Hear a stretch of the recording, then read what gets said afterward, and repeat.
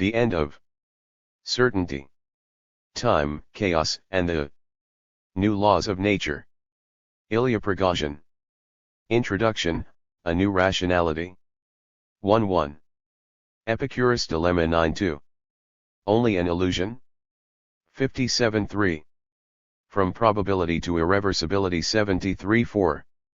The Laws of Chaos 89-5. Beyond Newton's Laws 107-6.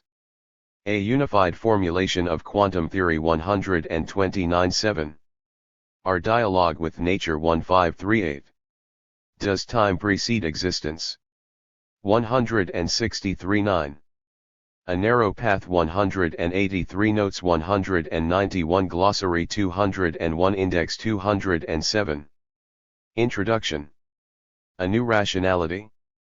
Earlier this century in The Open Universe, An Argument/or Indeterminism, Karl Popper wrote, common sense inclines, on the one hand, to assert that every event is caused by some preceding events, so that every event can be explained or predicted. On the other hand, common sense attributes to mature and sane human persons the ability to choose freely between alternative possibilities of acting. 1. This dilemma of determinism, as William James called it, is closely related to the meaning of time. 2. Is the future given, or is it under perpetual construction? A profound dilemma for all of mankind, as time is the fundamental dimension of our existence. It was the incorporation of time into the conceptual scheme of Galilean physics that marked the origins of modern science. This triumph of human thought is also at the root of the main problem addressed by this book, the denial of what has been called the arrow of time. As is well known, Albert Einstein often asserted, time is an illusion. In 1. Deed time, as described by the basic laws of physics, from classical Newtonian dynamics to relativity and quantum physics, does not include any distinction between past and future. Even today, for many physicists it is a matter of faith that as far as the fundamental description of nature is concerned, there is no arrow of time. Yet everywhere in chemistry, geology, cosmology, biology, and the human sciences past and future play different roles. How can the arrow of time emerge from what physics describes as a time-symmetrical world? This is the time paradox, one of the central concerns of this book. The time paradox was identified only in the second half of the 19th century after the Viennese physicist Ludwig Boltzmann tried to emulate what Charles Darwin had done in biology in an effort to formulate an evolutionary approach to physics. The laws of Newtonian physics had long since been accepted as expressing the ideal of objective knowledge. As they implied the equivalence between past and future, any attempt to confer a fundamental meaning on the arrow of time was resisted as a threat to this ideal. Isaac Newton's laws were considered final in their domain of application, somewhat the way quantum mechanics is now considered to be final by many physicists. How then can we introduce unidirectional time without destroying these amazing achievements of the human mind? Since Boltzmann, the arrow of time has been relegated to the realm of phenomenology. We, as imperfect human observers, are responsible for the difference between past and future through the approximations we introduce in our description of nature. This is still the prevailing scientific wisdom. Certain experts lament that we stand before an unsolvable mystery for which science can provide no answer. We believe that this is no longer the case because of two recent developments, the spectacular growth of non-equilibrium physics and the dynamics of unstable systems, beginning with the idea of chaos. Over the past several decades, a new science has been born, the physics of non-equilibrium processes, and has led to concepts such as self-organization and dissipative structures, which are widely used today in a large spectrum of disciplines, including cosmology, chemistry, and biology, as well as ecology and the social sciences. The physics of non-equilibrium processes describes the effects of unidirectional time and gives fresh meaning to the term irreversibility. In the past, the arrow of time appeared in physics only through simple processes such as diffusion or viscosity, which could be understood without any extension of the usual time-reversible dynamics. This is no longer the case. We now know that irreversibility leads to a host of novel phenomena, such as vortex formation, chemical oscillations, and laser light, all illustrating the essential constructive role of the arrow of time. Irreversibility can no longer be identified with a mere appearance that would disappear if we had perfect knowledge. Instead, it leads to coherence, to effects that encompass billions and billions of particles. Figuratively speaking, matter at equilibrium, with no arrow of time, is blind, but with the arrow of time, it begins to see. Without this new coherence due to irreversible, non-equilibrium processes, life on Earth would be impossible to envision. The claim that the arrow of time is only phenomenological, or subjective, is therefore absurd. We are actually the children of the arrow of time, of evolution, not its progenitors. The second crucial development in revising the concept of time was the formulation of the physics of unstable 4. systems. Classical science emphasized order and stability. Now, in contrast, we see fluctuations, instability, multiple choices, and limited predictability at all levels of observation. Ideas such as chaos have become quite popular, influencing our thinking in practically all fields of science, from cosmology to economics. As we shall demonstrate, we can now extend classical and quantum physics to include instability and chaos. We are then able to obtain a formulation of the laws of nature appropriate for the description of our evolving universe, a description that contains the arrow of time, since past and future no longer play symmetrical roles. In the classical view, and here we include quantum mechanics and relativity laws of nature, express certitudes. When appropriate initial conditions are given, we can predict with certainty the future, or retrodict the past. Once instability is included, this is no longer the case, and the meaning of the laws of nature changes radically, for they now express possibilities or probabilities. Here we go against one of the basic traditions of Western thought, the belief in certainty. As stated by Gerd Gigerenzer et al. In The Empire of Chance, despite the upheavals in science in the over 2 millennia separating Aristotle from the Paris of Claude Bernard, they shared at least one attitude of faith: science was about causes, not chance. Kant even promoted universal causal determinism to the status of a necessary condition of all scientific knowledge. 3. There were, however, dissenting voices. The great physicist James Clerk Maxwell spoke of a new kind of knowledge that would overcome the prejudice of determinism. 4. But, on the whole, the prevailing opinion was that probabilities were states of mind rather than states of the world. This is so even today, in spite of the fact that quantum mechanics has included statistical concepts in the Introduction 5 core of physics. But the fundamental object of quantum mechanics, the wave function, satisfies a deterministic, time-reversible equation. To introduce probability and irreversibility, the orthodox formulation of quantum mechanics requires an observer. Through his measurements, the observer would bring irreversibility to a time-symmetric universe. Again, as in the time paradox, we would be responsible in some sense for the evolutionary patterns of the universe. This role of the observer, which gave quantum mechanics its subjective flavor, was the main reason that prevented Einstein from endorsing quantum mechanics, and it has since led to unending controversies. The role of the observer was a necessary concept in the introduction of irreversibility, or the flow of time, into quantum theory.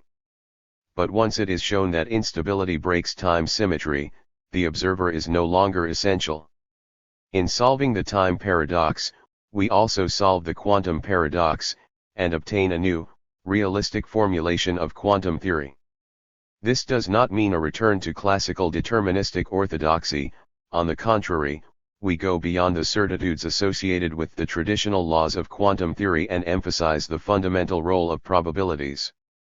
In both classical and quantum physics, the basic laws now express possibilities.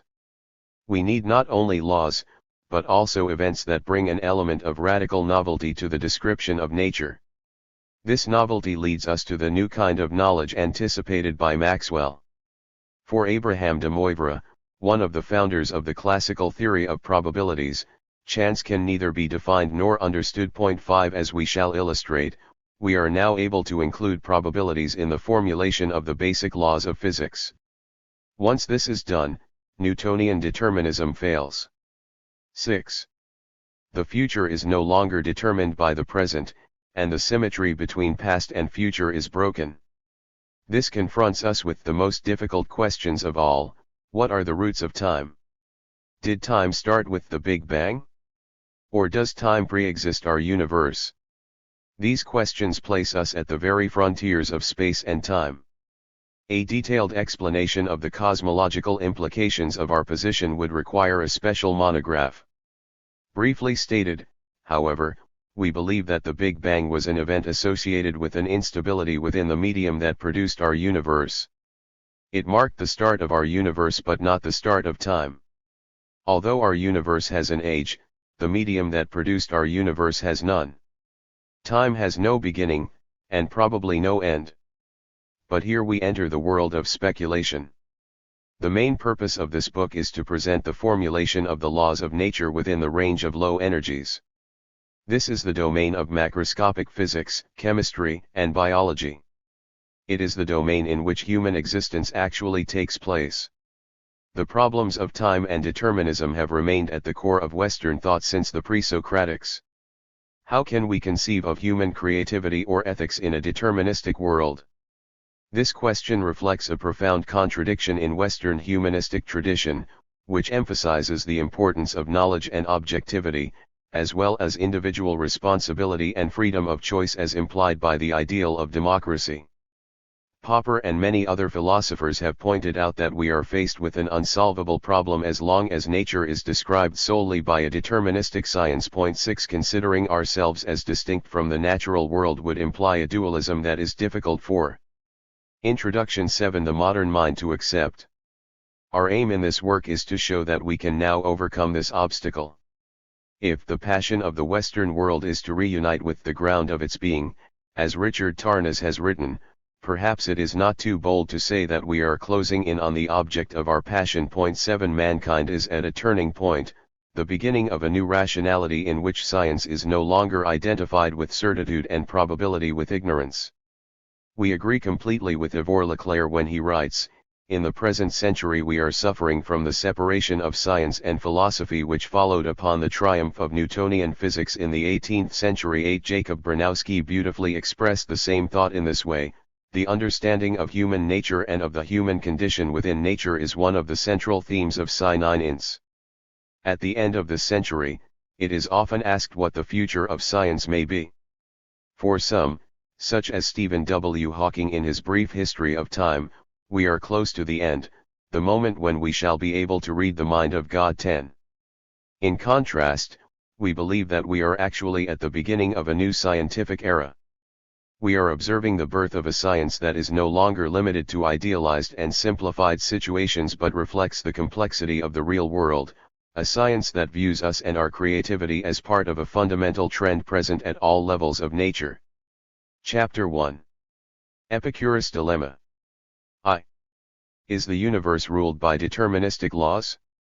What is the nature of time? These questions were formulated by the pre-Socratics at the very start of Western rationality. After more than 2,500 years, they are still with us. However, recent developments in physics and mathematics associated with chaos and instability have opened up different avenues of investigation. We are beginning to see these problems, which deal with the very position of mankind in nature, in a new light, and can now avoid the contradictions of the past.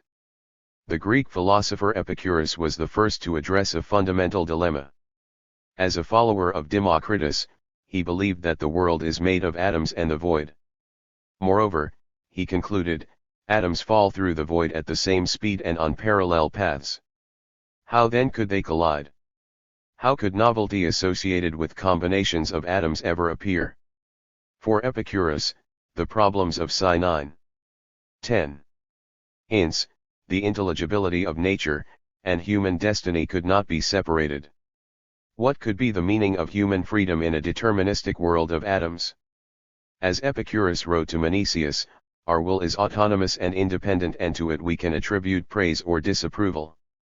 Thus, in order to keep our freedom, it would have been better to remain attached to the belief in gods rather than being slaves to the fate of the physicists.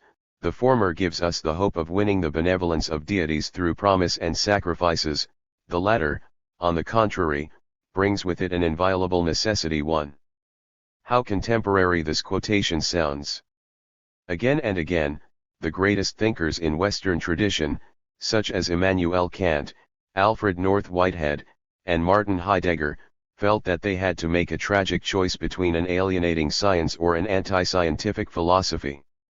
They attempted to find some compromise, but none proved to be satisfactory.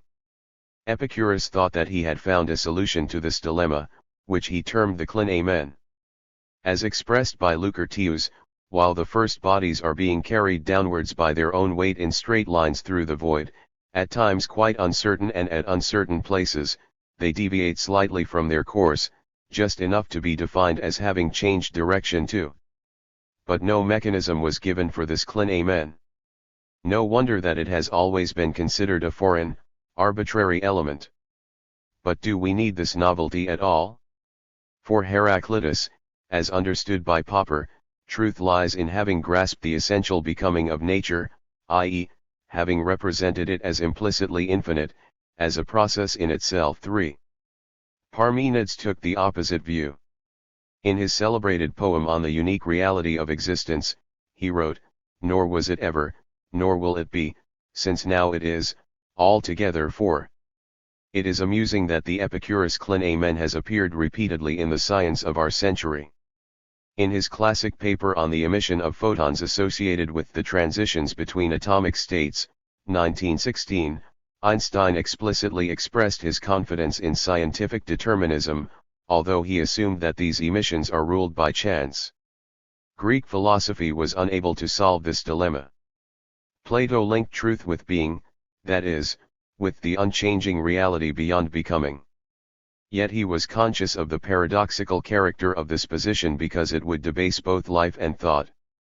In the Sophist, he concluded that we need both being and becoming. 5. This duality has plagued Western thought ever since. As observed by the French philosopher Jean Wahl, the history of Western philosophy is, on the whole, an unhappy one, characterized by perpetual oscillations between the world as an automaton and a theology in which God governs the universe. 6. Both are forms of determinism. This debate took a turn in the 18th century with the discovery of the laws of nature. The foremost example was Newton's law relating force and acceleration, which was both deterministic and, more important, time reversible. Once we know the initial conditions, we can calculate all subsequent states as well as the preceding ones. Moreover, past and future play the same role because Newton's law is invariant with respect to the time inversion (t). This leads to nightmares such as the demon imagined by Pierre-Simon de Laplace, capable of observing the current state of the universe and predicting its evolution. 7. As is well known, Newton's law has been superseded in the 20th century by quantum mechanics and relativity. Still, the basic characteristics of his law's determinism, 12. and time symmetry have survived. It is true that quantum mechanics no longer deals with trajectories but with wave functions, see section 4 of this chapter and chapter 6, but it is important to note that the basic equation of quantum mechanics, Schrödinger's equation, is once again deterministic and time reversible. By way of such equations, laws of nature lead to certitudes. Once initial conditions are given, everything is determined. Nature is an automaton, which we can control, at least in principle.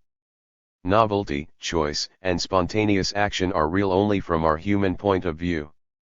Many historians believe that an essential role in this vision of nature was played by the Christian God as conceived in the 17th century as an omnipotent legislator. Theology and science agreed.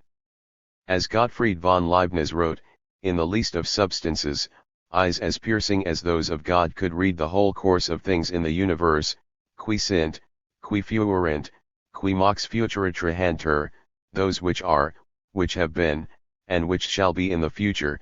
8. The discovery of nature's deterministic laws was thus bringing human knowledge closer to the divine, atemporal point of view.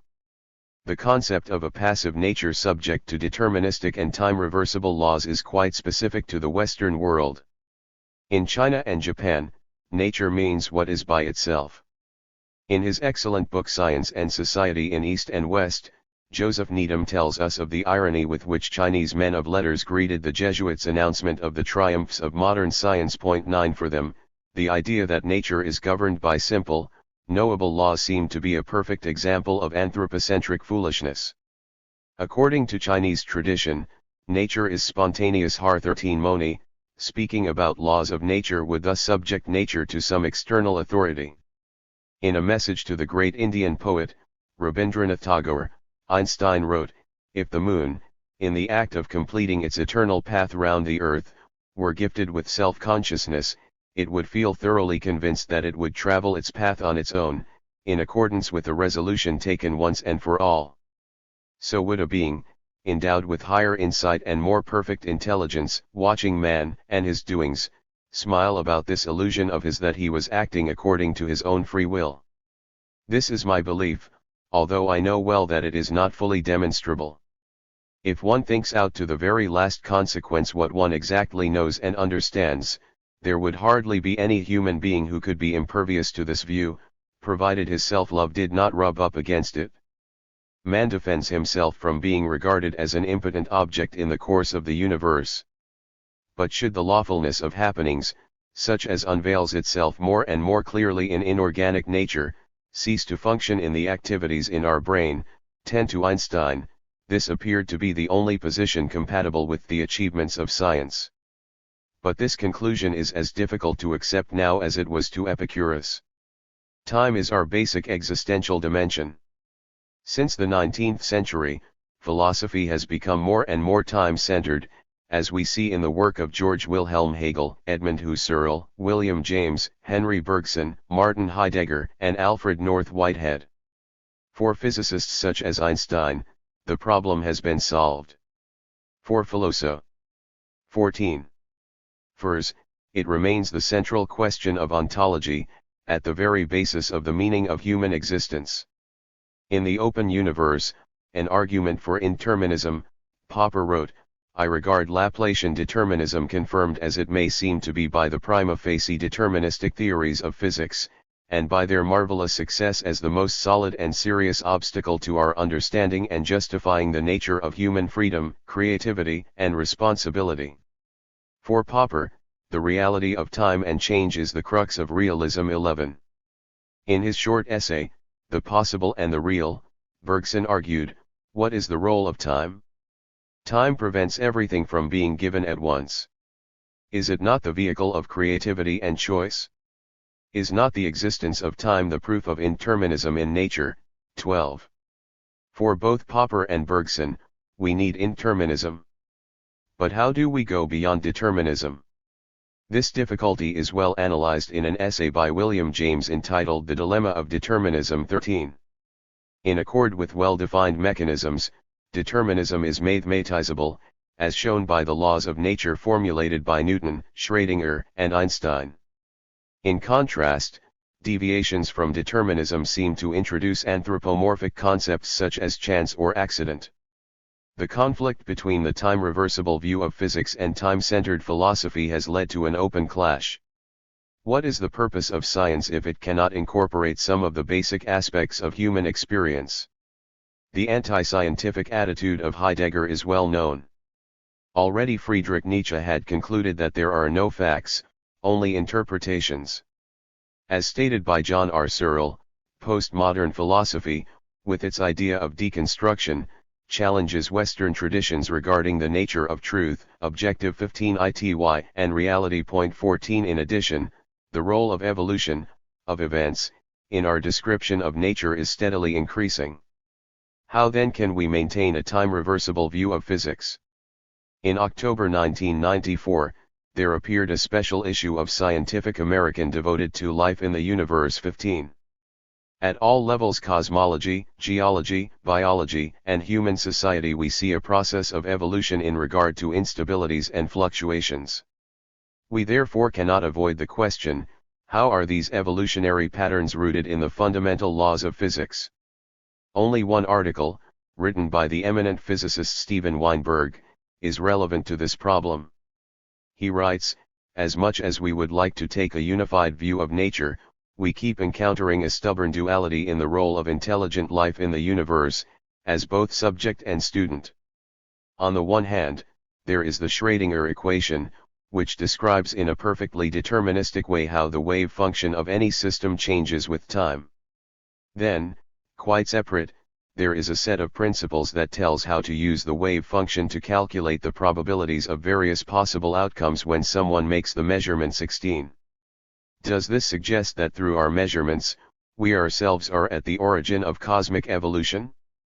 Weinberg speaks of a stubborn duality, a point of view found in many recent publications such as Stephen W. Hawking's Brief History of Time. 17 Here Hawking advocates a purely geometrical interpretation of cosmology. In short, time would be an accident of space. But he understands that this interpretation is not enough. We need an arrow of time to deal with intelligent life. Therefore, along with many other cosmologists, Hawking introduces the so-called anthropic 16 principle. Nevertheless, this principle is as arbitrary as was Epicurus' clean amen.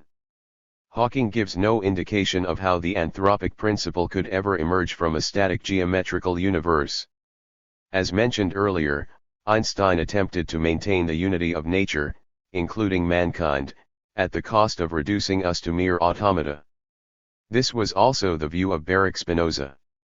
But there was another approach suggested by René Descartes, also in the 17th century, which involved the concept of dualism. On one side is matter, residential externa as described by geometry, and on the other, the mind, associated with res cogitans. Is in this way, Descartes described the striking difference between the behavior of simple physical systems such as a frictionless pendulum and the functioning of the human brain. Curiously, the anthropic principle brings us back to Cartesian dualism. In The Emperor's New Mind, Roger Penrose states, "It is our present lack of understanding of the fundamental laws of physics that prevents us from coming to grips with the concept of mind in physical or logical terms." 19. We believe that Penrose is right. We need a new formulation of the fundamental laws of physics. The evolutionary aspects of nature have to be expressed in terms of the basic laws of physics. Only in this way can we give a satisfactory answer to Epicurus' dilemma. The reasons for indeterminism, for temporal asymmetry, must be rooted in dynamics. Formulations that do not contain these features are incomplete, exactly as would be formulations of physics that ignore gravitation or electricity. Probability plays an essential role in most sciences, from economics to genetics. Still, the idea that probability is merely a state of mind has survived. We now have to go a step farther and show how probability enters the funda 17 mental laws of physics, whether classical or quantum. A new formulation of the laws of nature is now possible. In this way, we obtain a more acceptable description in which there is room for both the laws of nature and novelty and creativity. At the beginning of this chapter, we mentioned the pre-Socratics. In fact, we owe to the ancient Greeks two ideals that have since shaped human history. The first is the intelligibility of nature, or in Whitehead's words, the attempt to frame a coherent, logical, necessary system of general ideas in terms of which every element of our experience can be interpreted. 20. The second is the idea of democracy based on the assumption of human freedom, creativity, and responsibility. As long as science led to the description of nature as an automaton, these two ideals were contradictory. It is this contradiction that we are beginning to overcome. 2. In section I, we emphasized that the problems of time and determinism form the dividing line between science and philosophy, or alternatively, between C.P. Snow's two cultures. 21 But science is far from being a monolithic block. In fact, the 19th century left us a double heritage, the laws of nature, such as Newton's law, which describes a time-reversible universe, and an evolutionary description associated with entropy. Entropy is an essential part of thermodynamics, the science that deals specifically with irreversible, time-oriented processes. Everyone is to some extent familiar with these processes. Think about radioactive decay, or about viscosity, which slows the motion of a fluid. In contrast to time. 18. Reversible processes, such as the motion of a frictionless pendulum, where future and past play the same role, we can interchange future, that is, plus t, with past, t. Irreversible processes have a direction in time. A radioactive substance prepared in the past will disappear in the future.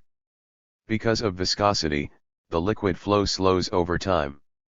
The primordial role of the direction of time is evident in the processes we study at the macroscopic level, such as chemical reactions or transport processes. We start with chemical compounds that may react.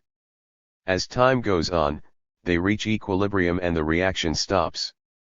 Similarly, if we start with an inhomogeneous state, diffusion will tend to homogenize the system. Solar radiation is the result of irreversible nuclear processes. No description of the ecosphere would be possible without taking into account the innumerable irreversible processes that determine weather and climate. Nature involves both time-reversible and time-irreversible processes, but it is fair to say that irreversible processes are the rule and reversible processes the exception. Reversible processes correspond to idealizations. We have to ignore friction to make the pendulum move reversibly. Such idealizations are problematic because there is no absolute void in nature. As previously mentioned, time-reversible processes are described by equations of motion, which are invariant with respect to time inversion, as is the case in Newton's equation in classical mechanics or Schrödinger's equation in quantum mechanics. For irreversible processes, however, we need a description that breaks time symmetry. The distinction between reversible and irreversible processes was introduced through the concept of entropy associated with the so-called second law of thermodynamics. Entropy had already been defined by Rudolf Julius. 19. Clausius in 1865. In Greek, entropy simply means evolution. Point 22. According to this law, irreversible processes produce entropy. In contrast, reversible processes leave the entropy constant. We shall come back repeatedly to this second law. For now, let us recall Clausius's celebrated formulation: the energy of the universe is constant. The entropy of the universe is increasing. This increase in entropy is due to the irreversible processes that take place in the universe. Clausius's statement was the first formulation of an evolutionary view of the universe based on the existence of these processes. Arthur Stanley Eddington called entropy the arrow of time. 23. Nevertheless, according to the fundamental laws of physics, there should be no irreversible processes. We therefore see that we have inherited two conflicting views of nature from the 19th century.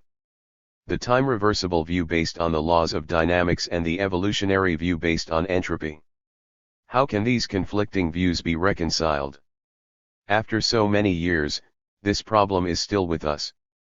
For the Viennese physicist Ludwig Boltzmann, the 19th century was the century of Charles Darwin, the man who defined life as the result of a never-ending process of evolution and thus placed becoming at the center of our understanding of nature. Still, for most physicists, Boltzmann is now associated with a conclusion quite opposite to that of Darwin. He is credited with having shown that irreversibility is only an illusion. It was Boltzmann's tragedy to have attempted in physics what Darwin had accomplished in biology only to reach an impasse. At first glance, the similarities between the approaches of these two giants of the 19th century are striking. Darwin showed that if we start with the study of populations, and not individuals, we can understand how individual variability, subject to selection pressure, produces a drift. Correspondingly, Boltzmann argued that we cannot understand the second law of thermodynamics, and the spontaneous increase in entropy it predicts, by starting with individual dynamical trajectories. We must begin instead with large populations of particles. The increase in entropy would be the global drift resulting from the numerous collisions between these particles. In 1872, Boltzmann published his famous H theorem, which included the H function, A microscopic analog of entropy. 24. This theorem takes into account the effects of collisions that modify the velocities of particles at each instant.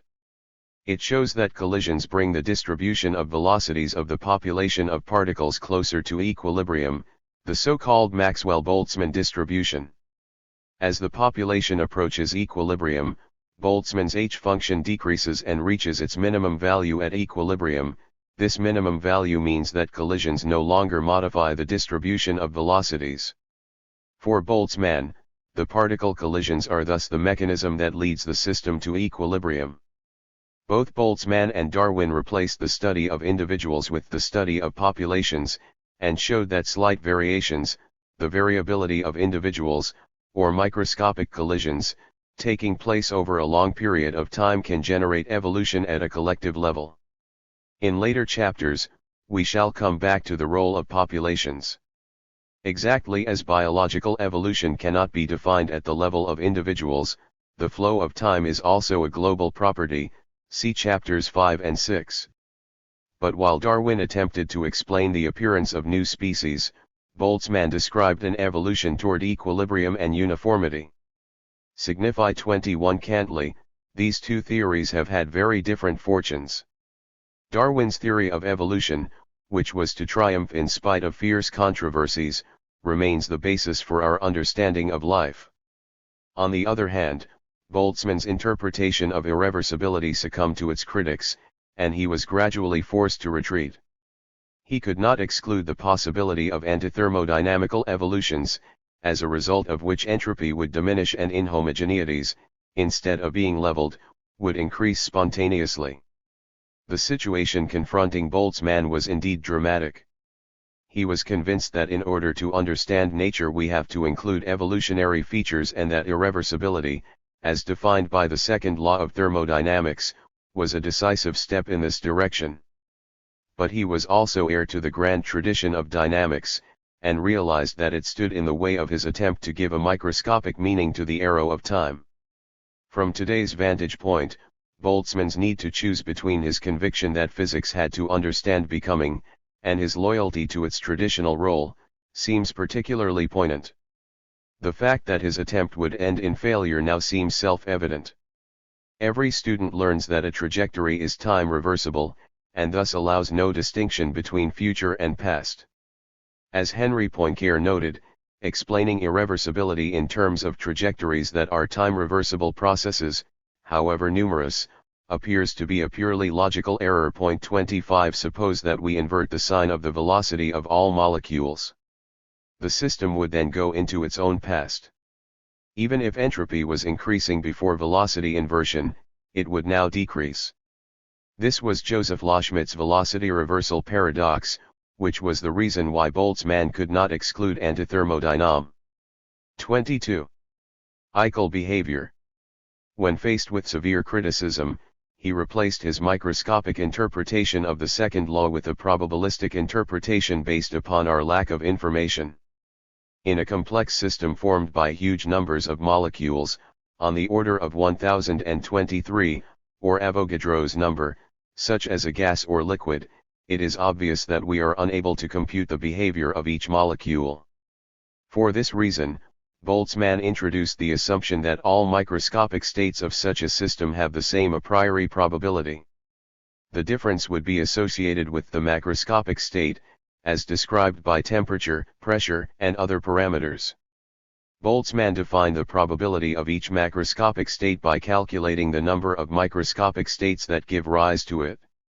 Boltzmann would have us imagine, for instance, a volume divided into two equal compartments that communicate with each other. This volume contains a large number of molecules, which we shall call N. Although we are unable to follow the path of each individual molecule, through measuring a macroscopic quantity, such as the pressure in each compartment, we can determine the number of molecules it contains. We can also prepare a starting point, or initial state as it is generally referred to by physicists, where one of the two compartments is nearly empty. What can we expect to observe? Over the course of time, molecules will populate the empty compartment. Indeed, the great majority of all possible microscopic states corresponds to a macroscopic situation where each compartment contains the same number of molecules. These states correspond to equilibrium, or to pressures that would be equal in the two compartments. Once this state has been achieved, the molecules will continue to 23. Pass from one compartment to the other, but on average, the number of molecules going to the right and left will be equal. Apart from slight transitory fluctuations, the number of molecules in the two compartments will remain constant over time, and equilibrium will be preserved. However, there is a basic weakness in this argument. A spontaneous long-term deviation from equilibrium is not impossible, even if it is, as Boltzmann concluded, improbable. Boltzmann's probability-based interpretation makes the macroscopic character of our observations responsible for the irreversibility we observe.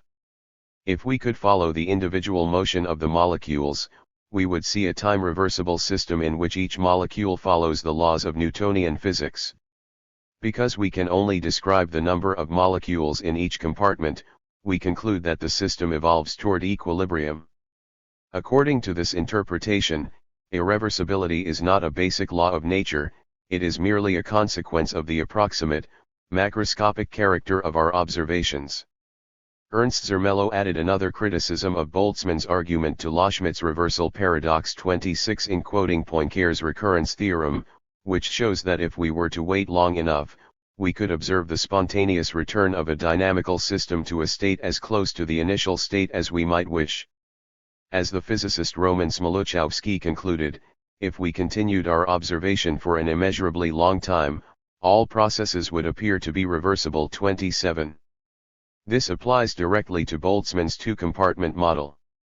After a sufficiently long time, the initially empty compartment will again become empty.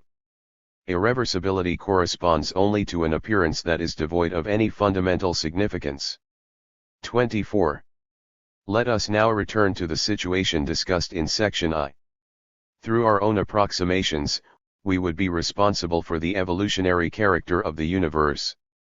In order to make such an argument plausible, the first step in assuring that irreversibility will be the result of our approximations is to view the consequences of the second law as trivial and self-evident.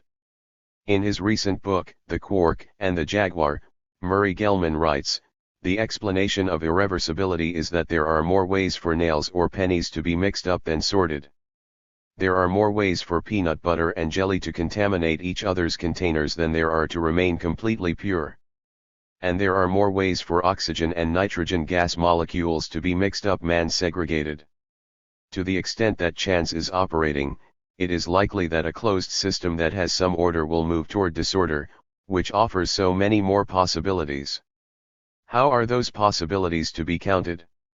An entire closed system, exactly described, can exist in a variety of states, often called microstates.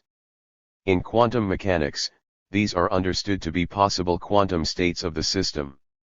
These microstates are grouped into categories, sometimes called macrostates, according to the various properties that are being distinguished by coarse graining. The microstates in a given macrostate are then treated as equivalent, so that only their number matters. Entropy and information are very closely related. In fact, entropy can be regarded as a measure of ignorance. When it is known only that a system is in a given macrostate, the entropy of the macrostate measures the degree of ignorance the microstate system is in by counting the number of bits of additional information needed to specify it, with all the microstates in the macrostate treated as equally probable. 28. 25. Similar arguments can be found in most books dealing with the arrow of time. We believe that these arguments are untenable. They imply that it is our own ignorance, our coarse graining, that leads to the second law. For a well-informed observer, such as the demon imagined by Laplace, the world would appear as perfectly time-reversible. We would be the father of time, of evolution, and not its children. Irreversibility subsists, whatever the precision of our experiments. This means that attributing these properties to incomplete information can hardly be considered. It is interesting to note that Max Planck had already opposed the idea of incomplete information to describe the second law. In his treatise on thermodynamics he wrote, "It would be absurd to assume that the validity of the second law depends in any way on the skill of the physicist or chemist in observing or experimenting. The gist of the second law has nothing to do with experiment. The law asserts briefly that there exists in nature a quantity which always changes in the same way in all natural processes. The proposition stated in this general form may be correct or incorrect, but whichever it may be, it will remain so, irrespective of whether thinking and measuring beings exist on the earth or not, and whether or not, assuming they do exist, they are able to measure the details of physical or chemical processes more accurately by 1, 2, or 100 decimal places than we can. The limitation of the law, if any, must lie in the same province as its essential idea, in the observed nature, and not in the observer. That man's experience is called upon in the deduction of the law is of no consequence, for that is, in fact, our only way of arriving at a knowledge of natural law. 29. 26. However, Planck's views were to remain isolated. As we have indicated, most scientists considered the second law the result of approximations, or the intrusion of subjective views into the exact world of physics. In a celebrated statement, Max Born asserted that irreversibility is the effect of the introduction of ignorance into the basic laws of physics. 30. Our own point of view is that the laws of physics, as formulated in the traditional way, describe an idealized, stable world that is quite different from the unstable, evolving world in which we live. The main reason to discard the banalization of irreversibility is that we can no longer associate the arrow of time only with an increase in disorder. Recent developments in non-equilibrium physics and chemistry point in the opposite direction. They show unambiguously that the arrow of time is a source of order. This is already clear in simple experiments such as thermal diffusion, which has been known since the 19th century. Let us consider a box containing two components, such as hydrogen and nitrogen, where we heat one boundary and cool the other, see figure 1.1. The system evolves to a steady state in which one component is enriched in the hot part and the other in the cold part. The entropy produced by the irreversible heat flow leads to an ordering process, which would be impossible if taken independently from the heat flow. Irreversibility leads to both order and disorder. The constructive role of irreversibility is even more striking in far from equilibrium situations where non-equilibrium leads to new forms of coherence. We shall come back to non-equilibrium physics in Chapter 2. We have now learned that it is precisely through irreversible processes associated with the arrow of time that nature achieves its most delicate and complex structures. Life is. 27. Figure 1.1. Thermal diffusion. As a result of the difference in temperature between the two containers, the black molecules have a higher concentration in the left compartment. This corresponds to thermal diffusion. Possible only in a non-equilibrium universe. Non-equilibrium leads to concepts such as self-organization and dissipative structures, which will be described in more detail in Chapter 2. In From Being to Becoming, we had already formulated the following conclusions based on the remarkable developments in non-equilibrium physics and chemistry over the past several decades. Irreversible processes, associated with the arrow of time, are as real as reversible processes described by the fundamental laws of physics. They do not correspond to approximations added to the basic laws.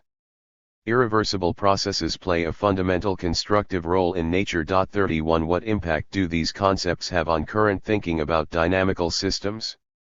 Boltzmann was well aware that nothing analogous to irreversibility exists in classical dynamics. He therefore concluded that irreversibility can be derived only from assumptions about the initial conditions. 28. In the early stages of our universe, we can keep our usual formulations of dynamics, but we need to supplement them with appropriate initial conditions. In this view, the original universe was highly organized, and therefore in an improbable state, a suggestion still accepted in a number of recent books. 32 The initial conditions prevailing in our universe lead to interesting and largely unsolved problems, see Chapter 8, but we believe that Boltzmann's argument is no longer defensible. Whatever the past, there exist at present two types of processes: time-reversible processes, where the application of existing dynamics has proved to be successful, i.e., the motion of the moon in classical mechanics, or the hydrogen atom in quantum mechanics, and irreversible processes like heat conditions, where the asymmetry between past and future is obvious. Our objective is to devise a new formulation of physics that explains, independently of any cosmological considerations, the difference between these behaviors. This can indeed be achieved for unstable and thermodynamic systems. We can overcome what looked like an apparent contradiction between the time-reversible laws of dynamics and the evolutionary view of nature based on entropy. But let us not get ahead of ourselves.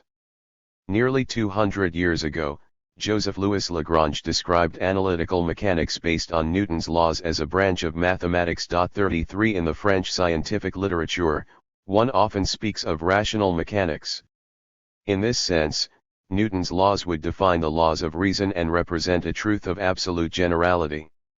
Since the birth of quantum mechanics and relativity, we know that this is not the case. The temptation is now strong to ascribe a similar status of absolute truth to quantum theory. In The Quark and the Jaguar, Gell-Mann asserts, quantum mechanics is 29. Not itself a theory, rather it is the framework into which all contemporary physical theory must fit. 34. Is this really so? As stated by my late friend Leon Rosenfeld, every theory is based on physical concepts expressed through mathematical idealizations. They are introduced to give an adequate representation of the physical phenomena. No physical concept is sufficiently defined without the knowledge of its domain of validity. 35 It is this domain of validity required for the basic concepts of physics, such as trajectories in classical mechanics or wave functions in quantum theory, that we are beginning to delineate. These limits are associated with instability and chaos, which we shall briefly introduce in the next section. Once we include these concepts, we come to a new formulation of the laws of nature, one that is no longer built on certitudes, as is the case for deterministic laws, but rather on possibilities.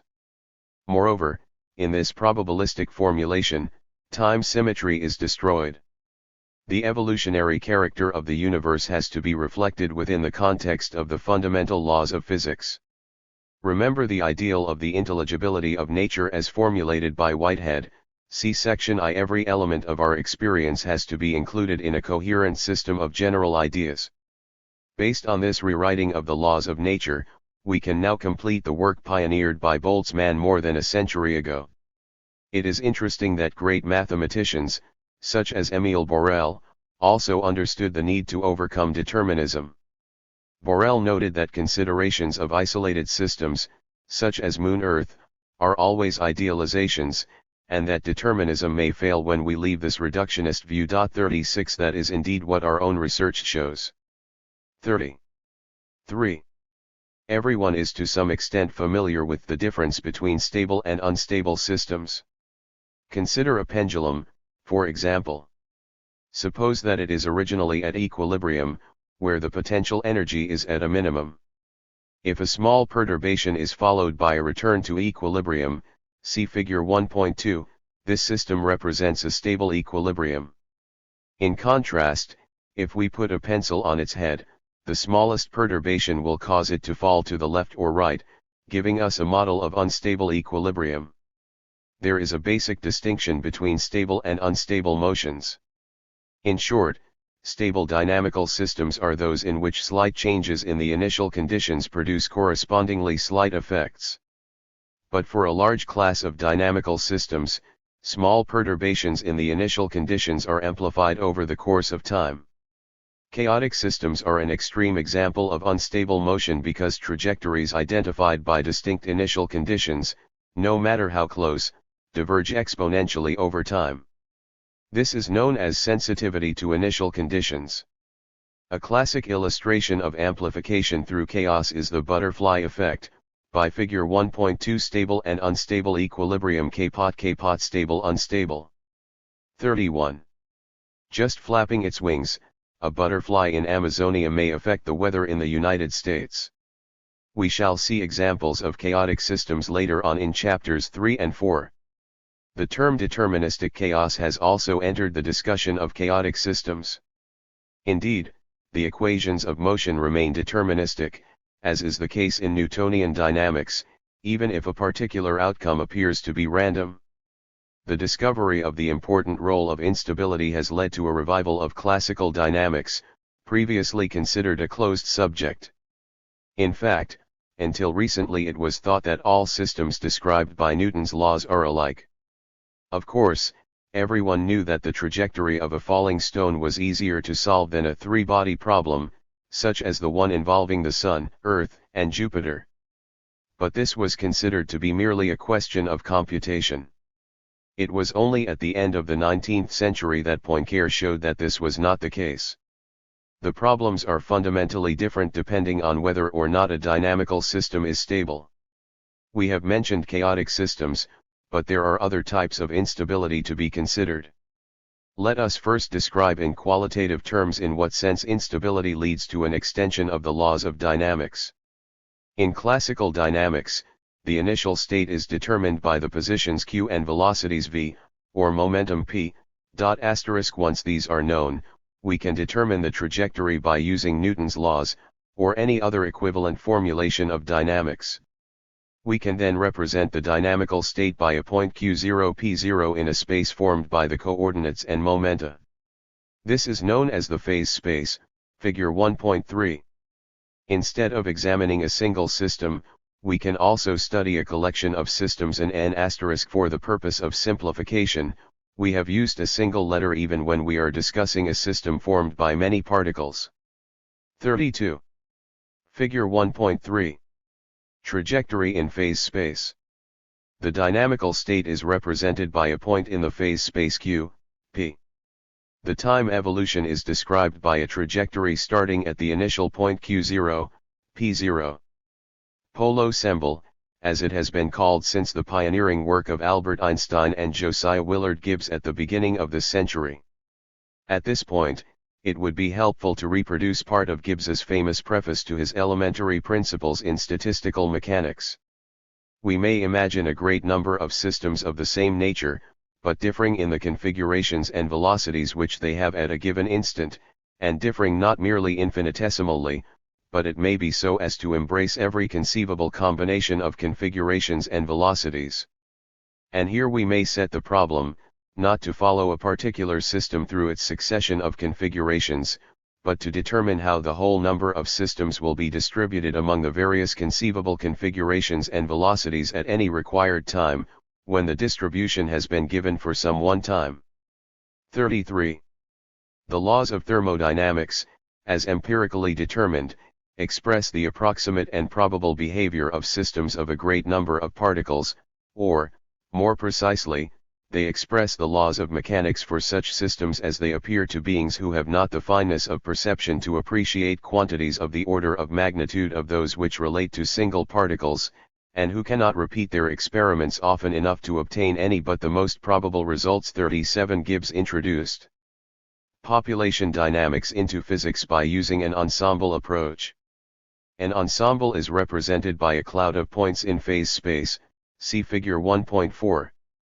The cloud is described by a function p, qpt, which has a simple physical interpretation, the probability of finding at time t, a point in the small region of phase space around the point qp.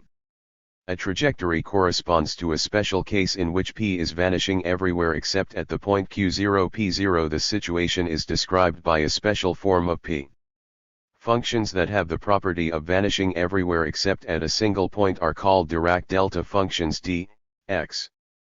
The function d, x xq, is vanishing for all points x5 xq.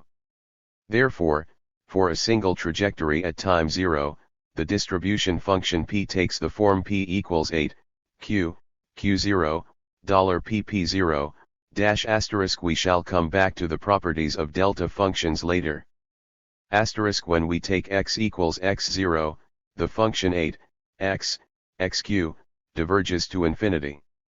The 8 function therefore has abnormal properties as compared to a continuous function such as x or sin x.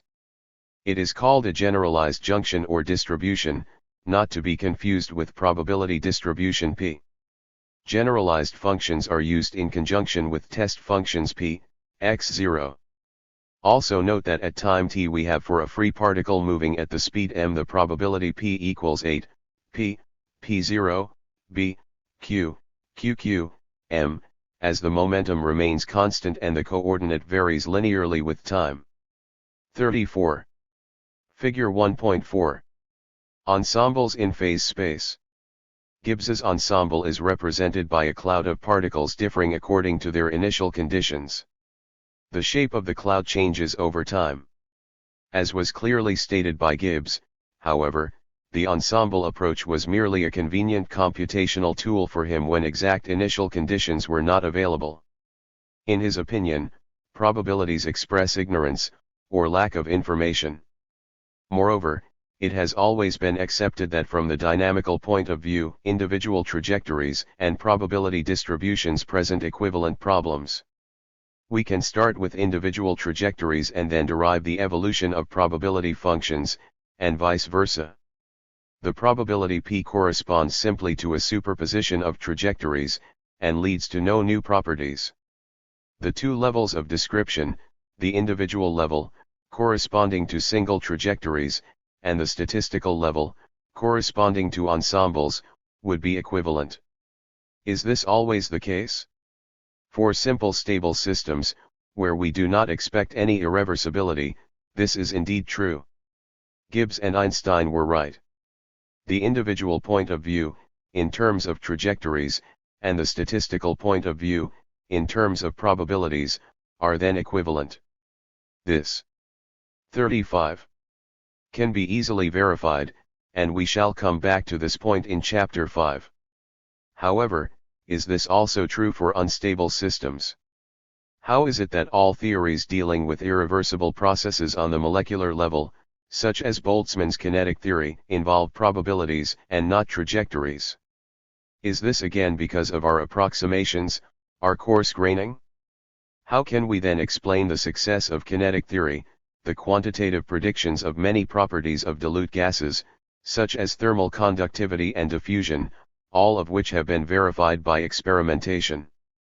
Poincare was so impressed by the success of kinetic theory that he wrote, "Perhaps the kinetic theory of gases will serve as a model.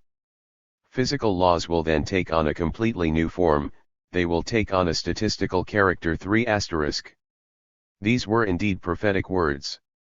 In an extraordinarily daring move, Boltzmann introduced probability as an empirical tool. Now, more than 100 years later, we are beginning to understand how probabilistic concepts emerge when we go from dynamics to thermodynamics. Instability destroys the equivalence between the individual and statistical levels of description. Probabilities then acquire an intrinsical dynamical meaning. This knowledge has led to a new kind of physics, the physics of populations, which is the basic subject of this book. By way of explanation, let us consider a simplified example of chaos. Suppose that we have two types of motion denoted as plus or, i.e., motion up or down, within the phase space illustrated in Figure 1.4. This leads us to the two types of situations represented by Figures 1.5 and 1.6.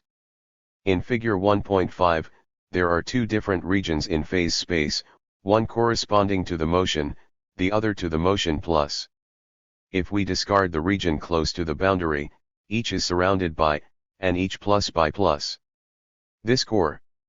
36. Figure 1.5. Stable dynamical system. The motions denoted as plus or, lie in distinct regions of phase space. Responds to a stable system. Slight changes in the initial conditions do not alter the result. In Figure 1.6, instead, each plus is surrounded by, and vice versa. The slightest change in initial conditions is amplified, and the system is therefore unstable. A primary refigure 1.6 unstable dynamical system, each motion plus is surrounded by, and vice versa. 37. Suit of this instability is that trajectories now become idealizations. We can no longer prepare a single trajectory, as this would imply infinite precision. For stable systems, this is without significance, but for unstable systems, with their sensitivity to initial conditions, we can only prepare probability distributions, including various types of motion. Is this difficulty merely a practical one? Yes, if we consider that trajectories have now become uncomputable. But there is more. Probability distribution permits us to incorporate within the framework of the dynamical description the complex microstructure of the phase space. It therefore contains additional information that is lacking at the level of individual trajectories. As we shall see in Chapter 4, this has fundamental consequences. At the level of distribution functions P, we obtain a new dynamical description that permits us to predict the future evolution of the ensemble, including characteristic time scales. This is impossible at the level of individual trajectories. The equivalence between the individual and statistical levels is indeed broken. We obtain new solutions for the probability distribution P that are irreducible because they do not apply to single trajectories. The laws of chaos have to be formulated at the statistical level. That is what we meant in the preceding section when we spoke about a generalization of dynamics that cannot be expressed in terms of trajectories. This leads to a situation that has never been encountered in the past. The initial condition is no longer a point in the phase space but some region described by P at the initial time, equals 0. We thus have a non-local description. There are still trajectories, but they are the outcome of a stochastic, probabilistic process. No matter how precisely matched our initial conditions are, we obtain different trajectories from them. Moreover, as we shall see, time. 38.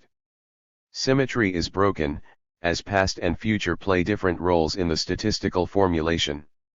Of course, for stable systems, we revert to the usual description in terms of deterministic trajectories.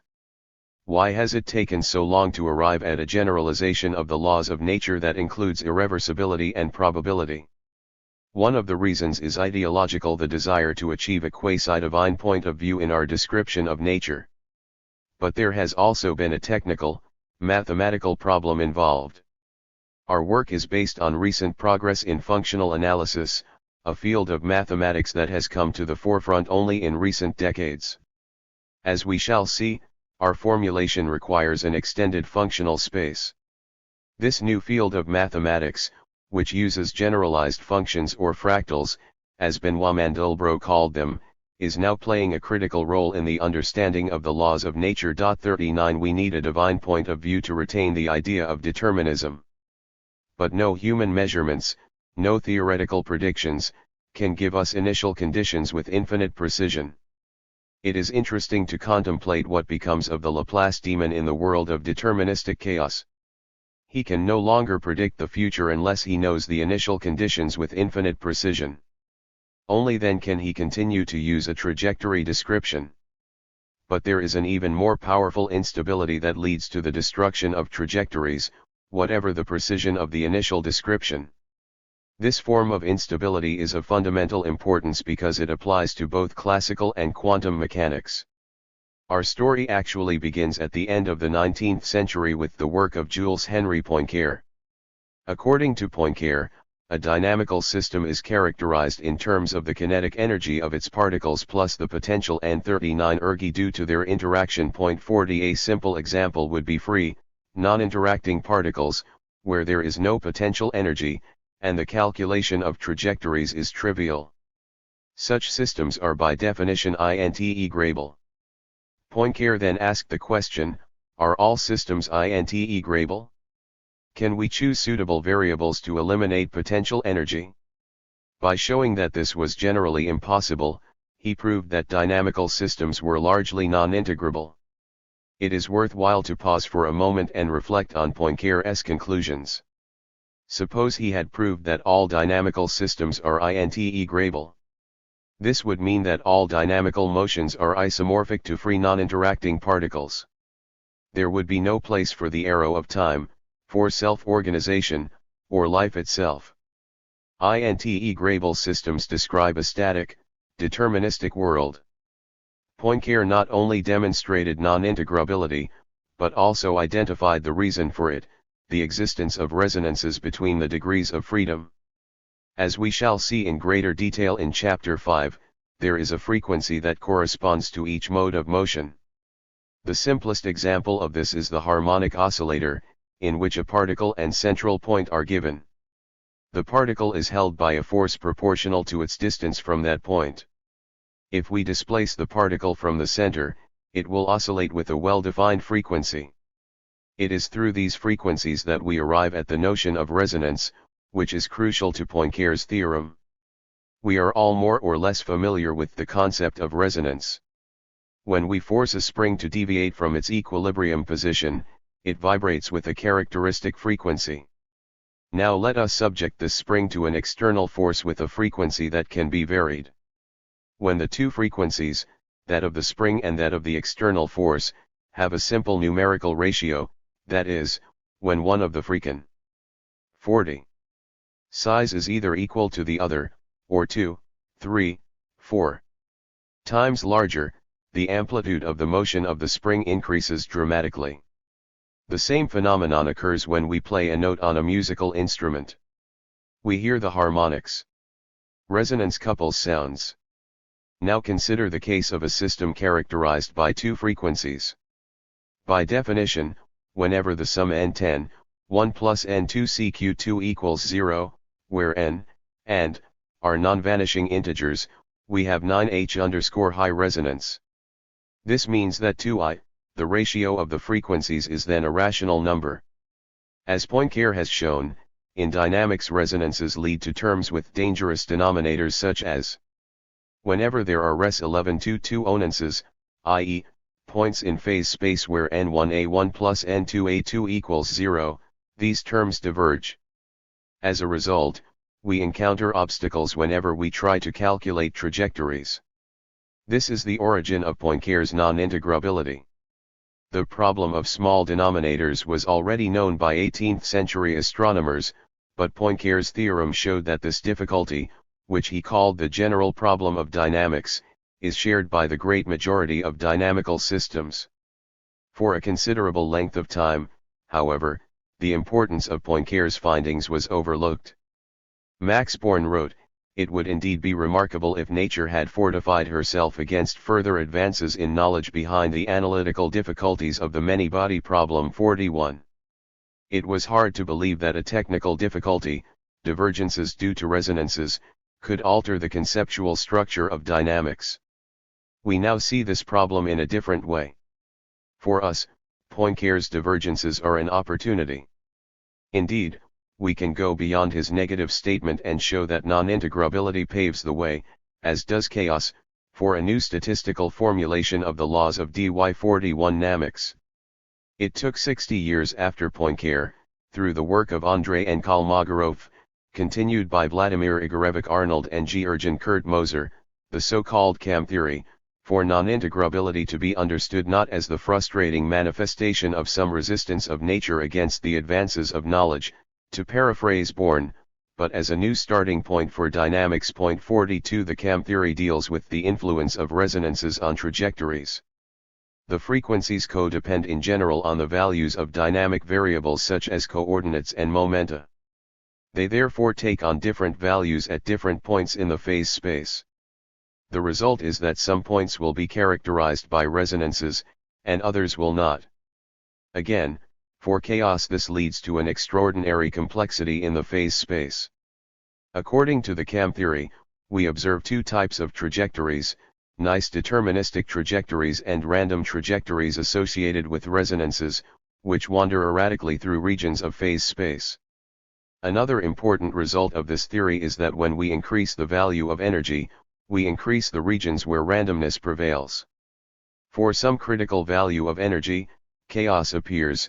Over time we observe the exponential divergence of neighboring trajectories. Furthermore, for fully developed chaos, the cloud of points generated by a trajectory leads to diffusion. But diffusion is associated with the approach to uniformity in our future. It is an irreversible process that creates entropy, see section I. Although we started with classical dynamics, We can now observe the breaking of time symmetry. How this is possible is the main problem we have to solve in order to overcome the time paradox. 42. Poincare resonances play a fundamental role in physics. Emission or absorption of light is due to resonances, as is the approach to equilibrium in a system of interacting particles. Interacting fields again lead to resonances. It is difficult to identify an important problem in classical or quantum physics where resonances do not play a significant part. But how can we overcome the divergences associated with resonances? Here some essential progress has been made. As in section 3, we have to distinguish the individual level, trajectories, from the statistical level, ensembles, as described by the probability distribution P. At the individual level we have divergences, but these can be solved at a statistical level, see chapters 5 and 6, where resonances produce a coupling of events loosely analogous to the coupling of sounds by resonance. This leads to new, non-Newtonian terms that are incompatible with the trajectory description and instead require a statistical, probabilistic description. This is not astonishing. Resonances are not local events, inasmuch as they do not occur at a given point or instant. They imply a non-local description and therefore cannot be included in the trajectory description associated with Newtonian dynamics. As we shall see, they lead to diffusive motion.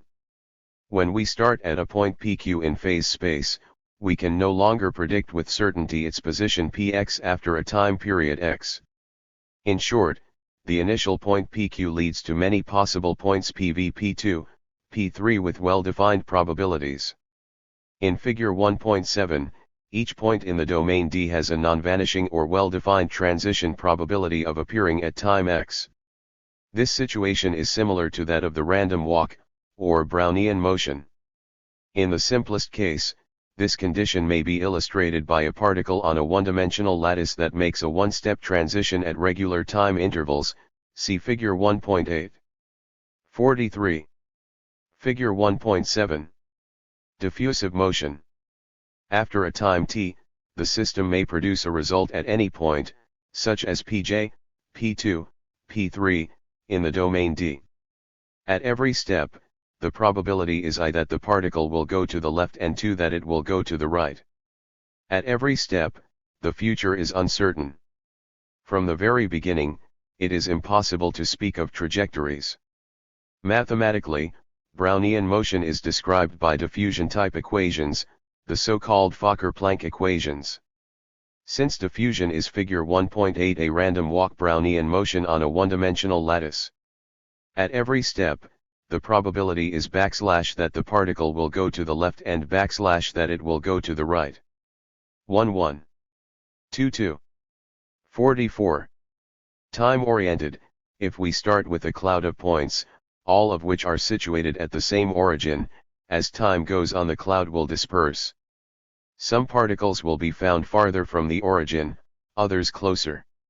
It is quite remarkable that, starting with classical dynamics, resonances lead precisely to diffusive terms, which is to say, resonances introduce uncertainty even within the framework of classical mechanics, and so break time symmetry.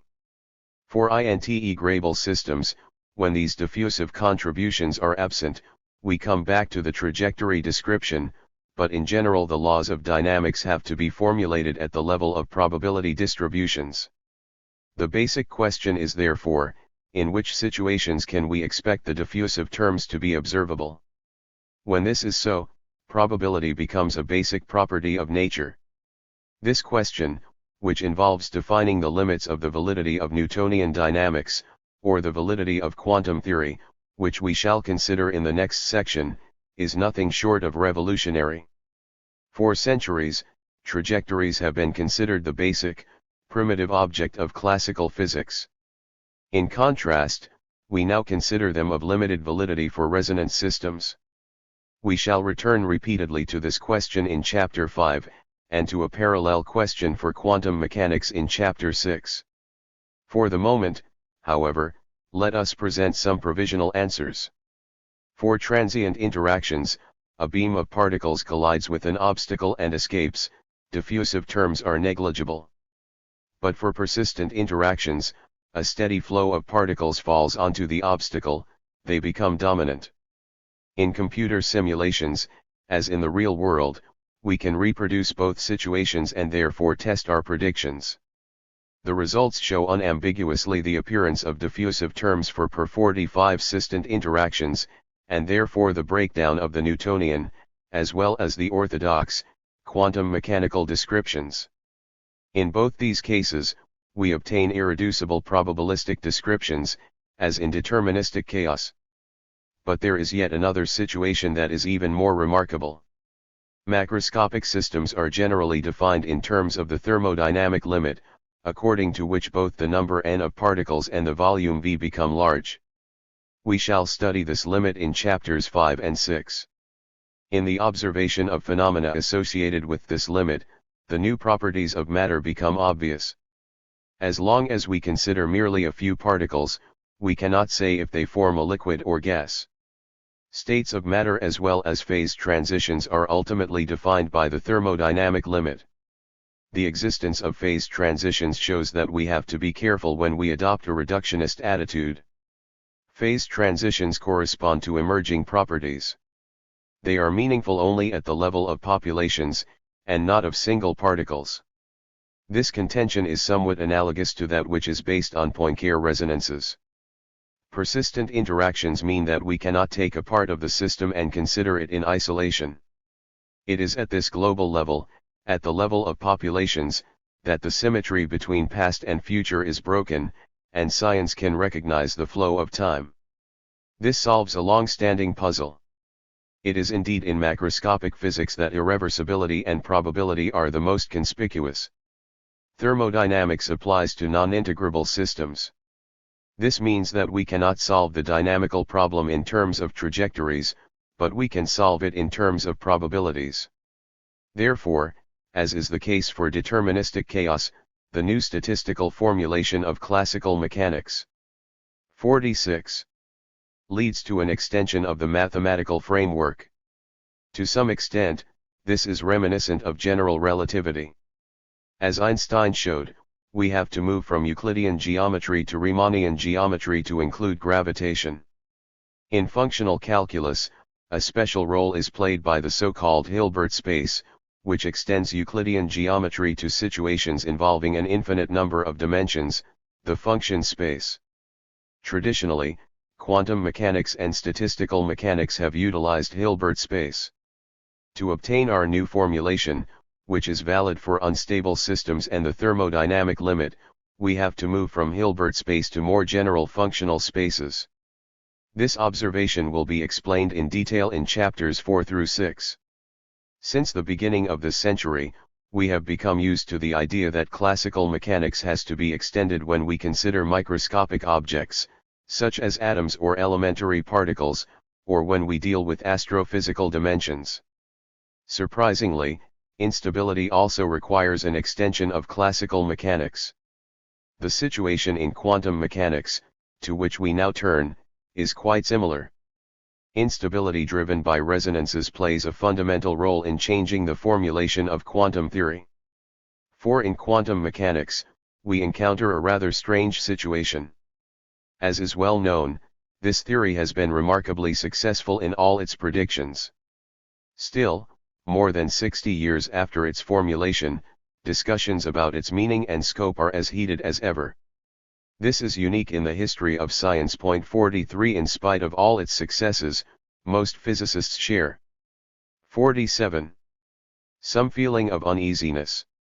Richard Feynman once remarked that nobody really understands quantum theory. Here, the basic quantity is the wave function *n, which plays somewhat the role of the trajectory in classical mechanics. Indeed, the fundamental equation of quantum theory, the Schrödinger equation, describes the time evolution of the wave function. It transforms the wave function (tf), as given at the initial time tq, into the wave function *n, t, at time t, exactly as trajectories in classical mechanics lead from one phase point to another. Like Newton's equation, Schrödinger's equation is deterministic and time reversible. Again, as in classical dynamics, there appears a gap between the dynamical description of quantum mechanics and the evolutionary description associated with entropy. The physical interpretation of the wave function *n is that of a probability amplitude. This implies that the square 4*12 equals W*. 4* has both a real and imaginary part. 4 is the complex conjugate of 4*, is a probability, which we shall again denote by P. There are more general forms of probability corresponding to ensembles obtained by the superimposing of various wave functions. These are called mixtures, as opposed to pure cases that obtain from a single wave function. The basic assumption of quantum theory is that every dynamical problem can be solved at the level of probability amplitudes exactly as every dynamical problem in classical mechanics was traditionally associated with trajectory dynamics. But strangely, in order to attribute well-defined properties to matter, we have to go beyond probability amplitudes, we need probabilities themselves. To understand this difficulty, let us consider a simple example. Suppose 48. That energy can take on two values, x and e are the corresponding wave function is ux or ut. Now consider the linear superimposition *n equals psi plus c2u2. The wave function then participates at both levels. The system is neither at level 1 nor level 2, but rather in a kind of intermediate state. Let us now measure the energy associated with 4*. According to quantum mechanics, we then find either x or e2 with probabilities given by the squares of the probability amplitudes iq(i2) and ic2(12). Initially we started with a single wave function 4*, but we still end up with a mixture of two wave functions, ux and wr. This is often called the reduction, or collapse, of the wave function. We need to move from potentialities described by the wave function *n to actualities that we can measure. In the traditional language of quantum theory, we move from a pure state, the wave function, to an ensemble, or mixture.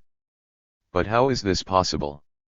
As mentioned earlier, Schrödinger's equation transforms a wave function into another wave function, and not into an ensemble. This has often been called the quantum paradox. It has been suggested that the transition from potentiality to actuality is due to our own measurements. This is the point of view expressed by Steven Weinberg in section I of this chapter and in a considerable number of textbooks. It is the same type of explanation as was presented for the time paradox in classical mechanics. In that case as well, it is difficult to understand how a human action, such as observation, could be made responsible for the transition from potentialities to actualities. Would the evolution of the universe be different in the absence of humankind? In his introduction to the New Physics A Synthesis, Paul C. W. Davies writes, 49. At rock bottom, quantum mechanics provides a highly successful procedure for predicting the results of observations of microsystems, but when we ask what actually happens when an observation takes place, we get nonsense. Attempts to break out of this paradox range from the bizarre, such as the many universes interpretation of Hugh Everett, to the mystical ideas of John von Neumann and Eugene Wigner, who invoke the observer's consciousness. After half a century of argument, the quantum observation debate remains as lively as ever.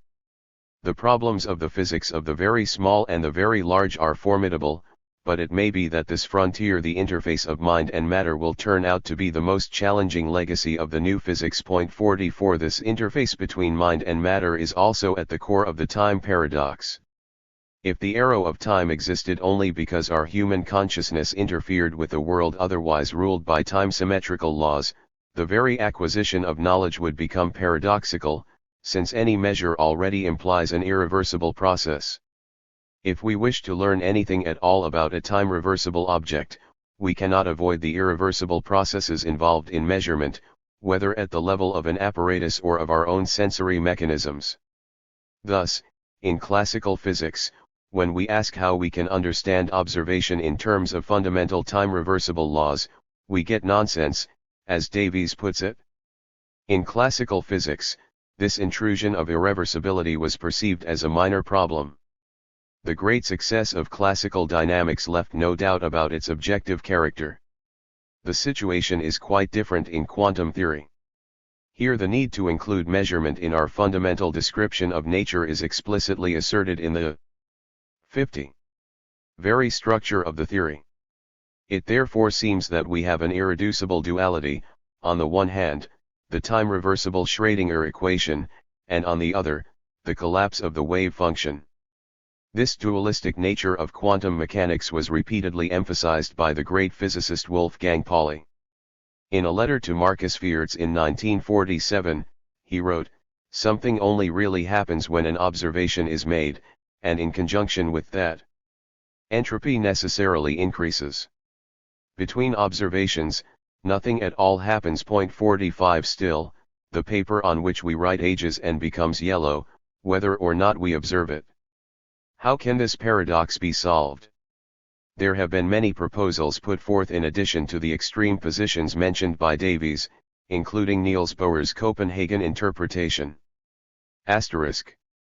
Bohr concluded that the measurement apparatus has to be treated classically.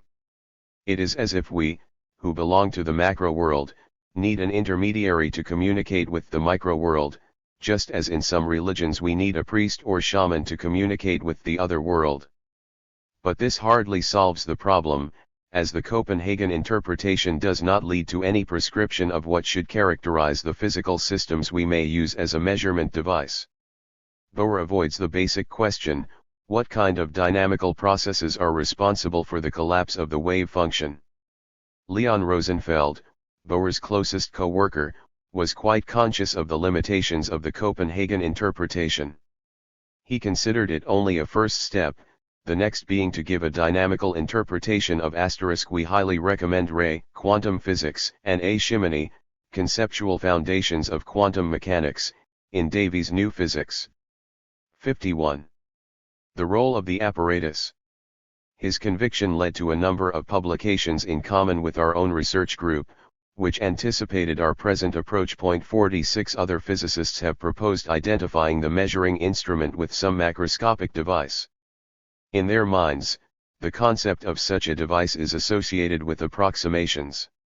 For practical reasons, we would be unable to measure the quantum properties of the apparatus. Furthermore, it has often been suggested that we should consider the apparatus as an open quantum system connected to the entire world. 47 Contingent perturbations and fluctuations stemming from the environment would be responsible for our ability to perform measurements. But what is meant by environment? Who makes the distinction between an object and its environment?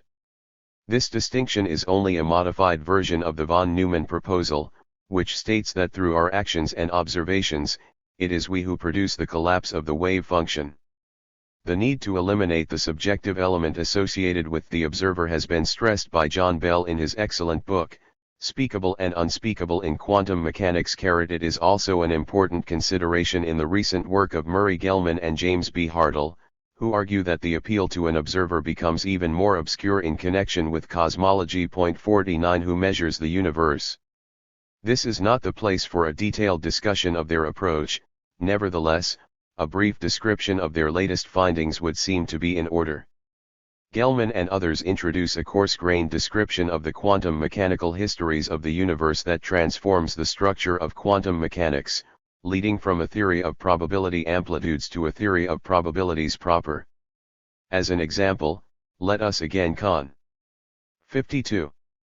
Cider the wave function 4 * equals xux plus c2u2 obtained by the superimposition of the wave functions ux and ut. If we then take the square, for purposes of simplification, we may suppose *n is real. We have *n2 equals xux plus *2 plus c /c2u/ut. Let us now presume that we can ignore the double product called the interference term. All the mystery of quantum theory then disappears. The probability *n2 is simply the sum of probabilities. There is no longer any need to speak of the transition from potentiality to actuality, and we can work directly with probabilities. But how is this possible? Interference terms play a central role in many applications of quantum theory. Still, suppressing the interference term is precisely what Gell-Mann and his colleagues propose. Why then, in some situations, Do we need exact, fine-grained quantum descriptions, including interference, and in others, coarse-grained ones suppressing interferences? Again, who actually does the coarse graining? Is it in any way reasonable to discuss the solution of fundamental problems in terms of approximations? How is this consistent with Gell-Mann's own statement, already quoted in section 2, that quantum mechanics is the framework into which all theory must fit? Still others in the field hope to solve the quantum mechanical puzzle by reintroducing the Epicurus clinamen in a modern form. Indeed, Giancarlo Ghirardi, Emanuele Rimini, and Tullio Weber suppose that at some time, for some unknown reason, a spontaneous collapse of the wave function occurs. 50 Here the concept of chance enters the discussion, but without any deeper justification as a deus ex machina. Why does this new clinamen apply to some situations and not to others? What is especially unsatisfactory about all these attempts to elucidate the conceptual foundations of quantum the 53 ori is that they make no new predictions that can actually be tested. Our own conclusion coincides with that of many other specialists such as Abner Shimony in the United States and Bernard Diaspignat in France. 51 According to them, radical innovations have to be made that would preserve all the achievements of quantum mechanics, but eliminate the difficulties related to the theory's dualistic structure. Note that the measurement problem is not isolated. As emphasized by Leon Rosenfeld, measurement is associated with irreversibility. But in quantum mechanics, there is no place for irreversible processes, whether or not they are involved with measurement. The difficulty of introducing irreversibility into quantum theory was already established decades ago, in the context of ergodic theory, by von Neumann, Pauli, and Fiertz. 52 As in classical mechanics, they tried to solve the problem by coarse graining, but their attempts remained unsuccessful. This may be the reason that von Neumann eventually adopted a dual formulation, the Schrödinger equation on one side, and the collapse of the wave function on the other. 53 But this is hardly satisfactory as long as the collapse is not described in dynamical terms. This is precisely what our own theory achieves. The central role is again played by instability. However, deterministic chaos guided by exponentially diverging trajectories is not applicable here. In quantum mechanics, there are no trajectories. Therefore, we have to consider instability in terms of Poincare resonances. We can incorporate Poincare resonances into a statistical description and derive diffusive terms that lie outside the range of quantum mechanics in terms of wave functions. The description is once again based on the level of probability P, also called the density matrix in quantum me. 54. Chanuk's, see Chapter 6, and no longer on wave functions. Through Poincare resonances, we achieve the transition from probability amplitudes to probability proper without drawing on any non-dynamical assumptions. As in classical dynamics, the basic question is, when are these diffusive terms observable? What are the limits of traditional quantum theory? The answer is similar to that for classical dynamics, see section 3. In short, it is in persistent interactions that the diffusive terms become dominant, see chapter 7. As in classical mechanics, this prediction has been verified by numerical simulations. Only by going beyond a reductionist description can we give a realistic interpretation of quantum theory. There is no collapse of the wave function, as the dynamical laws are now at the level of P, the density matrix, and not of wave functions *n. Moreover, the observer no longer plays any special role. The measurement device has to present a broken time symmetry. For these systems, there is a privileged direction of time, exactly as there is a privileged direction of time in our perception of nature. It is this common arrow of time that is the necessary condition of our communication with the physical world, it is the basis of our communication with our fellow human beings. Thus, instability plays a central role in both classical and quantum mechanics, and as such, obliges us to extend the scope of both disciplines. In so doing, we have to leave the field of simple integrable systems. The possibility of a unified formulation of quantum theory is particularly exciting because this problem has been so hotly debated over the past decades, but the need for an extension of classical theory is even more unexpected. We recognize that this means a break with the rational tradition that harks back to the very foundations of Western science as conceived by 55. Galileo and Newton. But it is no mere coincidence that the application of recent mathematical methods to unstable systems leads precisely to the extensions defined in this book. They allow us to include a description of the evolutionary characteristics of our universe based on a probabilistic description of nature. In a recent article, Bernard Cohen spoke of the probabilistic revolution as a revolution in applications. He wrote, "Even if the decades 18QD-1930 do not show a single revolution in the domain of probability, they provide evidence of a probabilizing revolution, that is, of a true revolution of fantastic consequences attendant on the introduction of probability and statistics into areas that have undergone revolutionary changes as a result." 54. This probabilizing revolution is still going on. We now come to the close of this chapter. We began with Epicurus and Lucretius, and their invention of the clinamen to permit the appearance of novelty. After 2500 years, we can at last give a precise physical meaning to this concept, which originates in instabilities identified by the modern theory of dynamical systems. If the world were formed by stable dynamical systems, it would be radically different from the one we observe around us. It would be a static, predictable world, but we would not be here to make the predictions.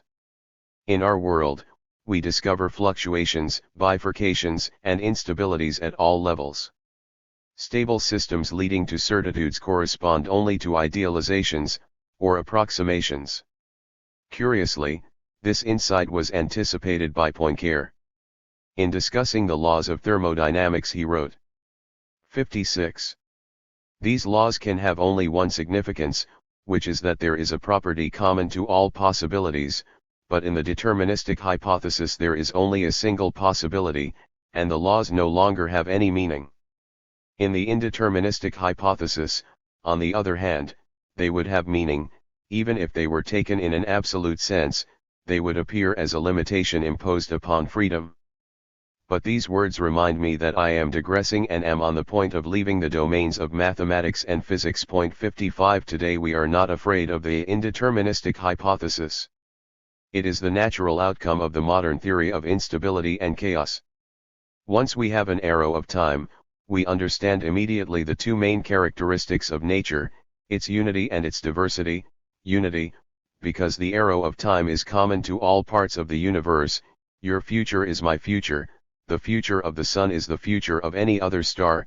Diversity, as in the room where I write, because there is air, a mixture of gases that has more or less reached thermal equilibrium and is in a state of molecular disorder, and there are the beautiful flowers arranged by my wife, which are objects far from equilibrium, highly organized thanks to temporal, irreversible, non-equilibrium processes. No formulation of the laws of nature that does not take into account this constructive role of time can ever be satisfactory. Chapter 2. Only an illusion? The results presented in this book have matured slowly. It is now more than 50 years since I published my first paper on non-equilibrium thermodynamics, in which I pointed out the constructive role of irreversibility. 1 To my knowledge, this was also the first paper that dealt with self-organization as associated with distance from equilibrium. After so many years, I often wonder why I was fascinated with the problem of time, and why it took so very long to establish its relationship with dynamics.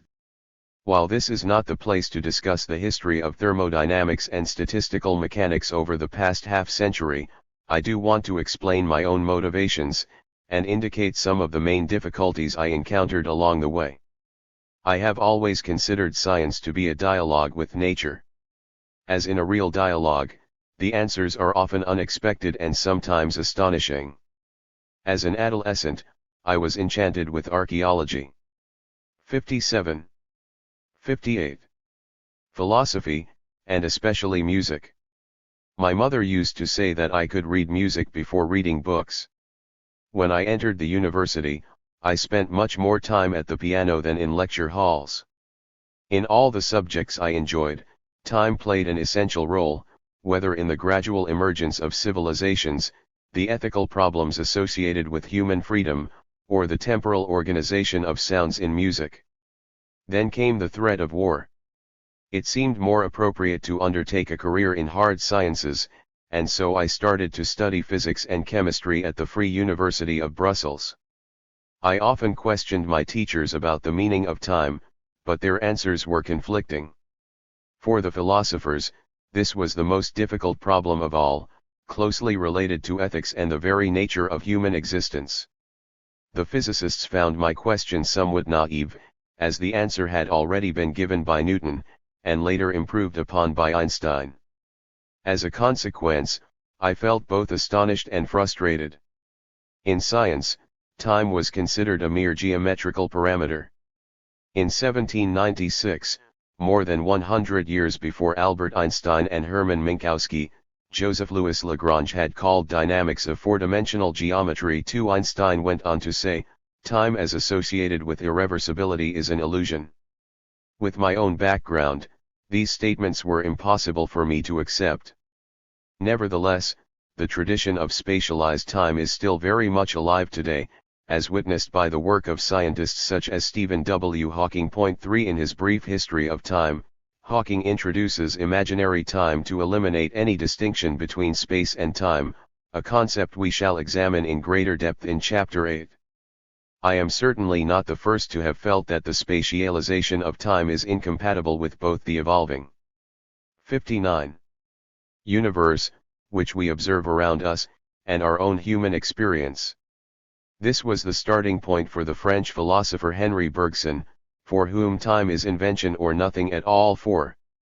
In Chapter 1, I mentioned one of Bergson's later articles, The Possible and the Real, published on the occasion of his Nobel Prize in 1930, where he expressed his feeling that human existence consists of the continual creation of unpredictable novelty, concluding that time proves that there is intermination in nature. 5 The universe around us is only one of a number of possible worlds.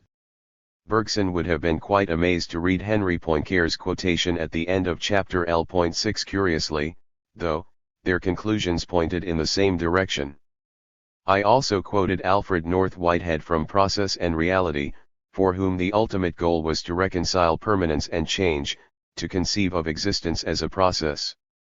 According to him, classical science, which originated in the 17th century, was an example of misplaced concreteness, unable to express creativity as the basic property of nature, whereby the actual world has its character of temporal passage to novelty.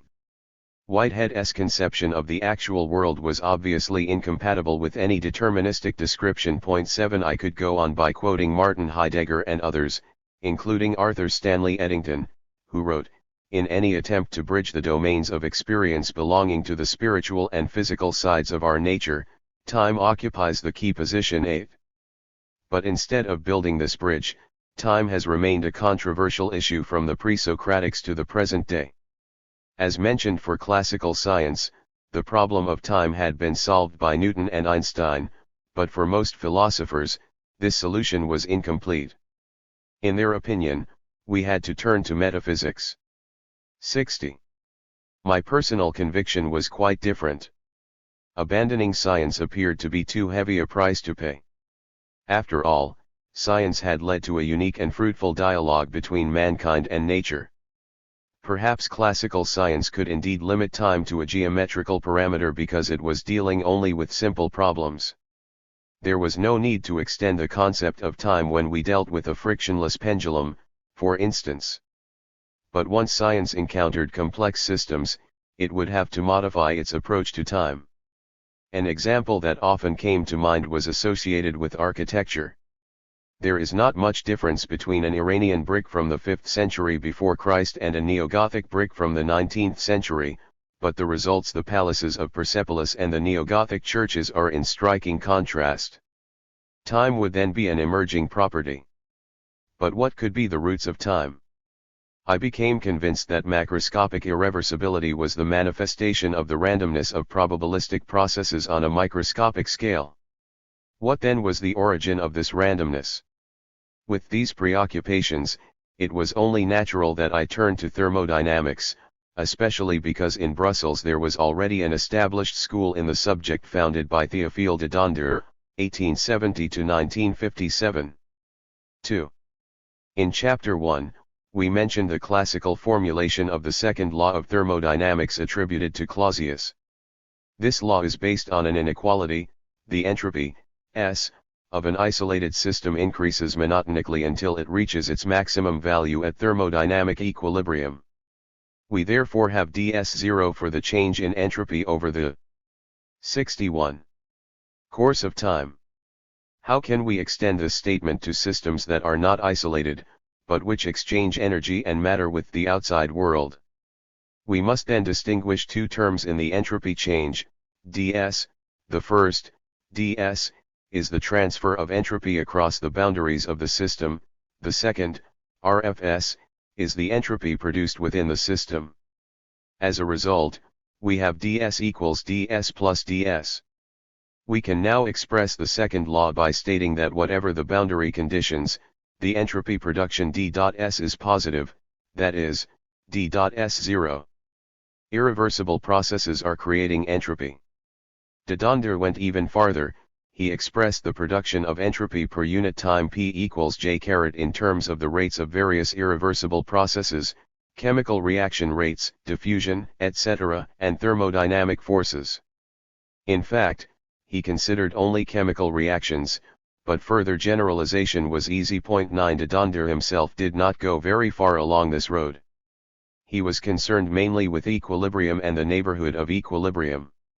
Limited as it was, his work represented an important step in the formulation of non-equilibrium thermodynamics, even if it seemed to lead nowhere for a considerable length of time. I still remember the hostility with which De Donder's work was met. For the vast majority of scientists, thermodynamics had to be limited strictly to equilibrium. That was the opinion of J. Willard Gibbs, as well as of Gilbert N. Lewis, the most renowned thermodynamicist of his day. For them, irreversibility associated with unidirectional time was anathema.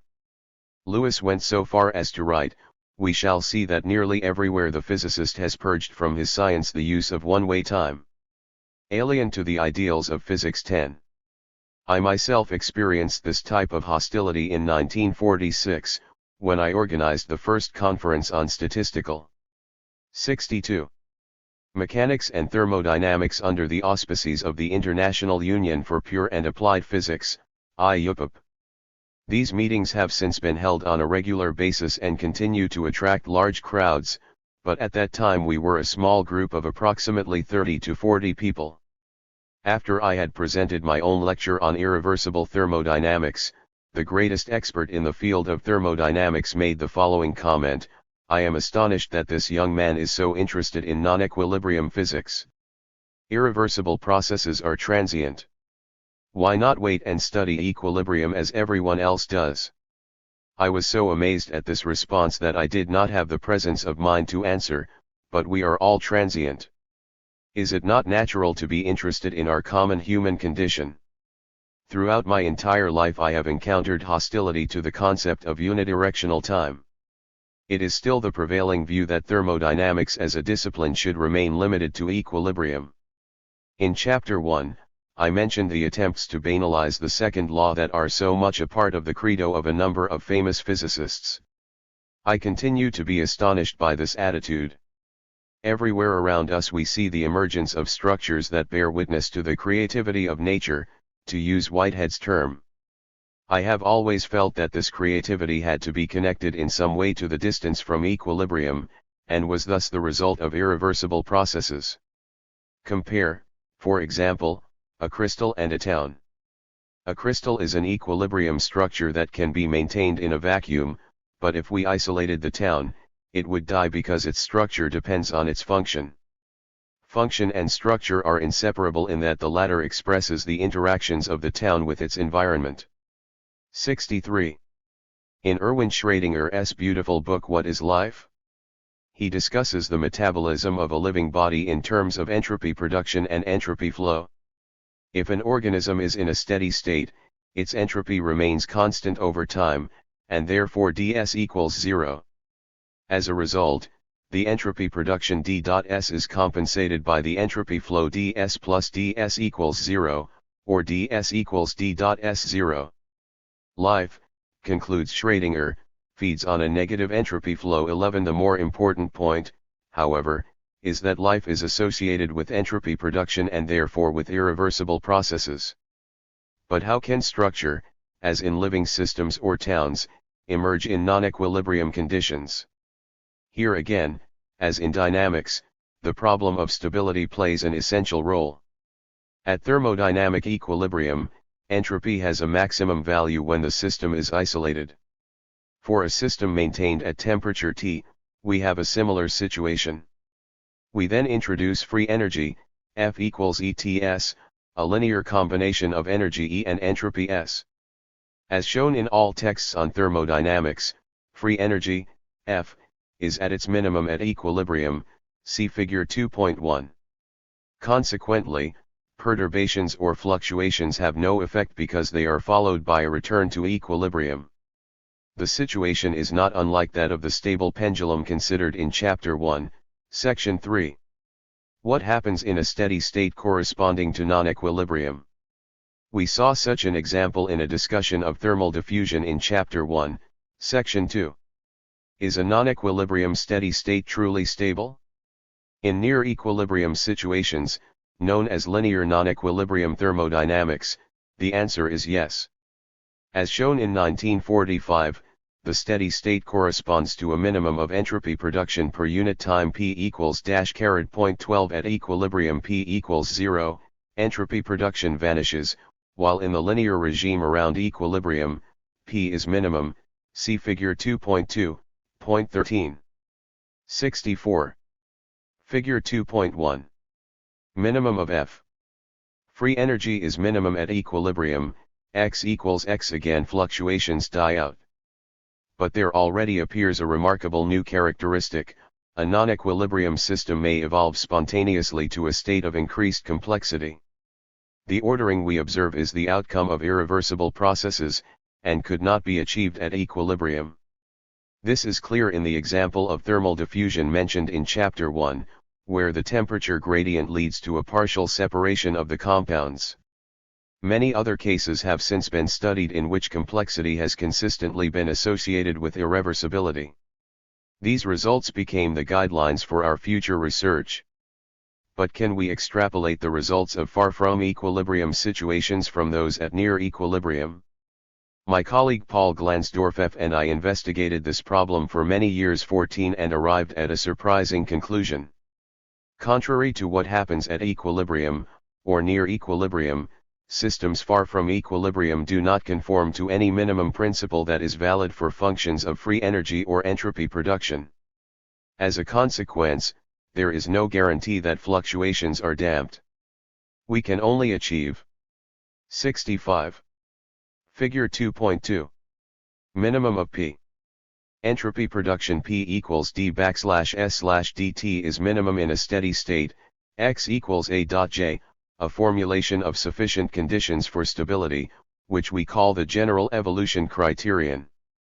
This requires specifying the mechanism of irreversible processes. Near equilibrium laws of nature are universal, but when they are far from equilibrium, they become mechanism dependent. We therefore begin to perceive the origin of the variety in nature we observe around us. Matter acquires new properties when far from equilibrium in that fluctuations and instabilities are now the norm. Matter becomes more active. Although there is at present an enormous literature surrounding this subject, 15 for the moment we shall consider only a simple example. Suppose that we have a chemical reaction A equals X F in which A is a set of initial products, X a set of intermediate ones, and F a set of final ones. At equilibrium, we have a detailed balance where there are as many transitions from 4 to X as from X to 4, with the same applying to X and F. The ratio of initial to final products 4/F takes on a well-defined value corresponding to maximum entropy if the system is isolated. Now consider an open 66 system, such as a chemical reactor. By controlling the flow of matter, we may fix the values of both the initial and final products A and F. We progressively increase the ratio A/F, starting from its equilibrium value. What will happen to the intermediate products X when we move away from equilibrium? Chemical reactions are generally described by nonlinear equations. There are many solutions for the intermediate concentrations X for given values of A and F, but only one corresponds to thermodynamic equilibrium and maximum entropy. This solution, which we call the thermodynamic branch, may be extended to the domain of non-equilibrium.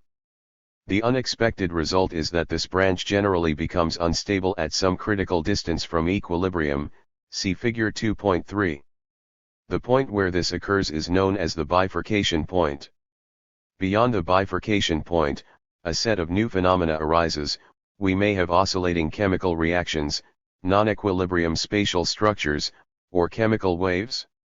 We have given the name dissipative structures to these spatiotemporal organizations. Thermodynamics leads us to the formulation of two conditions for the occurrence of dissipative structures in chemistry: 1. Far from equilibrium situations defined by a critical distance, and 2. Catalytic steps, such as the production of the intermediate compound Y from compound X together with the production of X from Y. It is interesting to note that these conditions are satisfied in all living systems. Nucleotides code for proteins, which in turn code for nucleotides. We were extremely fortunate in that soon after we had predicted these various possibilities, the experimental results of the Belousov-Zhabotinsky reaction, a spectacular example of chemical oscillations, became widely known. 16 I remember our amazement when we saw the reacting SO 67 figure 2.3 thermodynamic branch. The two steady-state solutions TH and D are functions of the ratio A/F. At the bifurcation point, the thermodynamic branch TH becomes unstable, and another branch D becomes stable. X.I equilibrium YA/F point of bifurcation Lucian become blue, and then red, and then blue again. Today, many other oscillatory reactions are known. 17 But the Belousov-Zhabotinsky reaction remains historic because it proved that matter far from equilibrium acquires new properties. Billions of molecules become simultaneously blue, and then red. This entails the appearance of long-range correlations in far from equilibrium conditions that are absent in a state of equilibrium. Again, we can say that matter at equilibrium is blind, but far from equilibrium it begins to see. We have observed that at near equilibrium, dissipation associated with entropy production is at a minimum. Far from equilibrium, it is just the opposite. New processes set in and increase the production of entropy. There has been steady progress in far from equilibrium chemistry. In recent years, non-equilibrium spatial structures 68. Tours have been observed. 18 These were first predicted by Alan Matheson Turing in the context of morphogenesis. 19 When we push the system farther into non-equilibrium, new bifurcations typical of chaotic behavior may arise. Neighboring trajectories diverge exponentially as in deterministic chaos akin to the dynamical systems we considered in Chapter 1, Section 3. In short, distance from equilibrium becomes an essential parameter in describing nature, much like temperature in equilibrium thermodynamics. When we lower the temperature, we observe a succession of phase transitions through various states of matter. But in non-equilibrium physics, the variety of behaviors is much greater. We have considered chemistry for the purposes of this discussion, but similar processes associated with non-equilibrium dissipative structures have been studied in many other fields, including hydrodynamics, optics, and liquid crystals. Let us now look more closely at the critical effect of fluctuations. As we have seen, near equilibrium fluctuations are harmless, but far from equilibrium, they play a central role. Not only do we need irreversibility, but we also have to abandon the deterministic description associated with dynamics. The system chooses one of the possible branches available when far from equilibrium. But nothing in the macroscopic equations justifies the preference for any one solution. This introduces an irreducible probabilistic element. One of the simplest bifurcations is the so-called pitchfork bifurcation represented in figure 2.4, where x equals 0 corresponds to equilibrium.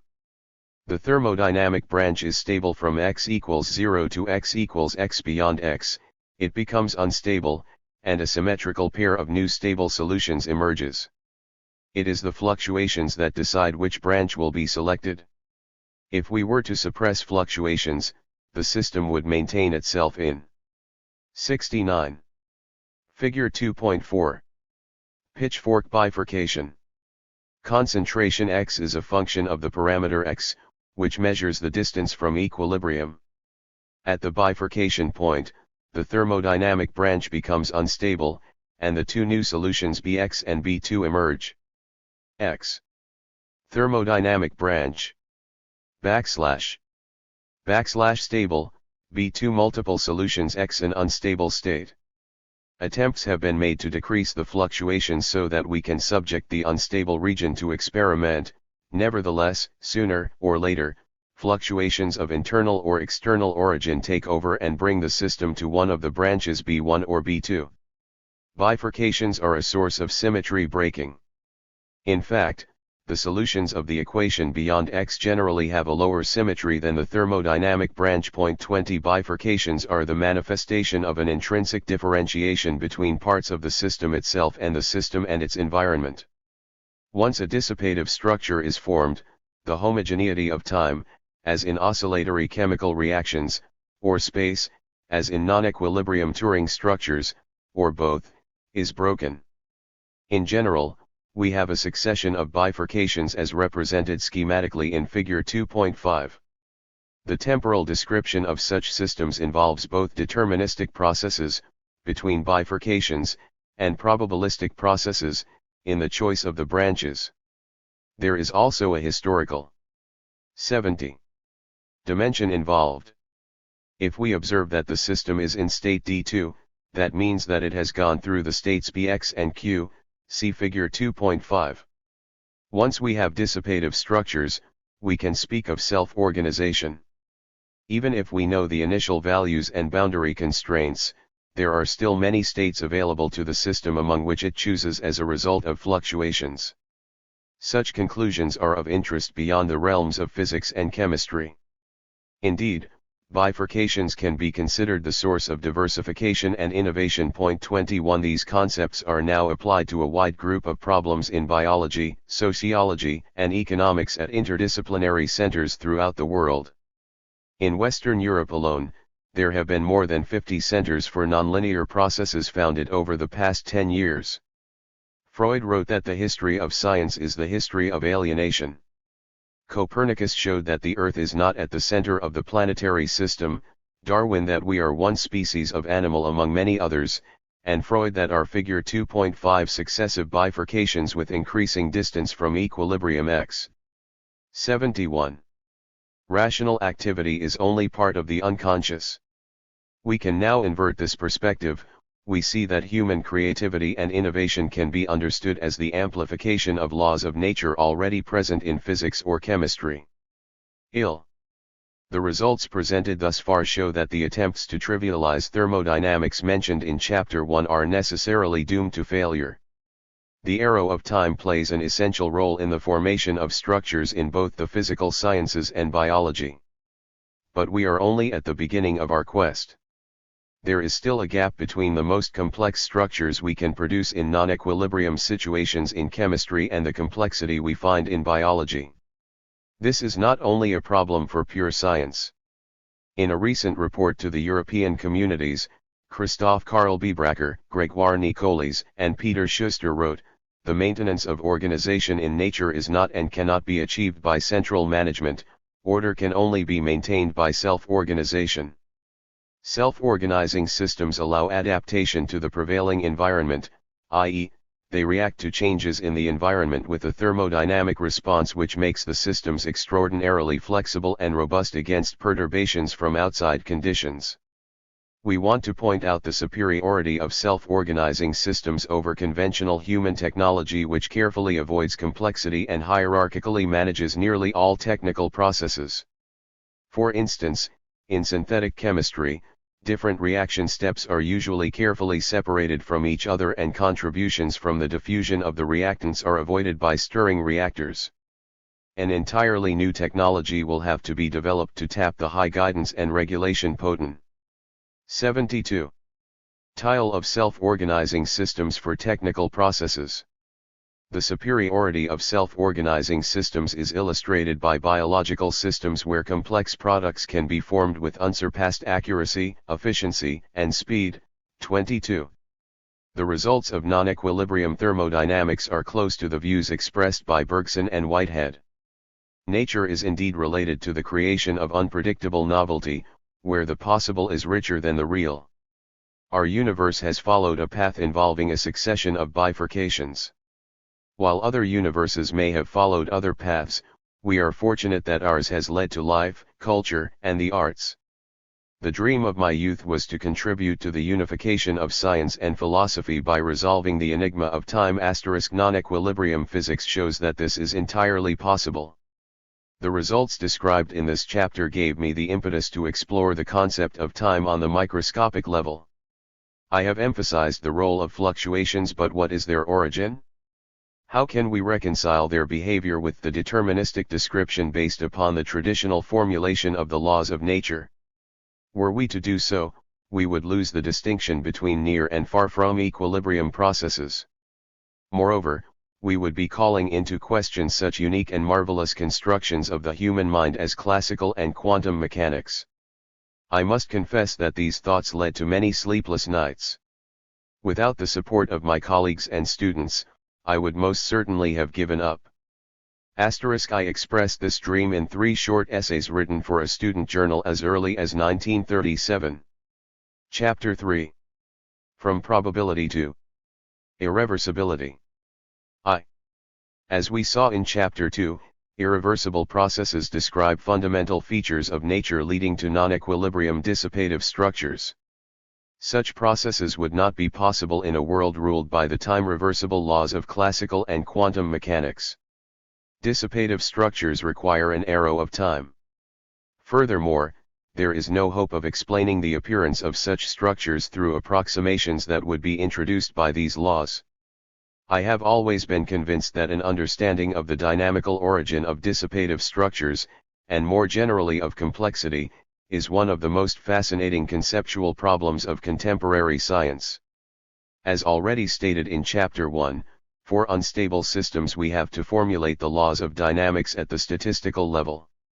This 73. 74.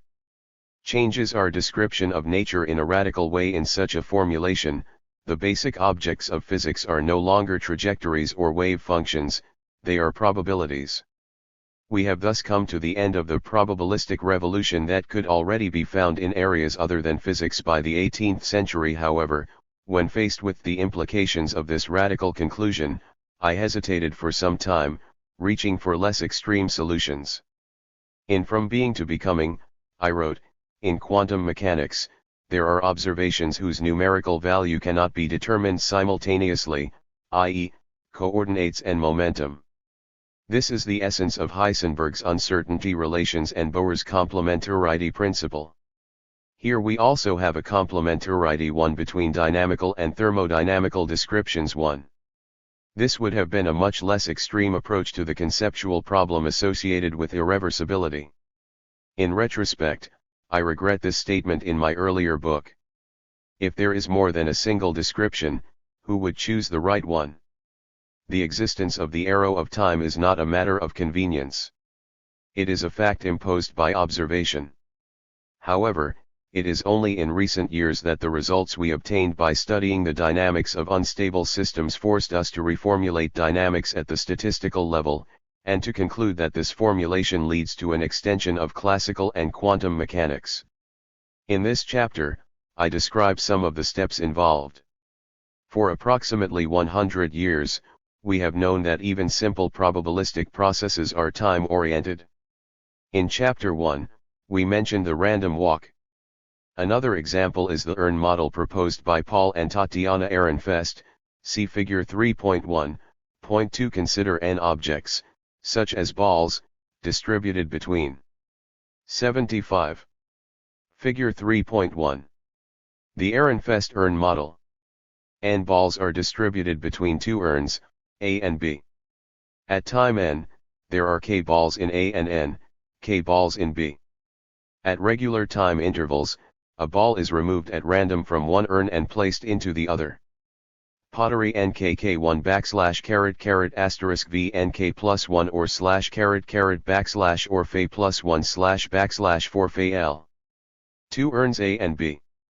\\\\\\\\\\\\\\\\\\\\\\\\\\\\\\\\\\\\\\\\\\\\\\\\\\\\\\\\\\\\\\\\\\\\\\\\\\\\\\\\\\\\\\\\\\\\\\\\\\\\\\\\\\\\\\\\\\\\\\\\8 For example, every second, a ball is chosen at random and moved from one urn to the other. Suppose that at time n, there are K balls in A, and therefore Nk in B. At time n plus 1 there can be either K1 or K plus 1 balls in A. These are well-defined transition probabilities. But let us go on with the game. We expect that as a result of the exchange of balls, we shall reach a situation where there will be approximately 2 balls in each urn. However, fluctuations will continue. We might even end up in the situation at time n where there are again K balls in urn A. It is at the level of probability distribution that we see an irreversible approach to 76. Equilibrium. Whatever the starting point, it can be shown that the probability Pn, K, of finding K balls in one urn after n moves as n degree O tends to the binomial distribution n \m phi, n phi. This expression has a maximum value of K equals caret, but also takes into account fluctuations in distribution. In the Boltzmann model, the maximum entropy corresponds precisely to the binomial distribution. The Ehrenfest model is an example of a Markov process, or Markov chain, named after the great Russian mathematician, Andrei Markov, who was the first to describe such processes. Once we have a probabilistic description, it is often possible to derive irreversibility. But how do we relate these probabilistic processes to dynamics? That is the fundamental problem. We have seen that a basic step in this direction was taken by the fathers of statistical physics, or the physics of populations. Maxwell, Boltzmann, Gibbs, and Einstein all emphasized the role of ensembles described by a probability distribution P. An important question then is, what is the form of this distribution function once equilibrium is reached? Let QV, QS be the coordinates and PL, PS the momenta of the particles forming this system. In Chapter 1, the phase space was defined by the coordinates and momenta. We also introduced the probability distributions P, Q, P, T, see Chapter 1, Section 3. We shall now use the single letter Q for all coordinates and P for all momenta. Equilibrium is reached when P becomes time independent. In every textbook, it is shown that this occurs when P depends only on the total energy. As mentioned in Chapter 1, Section 3, the total energy is the sum of the kinetic energy, due to the motion of the particles, and the potential energy, due to interactions. When expressed in terms of Q and P, this energy, which is called the Hamiltonian H, PQ, remains constant over time. This is the Princi 77 pi of conservation of energy, the first principle of thermodynamics. It is therefore natural that at equilibrium, P is a function of the Hamiltonian H. An important exception case is that of ensembles in which all systems have the same energy E. The distribution function then vanishes throughout the phase space, save on the surface H, P, Q, equals E, where the distribution function is constant. This is called the microcanonical ensemble. Gibbs showed that such ensembles do indeed satisfy the laws of equilibrium thermodynamics. He also considered other ensembles such as the canonical ensemble, in which all systems interact with a reservoir at temperature T. This leads to a distribution function that depends exponentially on the Hamiltonian, P now being proportional to exp, F, where T is the temperature of the reservoir and K the Boltzmann constant, which makes the exponent dimensionless. Once the equilibrium distribution is given, we can calculate all thermodynamic equilibrium properties such as pressure, specific heat, etc. We can even go beyond macroscopic thermodynamics because we are able to include fluctuations. It is generally accepted that in the vast field of equilibrium statistical thermodynamics, there are no conceptual difficulties left, only computational ones, which can be solved largely through numerical simulations. The application of ensemble theory to equilibrium situations has undoubtedly been quite successful. Note that the dynamical interpretation of equilibrium thermodynamics by Gibbs is in terms of ensembles, and not in terms of trajectories. It is this approach that we have to extend in order to include irreversibility. This is quite natural, as there is no time ordering at the level of trajectories, or wave functions, because future and past play the same role in accordance with classical and 78. Quantum physics. However, what happens at the level of statistical description, in terms of distribution functions? Let us look at a glass of water. In this glass, there is a huge number of molecules, a quantity on the order of 1023. From the dynamical point of view, this is a non-integrable Poincare system, as defined in Chapter 1, since there are interactions between the molecules that we cannot eliminate. We may visualize these interactions as leading to collisions between the molecules.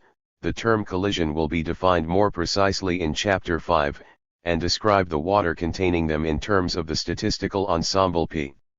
Is the water aging?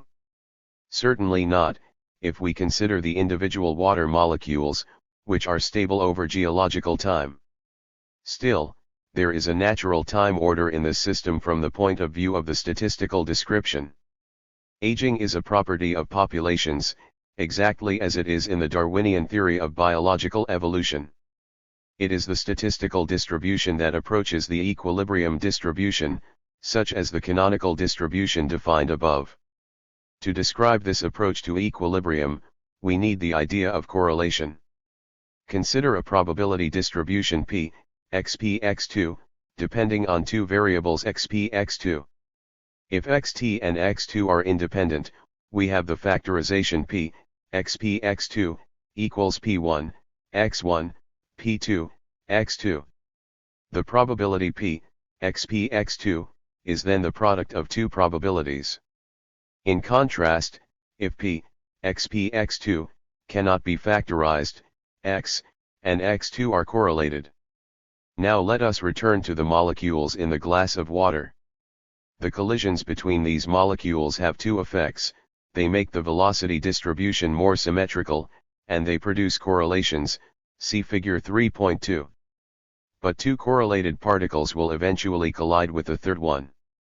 Binary correlations are then transformed into ternary ones, and so on, see figure 3.3.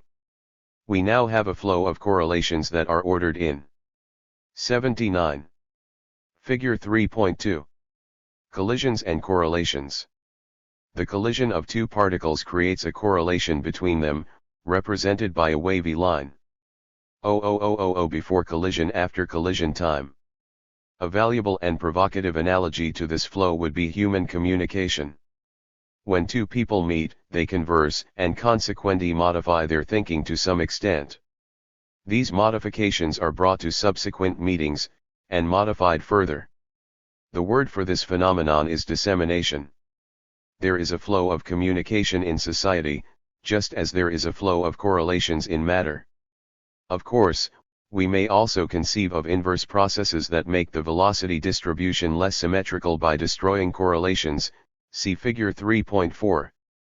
We therefore need an element that will validate the processes that make the velocity distribution more symmetrical over the course of time.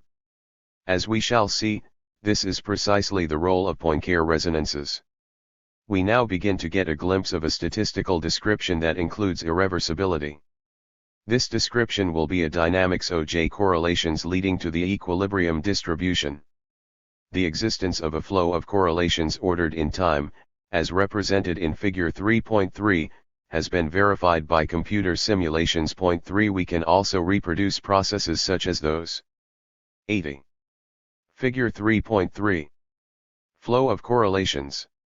Successive collisions lead to binary, ternary, correlations. 00,000, 000 represented in figure 3.4 through time inversion, where we invert the velocity of the particles. But we can achieve this inverted flow of correlations only for brief periods of time and for a limited number of particles, after which we again have a directed flow of correlations involving an ever-increasing number of particles leading the system to equilibrium. Figure 3.4. Destruction of correlations. In A, the particles, represented by black points, interact with the obstacle, represented by the circle. Initially all particles have the same velocity. The collision varies the velocities and creates correlations between the particles and the obstacle. In B, we represent the opposite process. We consider the effect of a velocity inversion. As a result of the inverted collision, correlations with the obstacle are destroyed, and the initial velocity is recovered.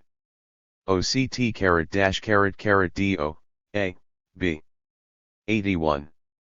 These results, which give meaning to irreversibility at the statistical level, were obtained nearly 30 years ago. 4 At that time, however, certain basic questions still remained unanswered.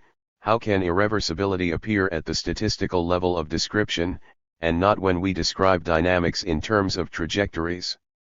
Is this due to our approximations? Moreover, is the succession of correlations that we observe, for example in computer experiments, perhaps the result of the limitations of computer time? Obviously, a shorter program is required to prepare uncorrelated particles that produce correlations through collisions than to prepare ensembles that could lead to inverse processes in which correlations are destroyed. But why start at all with probability distributions?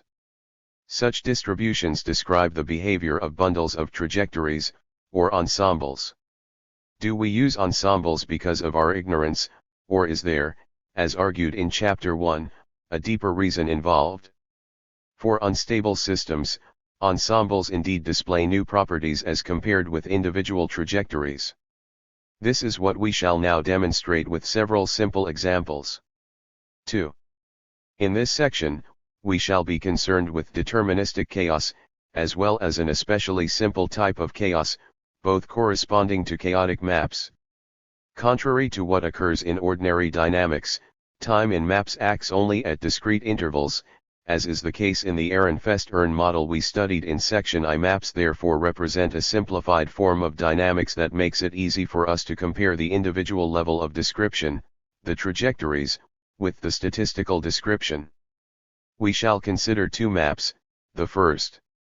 82. Chart simple periodic behavior, the second deterministic chaos. In the first instance, we shall consider the equations of motion x equals x plus, modulo 1, which means that we are n plus 1 n asterisk dealing only with numbers between 0 and 1. After 2. 1 3.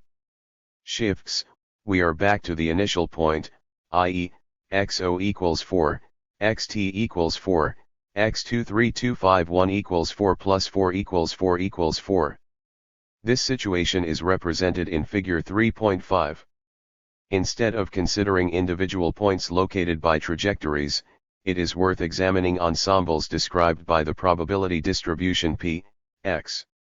A trajectory corresponds to a specific set of ensembles where the coordinate x takes on a well-defined value xn, and the distribution function p is then reduced to a single point. As mentioned in Chapter 1, Section 3, this can be written as Pn, x, equals 8, xx. Delta is a symbol for a function that vanishes for all values of x. Figure 3.5 periodic map. There is a simple geometrical construction that moves from the initial point p0 to the next point px according to the map xn plus jx plus l/2. We go from p0 to p, then to p on the bisector, and from there to px. Obviously, if we start with plt we come back to p0. X. 83. Except x equals x. By using distribution function p, the mapping can be expressed as a relation between p plus l, x, and pn, x. We may then write pn plus l, x, equals up, x. Formally, P plus J is obtained through the operator U, known as the Perron-Frobenius operator, acting on Pnx, point 5 at this point. Although its explicit form is not important to us, it is interesting to note that no new element, in addition to the equation of motion, enters into the construction of U. Obviously, the ensemble description must allow the trajectory description as a special case. We therefore have 8, xxn plus I, equals U8, xxj. This is simply a way of rewriting the equation of motion, as xn becomes xn plus after one shift. The main question is, however, 75 this the only solution, or are there new solutions for the evolution of ensembles, as described by the Perron-Frobenius operator, which cannot be expressed in terms of trajectories? In our example of a periodic map, the answer is no. There is not any difference between the behavior of individual trajectories and ensembles for stable systems. It is this equivalence between the individual point of view, corresponding to trajectories or wave functions, and the statistical point of view, corresponding to ensembles, that is broken for unstable dynamical systems. The simplest example of a chaotic map is the Bernoulli map. Here we double the value of a number between 0 and 1 every second. The equation of motion is now xn plus L equals 2x, modulo 1. This map is represented in figure 3.6. The equation of motion is again deterministic in that once we know x, the number x, is determined. Here we have an RV plus L example of deterministic chaos, so called because if we follow a trajectory through numerical simulations, we see that it becomes erratic. As the coordinate x is multiplied by 2 at each step, the distance between two trajectories will 84. Figure 3.6. Bernoulli map. In this example of deterministic chaos, we start from point P0 and go to point Pu as the value of x doubles, modulo 1. B, 2, equals exp, n log 2, again modulo 1. In terms of continuous time t, this can be written as exp, tx, with a equals log 2, where x is called the Lyapunov exponent. This shows that trajectories diverge exponentially, and it is this divergence that is the signature of deterministic chaos. If we wait long enough, any arbitrarily selected point between 0 and 1 will eventually be approached by the trajectory, see figure 3.7. Here we have a dynamical process leading to randomness. In the past, this apparent flow in the deterministic universe was repeatedly investigated by great mathematicians such as Leopold Kronecker, 1884, and Hermann Weyl, 1916. According to Jan von Plato, similar results had been obtained as early as medieval times, so this is certainly not a new problem. Point 6. What is new, however, is the statistical formulation of the Bernoulli map, which links randomness to operator theory. 85. Figure 3.7. Numerical simulations of trajectories for the Bernoulli map. The initial conditions are slightly different for each simulation. This difference is amplified as time goes on. These numerical simulations are the work of Dean Drebe. 1. 0.8. 0.6. 0.4. 0.2. 10. 20. 30. 40. 86. Figure 3.8. Simulation of Pn, x, for the Bernoulli map. Numerical simulation of the evolution of the probability distribution. In contrast with the trajectory description, the probabilities rapidly reach the asymptotic uniform distribution. These numerical simulations are the work of Dean Drebe. 0.20.4 0.6 x 0.20.4 0.60.I1 x pw2 to 1.5. 1. 0.5, t equals 2 jl underscore 0.20.4 0.60.I 1 x pw 2 1.5 1 0.5 underscore JLLL underscore 00.20.40.60.I1 XPW 2 1.5 0.5 equals 4 underscore ILLI underscore 0.20.40.60.81 x 87. We now turn to the statistical description in terms of the Perron-Frobenius operator. In figure 3.8, we see the effect of the operator U on the distribution function. The difference from the trajectory description is striking because the distribution function p, x, leads rapidly to a constant. We may therefore conclude that there must be a basic difference between the description in terms of trajectories on the one hand and in terms of ensembles on the other. In short, instability at the level of trajectories leads to stability at the level of statistical descriptions. How is this possible? The Perron-Frobenius operator still admits a trajectory description 8, xx plus 1, equals u8, xx, but the unexpected feature is that it also allows new solutions that are applicable only to statistical ensembles, and not to individual trajectories. The equivalence between the individual point of view and the statistical description is broken. This remarkable fact leads to a new chapter in Mathematics and Theoretical Physics. 7 Although the problem of chaos cannot be solved at the level of individual trajectories, it can be solved at the level of ensembles. We can now speak of the laws of chaos. As we shall see in Chapter 4, we may even predict the speed at which the distribution P approaches equilibrium, which for the Bernoulli map is a constant, and establish the relationship between this speed and the Lyapunov exponent. How can we understand the difference between individual description and statistical description? We shall analyze this situation in more detail in Chapter 4, where we shall see that these new solutions require smoothness in the distribution functions. This is the reason that such solutions are not applicable to individual trajectories. A trajectory represented by 8, xx, is not a smooth function, it is 88. Different from 0 only for d vanishes if x differs at all from x. And the description in terms of distribution functions is therefore richer than that derived from individual trajectories. This agrees with the conclusions we arrived at in Chapter 1, Section 3.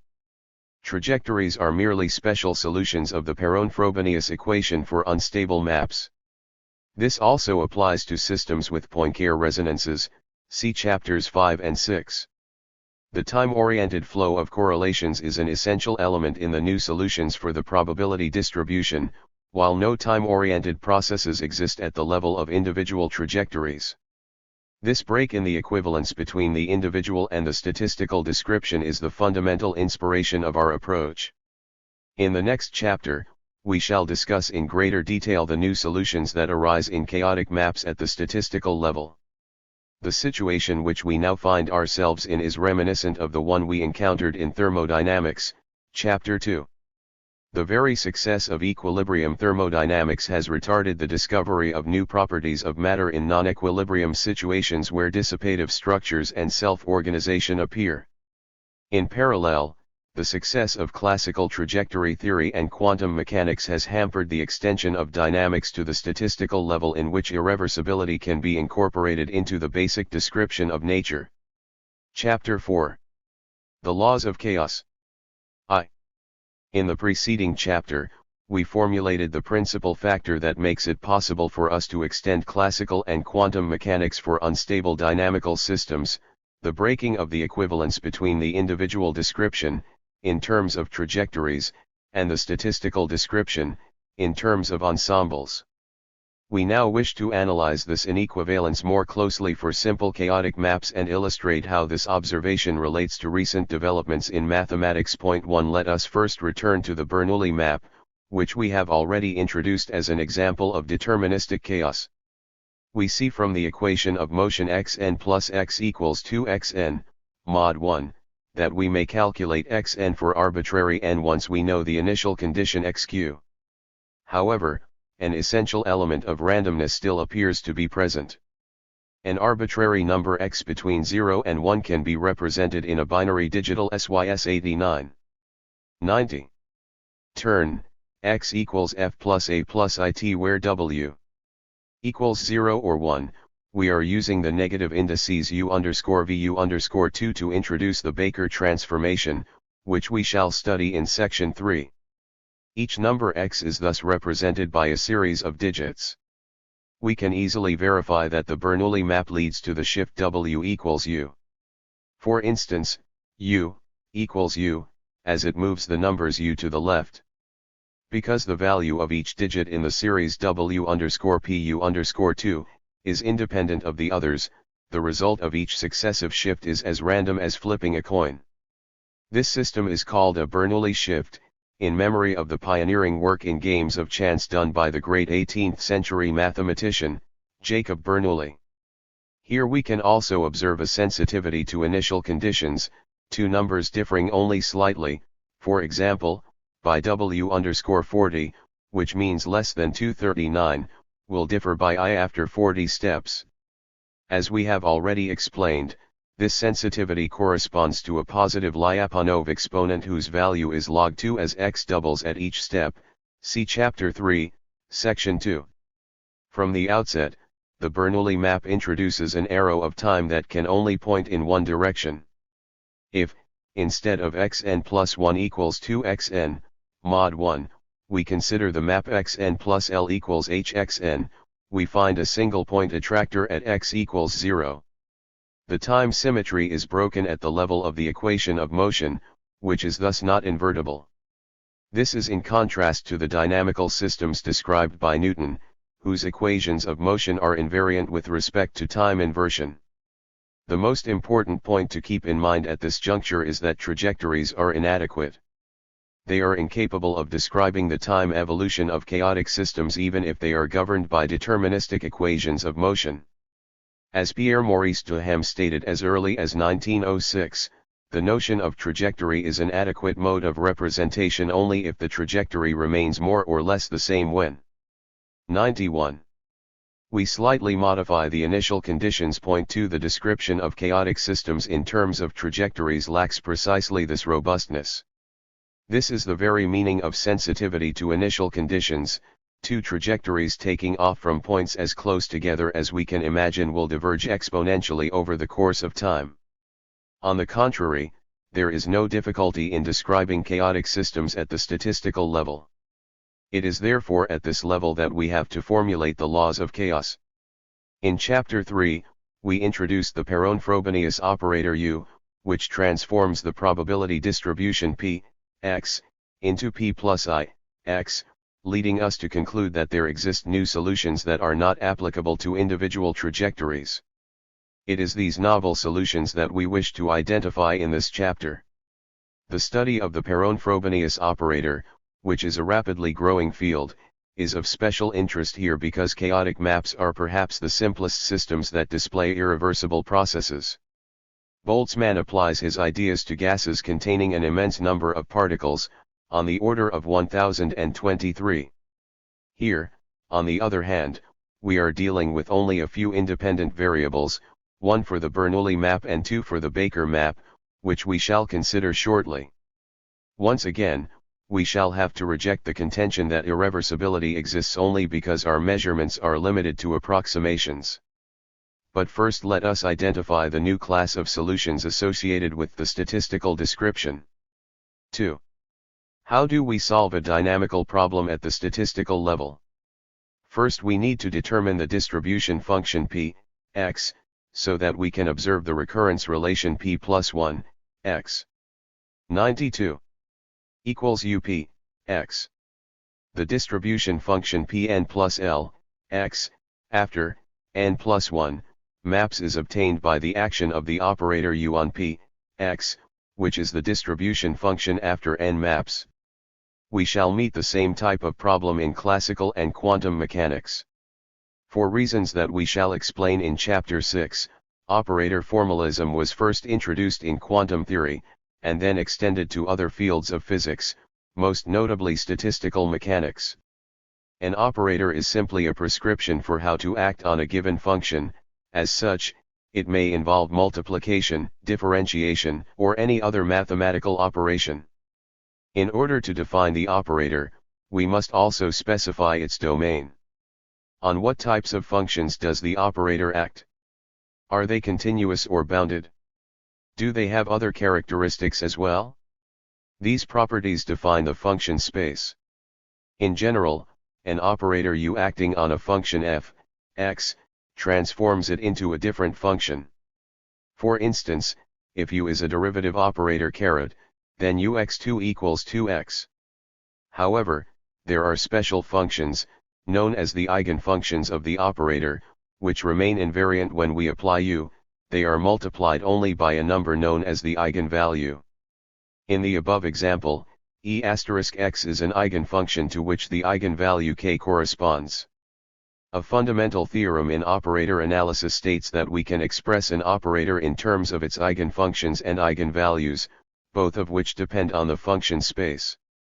Of particular importance is the so-called Hilbert space, which has been carefully explored by theoretical physicists working in quantum mechanics.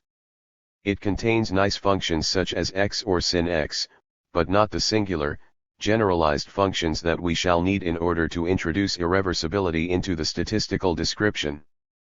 Every new theory in physics also requires new math. 93. Ematical tools. Here, the basic novelty is our need to go beyond Hilbert space for unstable dynamical systems. After these initial considerations, let us once again return to the Bernoulli map, where we can easily derive the explicit form of the evolution operator U, thereby obtaining p plus 1, x, equals upn, x, equals p, plus pjrt1. This equation means that after, plus 1, iterations, the probability pk plus 1, x, at point x is determined by the values of p, x, at points 2 1 jv and 2 as a consequence of the form of U. If p is a constant equal to a, pn plus caret is also equal to a, since uol equals 0 c. The uniform distribution p equals ol, which corresponds to equilibrium, is the distribution function reached through iteration of the shift, for n degree. On the contrary, if p, x, equals x, we obtain pk plus 1, x, equals 4 plus f. 1x in other words, ux equals 4 plus 2 where the operator U transforms the function x into a different function, 4 plus 2, but we can easily find the eigenfunctions as defined above, in which the operator reproduces the same function multiplied by a constant. In the example U, x2, equals 2, x2, tna. 1 1. Eigenfunction is therefore x2 and the eigenvalue 2. If we repeat the Bernoulli map n times, we obtain U, x2, equals 1 1, 2, n, x2, which moves toward 0 4. The contribution, x2, to p, x, is therefore rapidly damped at a rate related to the Lyapunov exponent.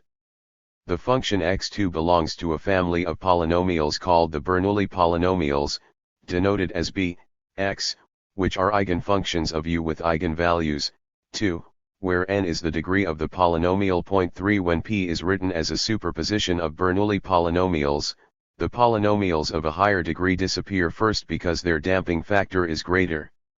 This is the reason that the distribution function moves rapidly toward a constant. In the end, only bq, x, equals 1 survives. 94. We now need to express the distribution function p and the Perron-Frobenius operator U in terms of Bernoulli polynomials. Before we describe the result, however, we should once more emphasize the distinction between nice functions and singular functions, also called generalized functions or distributions, which are not to be confused with probability distributions, as it plays a crucial role. The simplest singular function is the delta function 8, x. As we saw in Chapter 1, Section 3, 8, x x0, is 0 for all values where n infinite where x equals xn. We have already noted that singular functions have to be used in conjunction with nice functions. For example, if x is a nice continuous function, the integral j dx f, x, 8, xxq, equals f, xq, has a well-defined meaning. In contrast, the integral containing a product of singular functions, such as /dx8xx0, 8, xx0, equals 8, 0, equals degree, diverges and is therefore meaningless. Our basic mathematical problem is defining the operator U in terms of its eigenfunctions and eigenvalues. This is called the spectral representation of the operator U. Once we have this representation, we can use it to express up, that is, the effect of the Perron-Frobenius operator on the probability distribution P. Here we find a quite remarkable situation characteristic of deterministic chaos. We have already found a set of eigenfunctions, b, x, the Bernoulli polynomials, which are nice functions, but there is a second set, b, x, which is formed by singular functions related to derivatives of the 5-function point 4. To obtain the spectral representation of U and therefore UP, we need both sets of eigenfunctions. As a result, the statistical formulation for the Bernoulli map is applicable only to nice probability functions P and not to single trajectories that correspond to singular distribution functions repra. 95. Centered by 5 functions. The spectral decomposition of U when applied to a 5-function contains products of singular functions that diverge and are meaningless.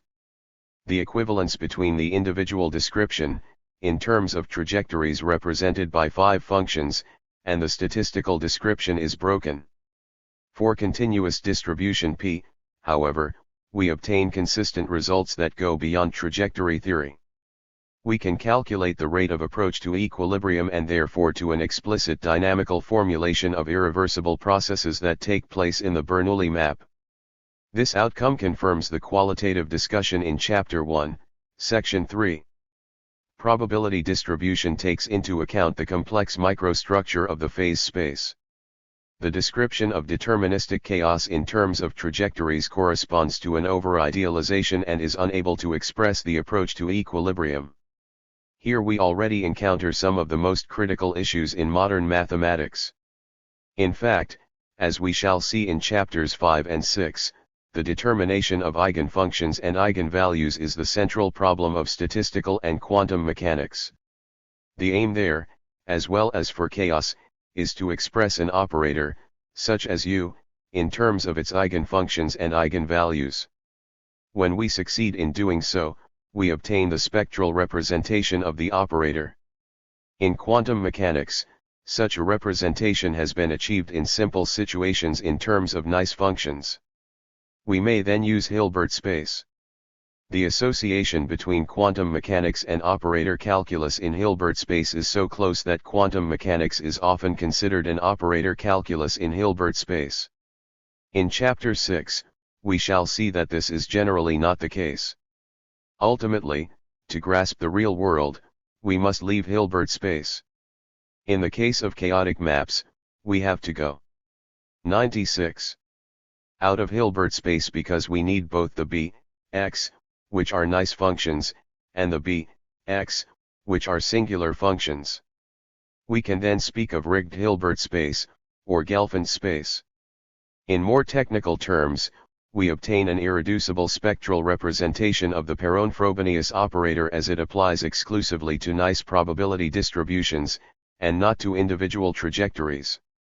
These features are fundamental inasmuch as they are typical of unstable dynamical systems.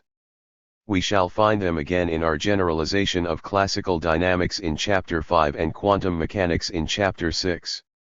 The physical reasons for which we have to leave Hilbert space are related to the problem of persistent interactions mentioned above, which requires a holistic, non-local description. It is only outside Hilbert space that the equivalence between individual and statistical description is irrevocably broken, and irreversibility is incorporated into the laws of nature. The Bernoulli map is not an invertible system. We mentioned earlier that an arrow of time already exists at the level of equations of motion. As our main problem is to describe the emergence of irreversibility in invertible dynamical systems, we shall now consider the Baker map, or Baker transformation, which is a generalization of the Bernoulli map. Let us take a square whose sides have length 1. First we flatten the square into a rectangle whose length is 2, then we cut it in half and build a new square. If we examine the lower part of the square, we see that after one iteration of this process, or mapping, it splits into two bands, see figure 4.1.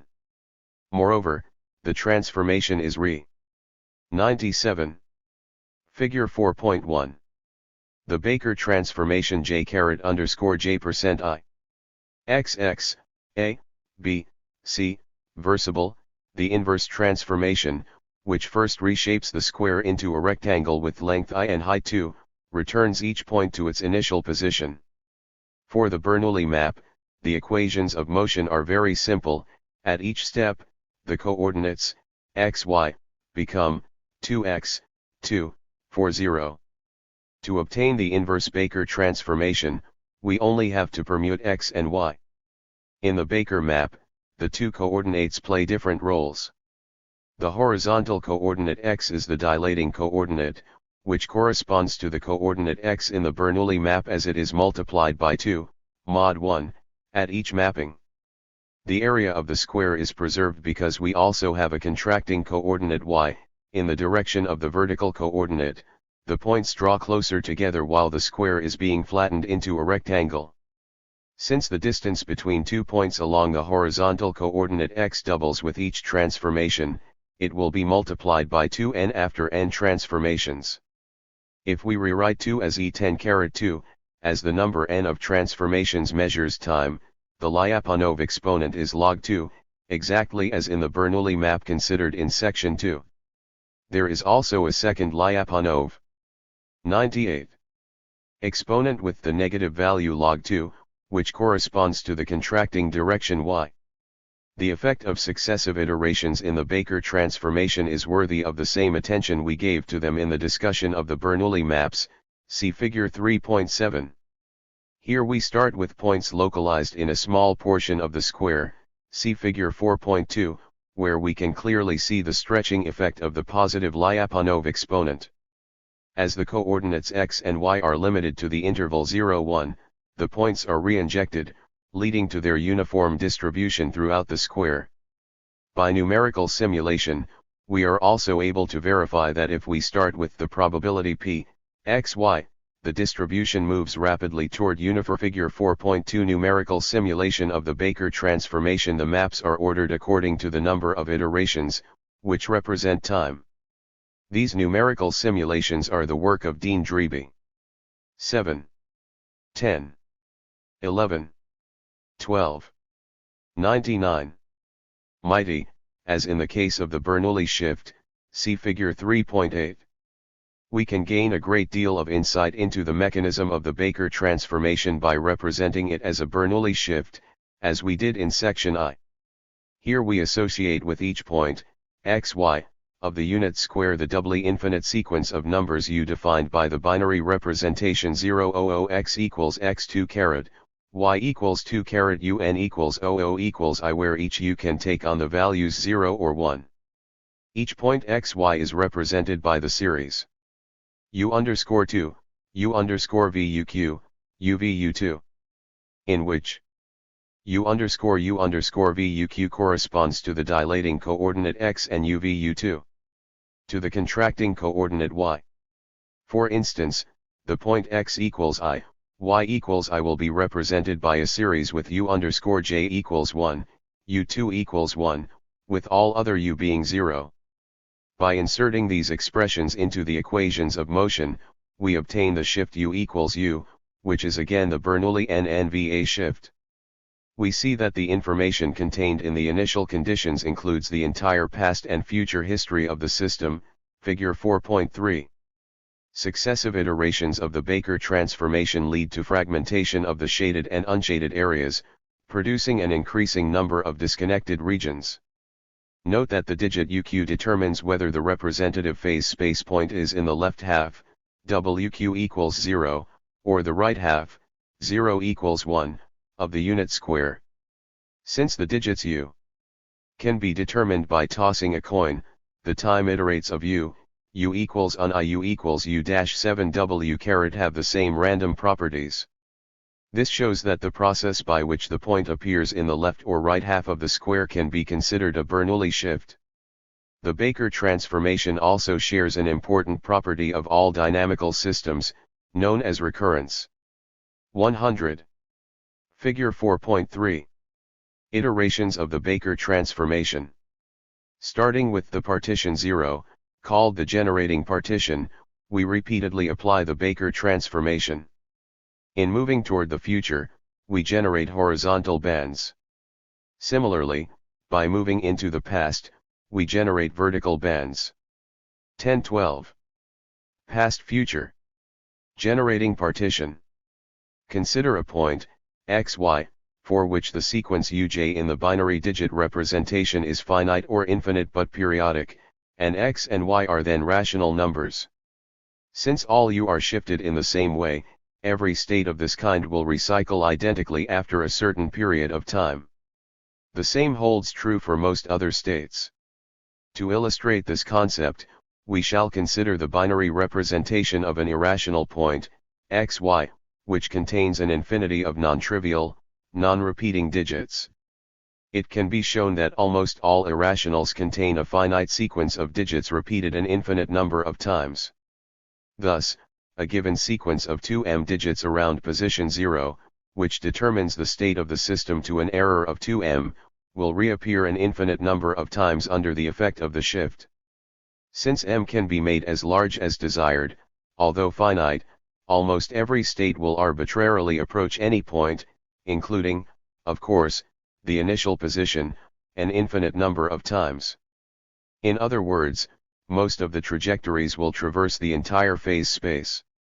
This is the famous Poincare recurrence theorem, which, together, 101. With time reversibility, was long advanced as an essential argument against the existence of genuinely dissipative processes. However, this view can no longer be sustained. In summary, the Baker transformation is invertible, time reversible, deterministic, recurrent, and chaotic. Demonstrating these properties through this example is especially useful, since these same properties characterize many real-world dynamical systems. As we shall see, despite these properties, chaos allows us to establish genuine irreversibility by setting up a description at the statistical level. The dynamics of conservative systems involve laws of motion and initial conditions. Here the laws of motion are simple, but the concept of initial data demands a more detailed analysis. The initial conditions of a single trajectory correspond to an infinite set u, n equals degree to plus degree. But in the real world, we can only look through a finite window. This means that we are able to control an arbitrary but limited number of digits u. Suppose that this window corresponds to u underscore to u. u0 uxi to uv, all other digits being unknown, the dot indicates the separation between x and y digits.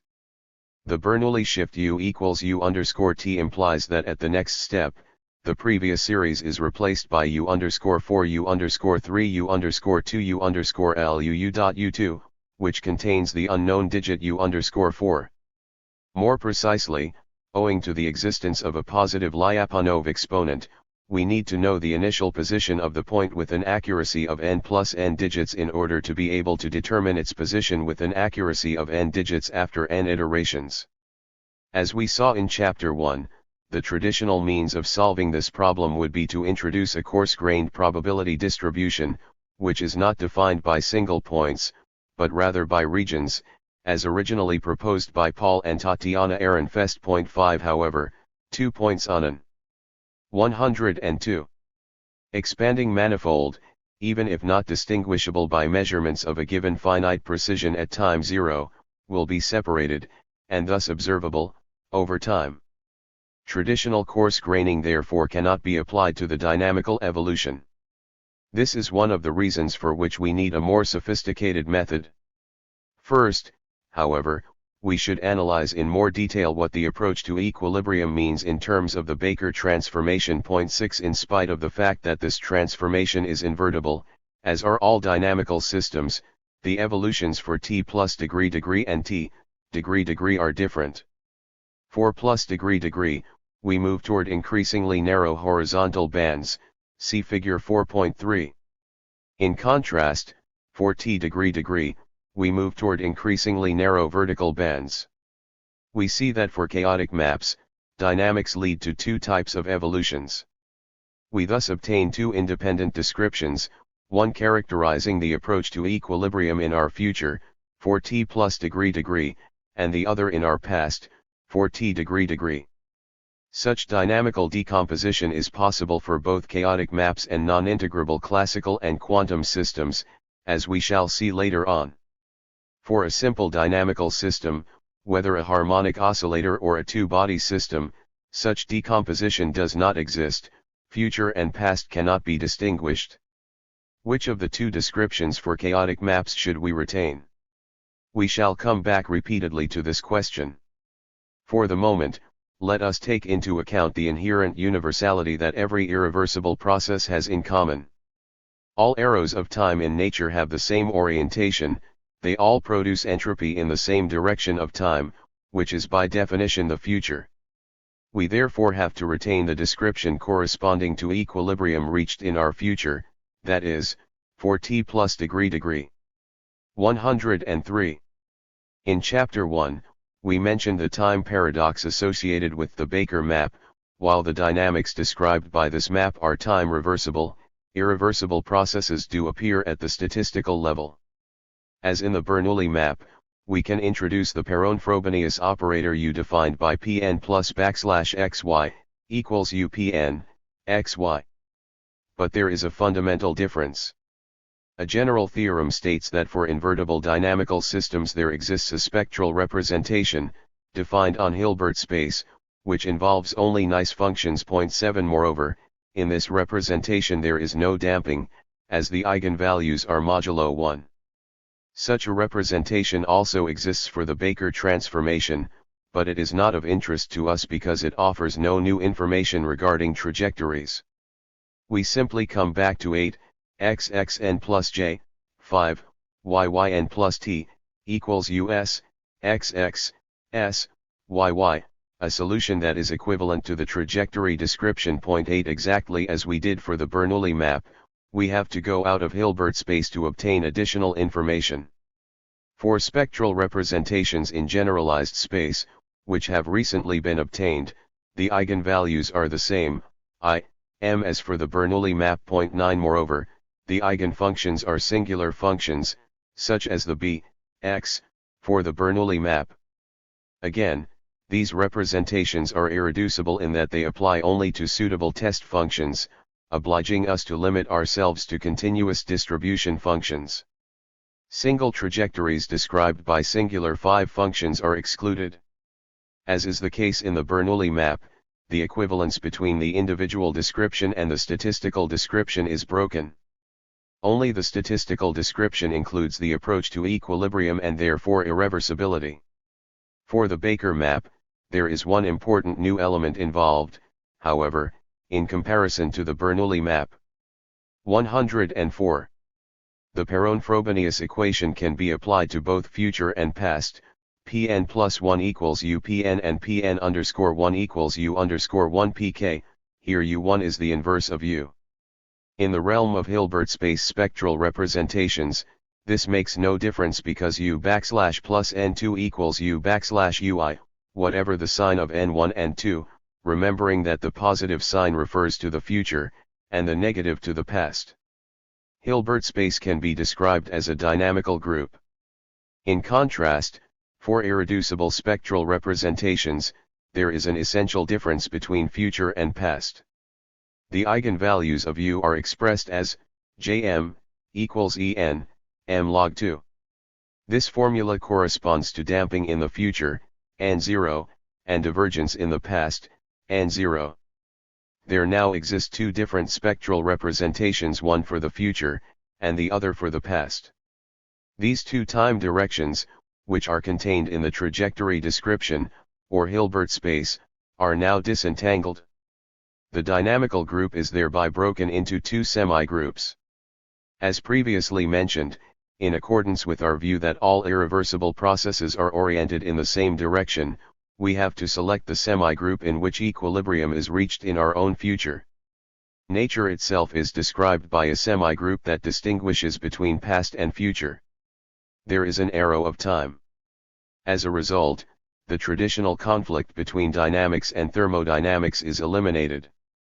In summary, as long as we are considering trajectories, it seems paradoxical to speak of laws of chaos because we are dealing with the negative aspects of chaos, such as the exponential divergence of trajectories, which lead to uncomputability and apparent lawlessness. The situation changes drastically when we introduce the probabilistic description, which remains valid and computable at all times. It is therefore at the probabilistic level that the laws of dynamics have to be formulated for chaotic systems. In 105. The simple example studied above, irreversibility is linked only to Lyapunov time, but our research has recently been extended to more general maps that include such irreversible phenomena such as diffusion and various other transport processes. Point 10.4 As mentioned in Chapter 1, the success of the statistical description when applied to deterministic chaos stems from the fact that it takes into account the complex microstructure of phase space. In each finite region of phase space, there are exponentially diverging trajectories. The very definition of the Lyapunov exponent involves the comparison of neighboring trajectories. It is remarkable that irreversibility already emerges in simple situations involving only a few degrees of freedom.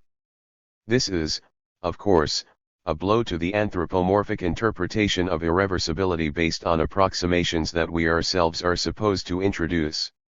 Unfortunately, this interpretation, which was formulated after the defeat of Boltzmann, continues to be propagated today. It is true that there is still a trajectory description if initial conditions are known with infinite precision. But this does not correspond to any realistic situation. Whenever we perform an experiment, whether by computer or some other means, we are dealing with situations in which the initial conditions are given with a finite precision and lead, for chaotic systems, to a breaking of time symmetry.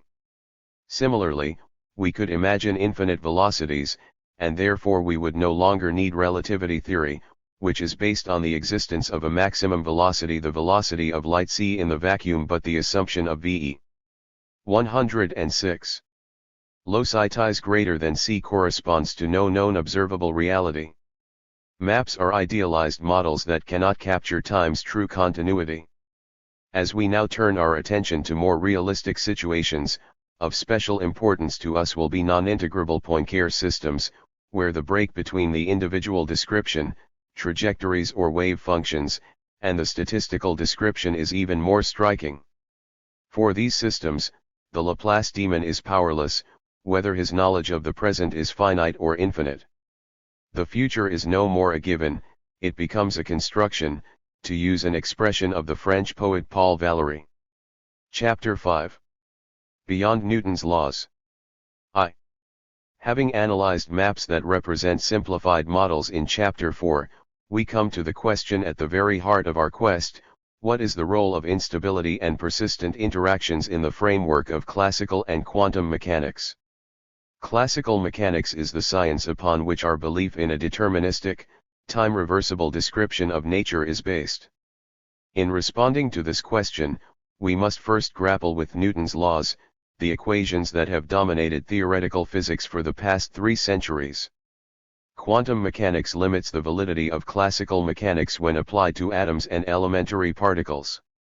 Relativity shows that classical mechanics also has to be modified when dealing with high energies or cosmology. Whatever the situation, we may introduce either an individual description, in terms of trajectories, wave functions, or fields, or a statistical description. Remarkably, at all levels, instability and non-integrability break the equivalence. 107. 108. Of both descriptions. Consequently, we have to revise the formulation of the laws of physics in accordance with the open, evolving universe in which mankind lives. As stated previously, our position is that classical mechanics is incomplete because it does not include irreversible processes associated with an increase in entropy. To include these processes in its formulation, we must incorporate instability and non-integrability. Integrable systems are the exception. Starting with the three-body problem, most dynamical systems are non-integrable. For integrable systems, the two modes of description, the trajectory description, based on Newton's laws, and the statistical description, based on ensembles, are equivalent. For non-integrable systems, this is not so. Even in classical dynamics, then, we have to use the Gibbsian statistical approach, see Chapter 1, Section 3. As we saw in Chapter 3, Section I, it is this approach that leads to the dynamical interpretation of equilibrium thermodynamics. It is therefore quite natural that we also have to employ the statistical description to include irreversible processes driving systems to equilibrium. In this way we can incorporate irreversibility into dynamics. As a result, there appear non-Newtonian contributions that can be consistently included in dynamics at the level of the statistical description. Moreover, these new contributions break time symmetry. We therefore obtain a probabilistic formulation of dynamics by means of which we can resolve the conflict between time-reversible dynamics and the time-oriented view of thermodynamics. We are well aware that this step represents a radical departure from the past. Trajectories have always been considered primitive, fundamental tools of the trade. This is no longer the case. We shall encounter situations where 109. Trajectories collapse, to borrow a term from quantum mechanics, see Section 7. In hindsight, it is not surprising that we have had to abandon the trajectory description. As we saw in Chapter 1, non-integrability is due to resonances, which express conditions that must be satisfied by frequencies. They are not local events that occur at given points in space and at a given instant in time. As such, they introduce elements that are quite foreign to the local trajectory description. Instead, we need a statistical description to formulate dynamics in situations where we expect irreversible processes and therefore an increase in entropy. Such situations, after all, are what we see in the world around us. Indeterminism, as conceived by Whitehead, Bergson, and Popper, now appears in physics. This is no longer the result of some a priori metaphysical choice, but rather the need for a statistical description of unstable dynamical systems. Over the past decades, many scientists have proposed reformulations or extensions of quantum theory. But the fact that we now need to extend classical mechanics as well is quite unanticipated. Even more unexpected is the realization that this revision of classical mechanics can guide us in extending quantum theory. 2. Before we begin our revision of Newton's laws, let us summarize the fundamental concepts of classical mechanics. Consider the motion of a point of mass m. With the passage of time, its trajectory is described by its position, r, t, its velocity, v equals dr/dt, and its acceleration, a equals d2r/dt2. Newton's basic equation relates acceleration a to force F through the formula F equals ma. This formula includes the 110. Classical principle of inertia, that is, where there is no force, there is no acceleration, and the velocity remains constant. Newton's equation remains invariant when we shift from one observer to another who moves at a constant velocity with respect to the first. This is known as the Galilean invariance, which has been radically altered by relativity, as we shall see in Chapter 8. Here we are dealing with Newtonian, non-relativistic physics. We see that time takes its place in Newton's equation only by means of a second derivative. Newton's time, so to speak, is reversible, and future and past assume the same role. Moreover, Newton's law is deterministic. Now consider a more general situation in which a system is formed by n particles. In three-dimensional space, we have the 3n coordinates qv, q3n, and the corresponding velocities vy, v3n. In modern formulations of dynamics, we usually define both the coordinates and velocities, or better, the momenta pv p3n, where in simple cases p equals mv, as independent variables. As in Chapter 1, the state of the dynamical system is then associated with a point in phase space, and its motion with a trajectory in this space. The most important quantity in classical dynamics is the Hamiltonian h, which is defined as the energy of the system expressed in terms of the variables q and p. In general, is the sum of the kinetic energy m, p, and the potential energy v, q, where p and q signify the entire set of independent variables. Once we have obtained the Hamiltonian h, p, q, we can derive the equations of motion that determine the evolution of coordinates and momenta over the course of time. This procedure is familiar to all students of mechanics. Such equations, as derived from the Hamiltonian, are called the canonical equations of motion. Contrary to 111. Newton's equations, which are of the second order, that is, they contain the second time derivative, Hamiltonian equations are of the first order. For a single free particle, hj, the momentum p is constant over time, and the coordinate varies linearly when time q equals q0 plus t. By definition, for integrable systems, the Hamiltonian can be expressed only in terms of momenta, if necessary, after an appropriate change of variables.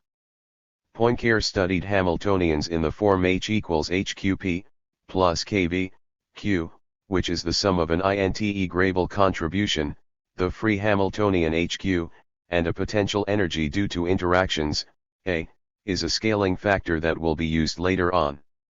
He showed that this class of Hamiltonians is generally not integrable, which is to say that we cannot eliminate interactions and go back to independent units. We already mentioned in Chapter 1 that non-integrability is due to diverging denominators associated with Poincare resonances, as a result of which we cannot solve the equations of motion, at least in powers of the coupling constant A. In the following pages, we shall concern ourselves primarily with non-integrable large Poincare systems, LPS. As we have seen, Poincare resonances are associated with frequencies corresponding to various modes of motion. A frequency, 0k, depends on the wavelength k. Using light as an example, ultraviolet has a higher frequency, 0, and shorter wavelength k than infrared light. When we consider non-integrable systems in which the frequency varies continuously with the wavelength, we arrive at the very definition of LPS. This condition is met when the volume in which the system is located is great enough for surface effects to be ignored. This is why we call these systems large Poincare systems. A simple example of LPS would be the interaction B. 112. Between an oscillator with frequency C0L coupled with a given field. In this century of radio and television, we have all heard the term electromagnetic waves. The amplitude of these waves is defined by a field described by a function p, xt, of position and time. As was established at the beginning of the century, a field can be thought of as the superposing of oscillations with frequencies φ, whose wavelength k varies from the size of the system itself to the dimensions of elementary particles. In the oscillator field interaction that we are considering, resonances appear each time a field frequency φ is equal to the oscillator frequency C0L. When we try to solve the equations of motion of the oscillator in interaction with the field, we encounter Poincare resonances IW_W_, which correspond to divergences whenever C0x equals φ, In other words, these terms tend toward infinity and therefore become meaningless. As we shall see, we can eliminate these divergences in our statistical description. Poincare resonances lead to a form of chaos. Indeed, innumerable computer simulations have shown that these resonances elicit the appearance of random trajectories, as is the case for deterministic chaos. In this sense, there is a close analogy between deterministic chaos and Poincare non-integrability. As in previous chapters, we shall consider the probability distribution P, QP, T, whose evolution over time can easily be derived from the canonical equations of motion. We are now in the same situation as we were for chaotic maps, where we replaced the equations of motion with statistical descriptions associated with the Perron-Frobenius operator. In classical mechanics, we also encounter an evolution. 113. Operator known as the Liouville operator L, which determines the evolution of P through the equation I pound equals LP. The time change of P is obtained by acting on P with the operator L. If the distribution function is time independent pound equals 0, then LP equals 0. This corresponds to thermodynamic equilibrium. As we saw in Chapter 3, Section I, P then depends on only the energy, or the Hamiltonian, which is an invariant of motion. The solution of dynamical problems at the statistical level requires determining the spectral representation of L, as was explained in Chapter 4 for chaotic systems. We therefore have to define its eigenfunctions and eigenvalues. We have seen that spectral representation depends on the functions which, as used in the past, and still appropriate for inte-grable systems, are in Hilbert space, the space of nice functions. According to a fundamental textbook theorem, operator L has real eigenvalues in Hilbert space. In this case, evolution over time proves to be a superposition of oscillatory terms. In fact, the formal solution of the Liouville equation is P, T, exp, it L, P, 0. The oscillatory term exp, idle, equals cos Tl sin Tl is associated with eigenvalue where future and past play the same role. In order to include irreversibility, we need complex eigenvalues such as equals coed, which lead to exponential damping for time evolution. This contribution progressively diminishes in the future, T0, but is increased in the past, T0, and thus time symmetry is broken. However, obtaining complex eigenvalues is possible only when we leave Hilbert space. Our main objective is now to understand for which physical reasons we have to do so. This follows from the inescapable fact that there are persistent interactions in the natural world. 1 When we consider the room in which we sit, the molecules in the atmosphere are constantly colliding. This is quite different. 114. From transitory interactions, such as a finite number of molecules in a vacuum. The molecules then interact over a finite period of time, and eventually may escape into infinity. The distinction between persistent and transitory interactions takes on a crucial importance in moving from classical dynamics to thermodynamics. Classical dynamics extracts a given number of particles and considers their motion in isolation. Irreversibility occurs when interactions never cease. In short, dynamics corresponds to a reductionist point of view in the sense that we consider a finite number of molecules in isolation.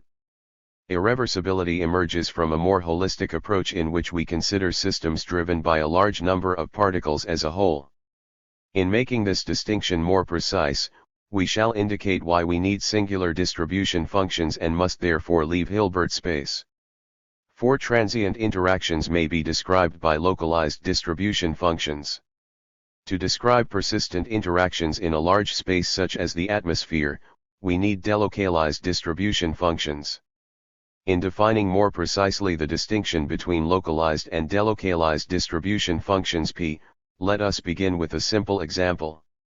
In a one-dimensional system, the coordinate x extends from degree to plus 0, 0. Localized distribution functions are concentrated on a finite section of the line. A special case is a single trajectory that is localized at a given point and moves along the line over the course of time. In contrast, delocalized distribution functions extend over the entire line. These two classes of functions describe various situations. As an example, let us consider scattering. In the usual scattering experiments, we prepare a beam of particles that we shoot at. 115. An obstacle, the scattering center. We then have the 3 stages represented in figure 5.1. In this experiment, the beam first approaches the scattering center, then interacts with it, and is finally in free motion again. The important point here is that the interaction process is transient. For delocalized distributions, on the other hand, the beam extends over the entire axis, and scattering neither starts nor stops. We then have what we call persistent scattering.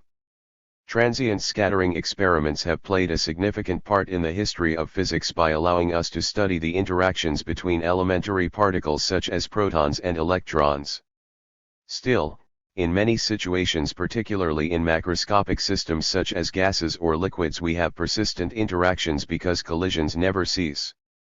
In some, transient interactions are related to localized distribution functions, such as trajectories, while persistent interactions are related to delocalized distributions, which extend over the entire system. Thermodynamic systems are characterized by persistent. Figure 5.1. The three stages of scattering: A. The beam approaches the scattering center. B. The beam intersects the scattering center. C. The beam is once again in free motion. 116. Interactions, and must therefore be described by delocalized distributions. In defining these systems, we have to consider the thermodynamic limit, where the number of particles JV and the volume V are increased, while their ratio, the concentration N/L, remains constant. Although formally we consider the limits JV degree, V degree, there are, of course, no dynamical systems, not even the universe, where the number of particles is infinite. This limit simply means that surface effects described by the terms of (ORP) can be ignored. The thermodynamic limit plays a central role in all macroscopic physics. Without this concept, we could not even define states of matter such as gases, liquids, or solids, or describe the phase transitions between these states of matter. We would also be unable to distinguish between near equilibrium and far from equilibrium situations, which were discussed in Chapter 2. We shall now illustrate why the introduction of delocalized distribution functions forces us to leave the class of nice functions and therefore Hilbert space. In order to do so, we have to consider several elementary mathematical notions. In the first place, every student of mathematics is familiar with periodic functions such as sin, caret. This function remains invariant when we add to the coordinate x the wavelength a, as 2k x 2k, x plus x, sin y sin j caret. Other periodic functions are cos dash equals caret, or the more complex combination 2nx 2kx. 2kx e asterisk equals cos y plus I sin y. Instead of the wavelength a, we often use the wave vector k equals y. The exponential ekx is called a plane wave. In the second place, the classical theory of Fourier series. 117. Or Fourier integrals, demonstrates that a function of the coordinate x, which we shall call OI, x, can be expressed as a superposition of periodic functions corresponding to wave vectors k, or more specifically, as a superposition of plane waves ekx. In this superposition, each plane wave is multiplied by an amplitude Cp, phi, which is a function of k. This function p, k, is known as the Fourier transform Oj, x. In short, we can go from a function j, x, of coordinate x to a description p, k, in wave vectors k. Of course, the inverse transformation is equally possible. It is also important to note that there is a kind of duality between jx and p, k. Kjx extends over a spatial interval x, and vanishes outside, p, phi, extends over the spectral interval ak caret. When the spatial interval x increases, the spectral interval ak decreases, and vice versa. Point 2. In Chapter 1, Section 3, and Chapter 3, Section 2, we define the singular function 8x. As we saw, 8x differs from 0 only at x equals 0. The spatial interval x is therefore 0, and when ak caret r, the spectral interval is infinite. Inversely, delocalized functions for which x degree leads to singular functions in k such as 8, phi. Thus, delocalized distribution functions are an essential element in describing persistent interactions. At equilibrium, the distribution function p is a function of the Hamiltonian h, see Chapter 3, Section I. The Hamiltonian contains the kinetic energy that is a function of the momenta p and not of the coordinates, and thus includes a delocalized part that has a singular Fourier transform. It is hardly astonishing that singular functions play a critical role in our dynamical description. Indeed, it is our need for these functions that forces us to leave Hilbert space. Equilibrium distributions that are functions of the Hamiltonian are already outside Hilbert space. 118. V. Let us now compare the trajectory description with the statistical description in terms of the Liouville operator, see section 3. Here we are in for quite a surprise because the statistical description introduces completely different concepts. This is obvious even in the simplest case where we consider the motion of a free particle along a line. As we saw in section 2, the coordinate q of the particle varies linearly over time, while the momentum p remains constant. On the contrary, the statistical description is defined in terms of the wave vectors k, associated with the Fourier transform of q, and the momentum p. We are used to dealing with wave vectors when we study acoustical or optical problems, but here wave vectors appear in a problem of dynamics. The reason is that for a free particle, the Liouville operator L is simply a derivative operator, where L equals gx. As we noted in chapter 4, section I, the eigenfunctions are then exponentials exp, x, and the eigenvalues . The eigenfunction exp, x, is a periodic function, or plane wave, since exp, x, equals cos kx plus I sin kx. It extends over the entire space, in striking contrast with the trajectory localized at a single point. The solution of the equation of motion for a free particle is obtained in the statistical description through a superposition of plane waves. Of course, in this simple example, the two descriptions are expected to be equivalent. Using the theory of Fourier transformation, we can reconstruct the trajectory starting with plane waves, see figure 5.2. Because the trajectory is concentrated at one point, we have to superpose plane waves extending over the entire length of the spectral interval, ak degree. As a result, for q equals q0, the amplitudes of the plane waves. 119. Figure 5.2. Superposition of plane waves.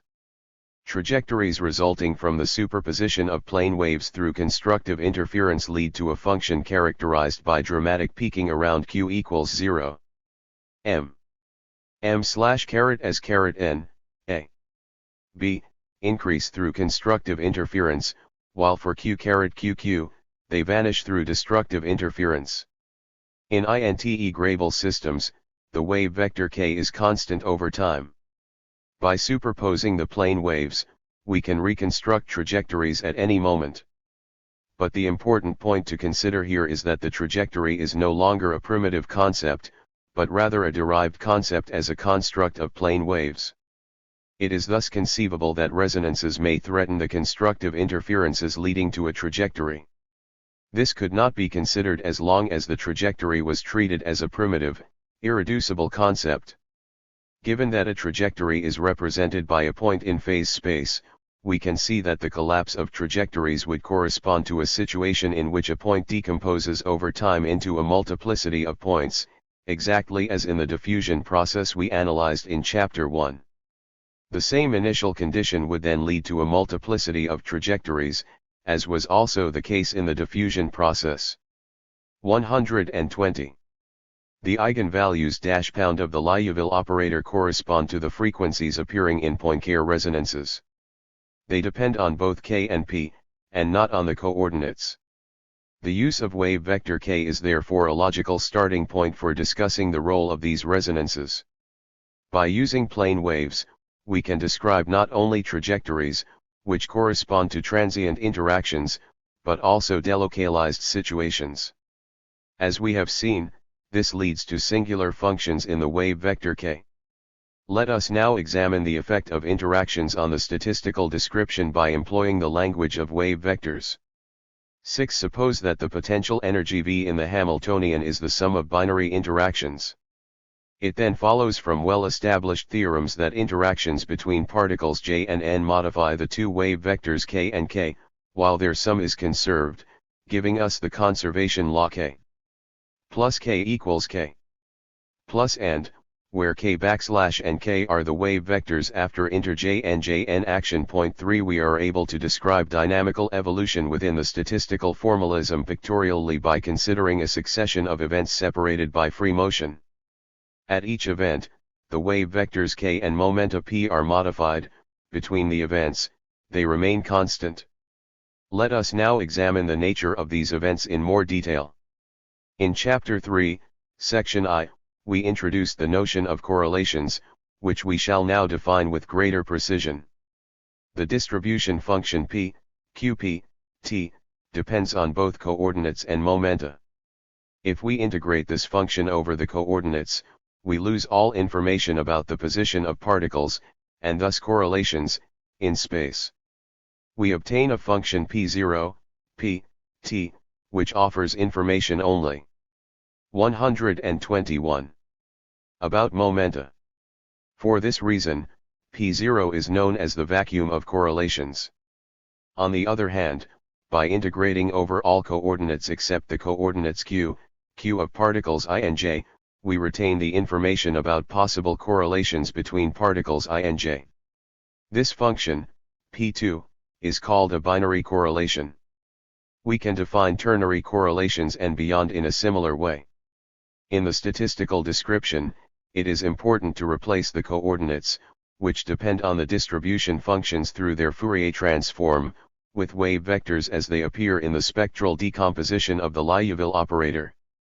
We shall now take into account the law of conservation of wave vectors, in which each event is represented by a point, with two entry lines, k, and two exit lines, k, where k plus k equals k plus k.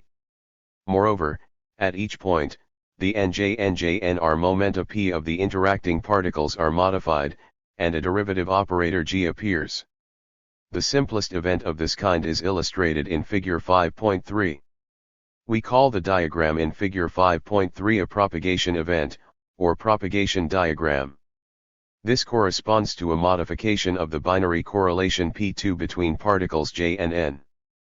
But we can also start from the vacuum of correlations p0, in which k equals 0, and produce a binary correlation p, with k plus k equals 0 to conserve the sum of the wave vectors k and j. And Figure 5.3 propagation diagram. A dynamical event corresponding to the interaction of two particles leads from wave vectors kn to k. 122. Figure 5.4. Creation fragment. A dynamical event transforms the vacuum of correlations into a binary correlation / k equals L tors, see Figure 5.4. We then have what is known as a creation of correlation diagram, or creation fragment.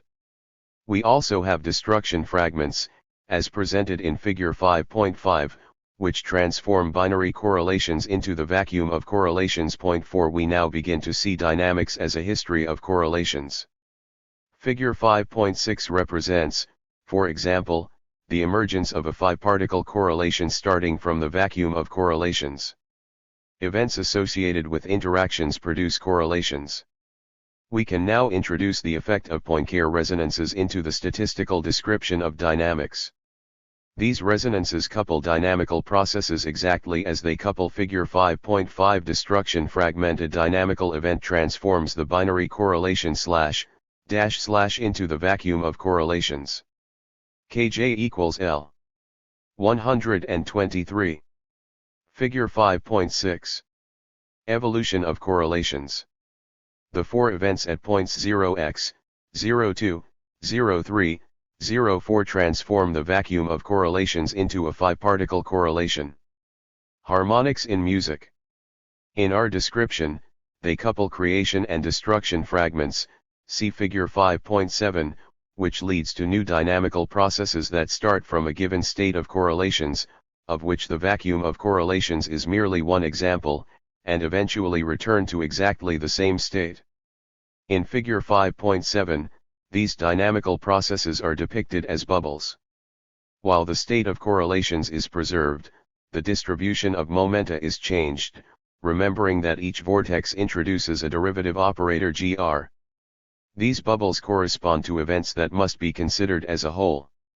They introduce non-Newtonian ELE. 124. Figure 5.7. Bubble due to Poincare resonances. Poincare resonances couple the creation and destruction of correlations, and lead to diffusion. Destruction of correlations, creation of correlations means in that no analog of such processes exists in trajectory theory.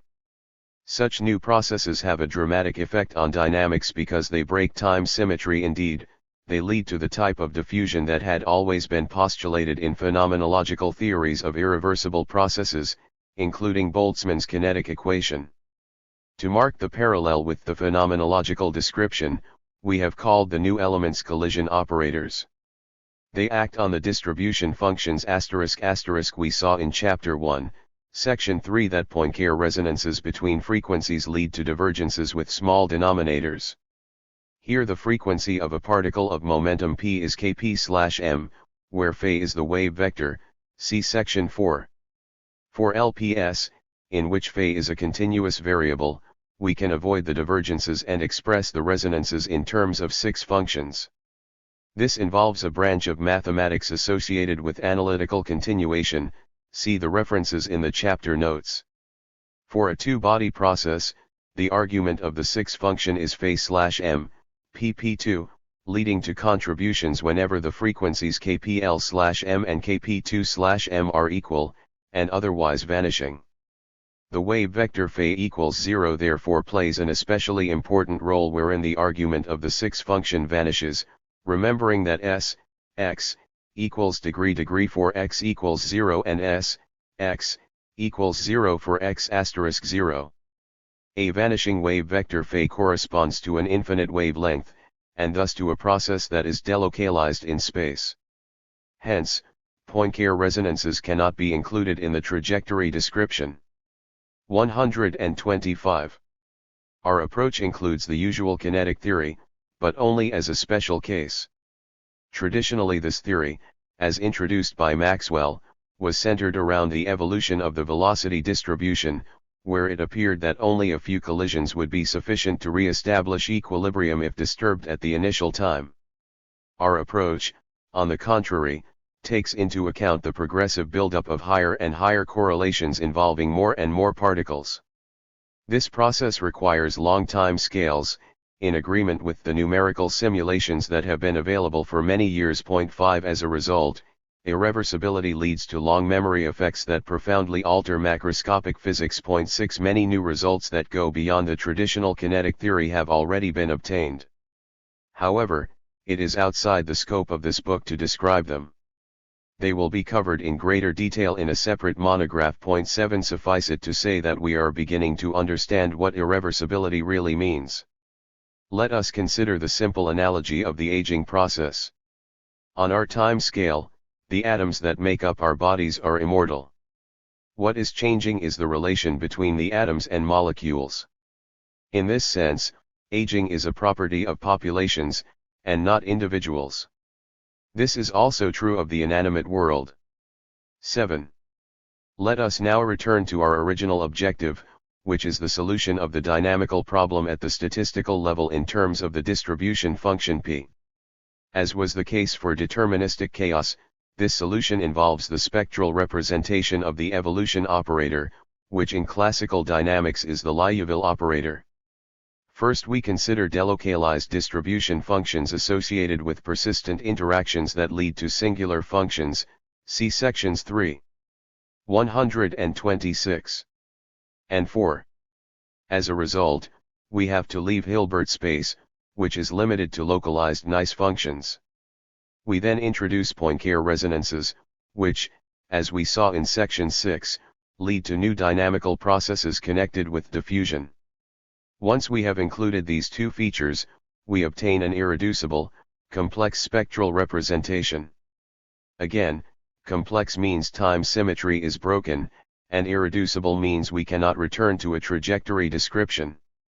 The laws of dynamics now take on new meaning. By incorporating irreversibility they express not certitudes but possibilities. Only if we relax our conditions and consider localized distribution functions associated with a finite number of particles can we recover the Newtonian trajectory description. But in general, diffusion processes dominate.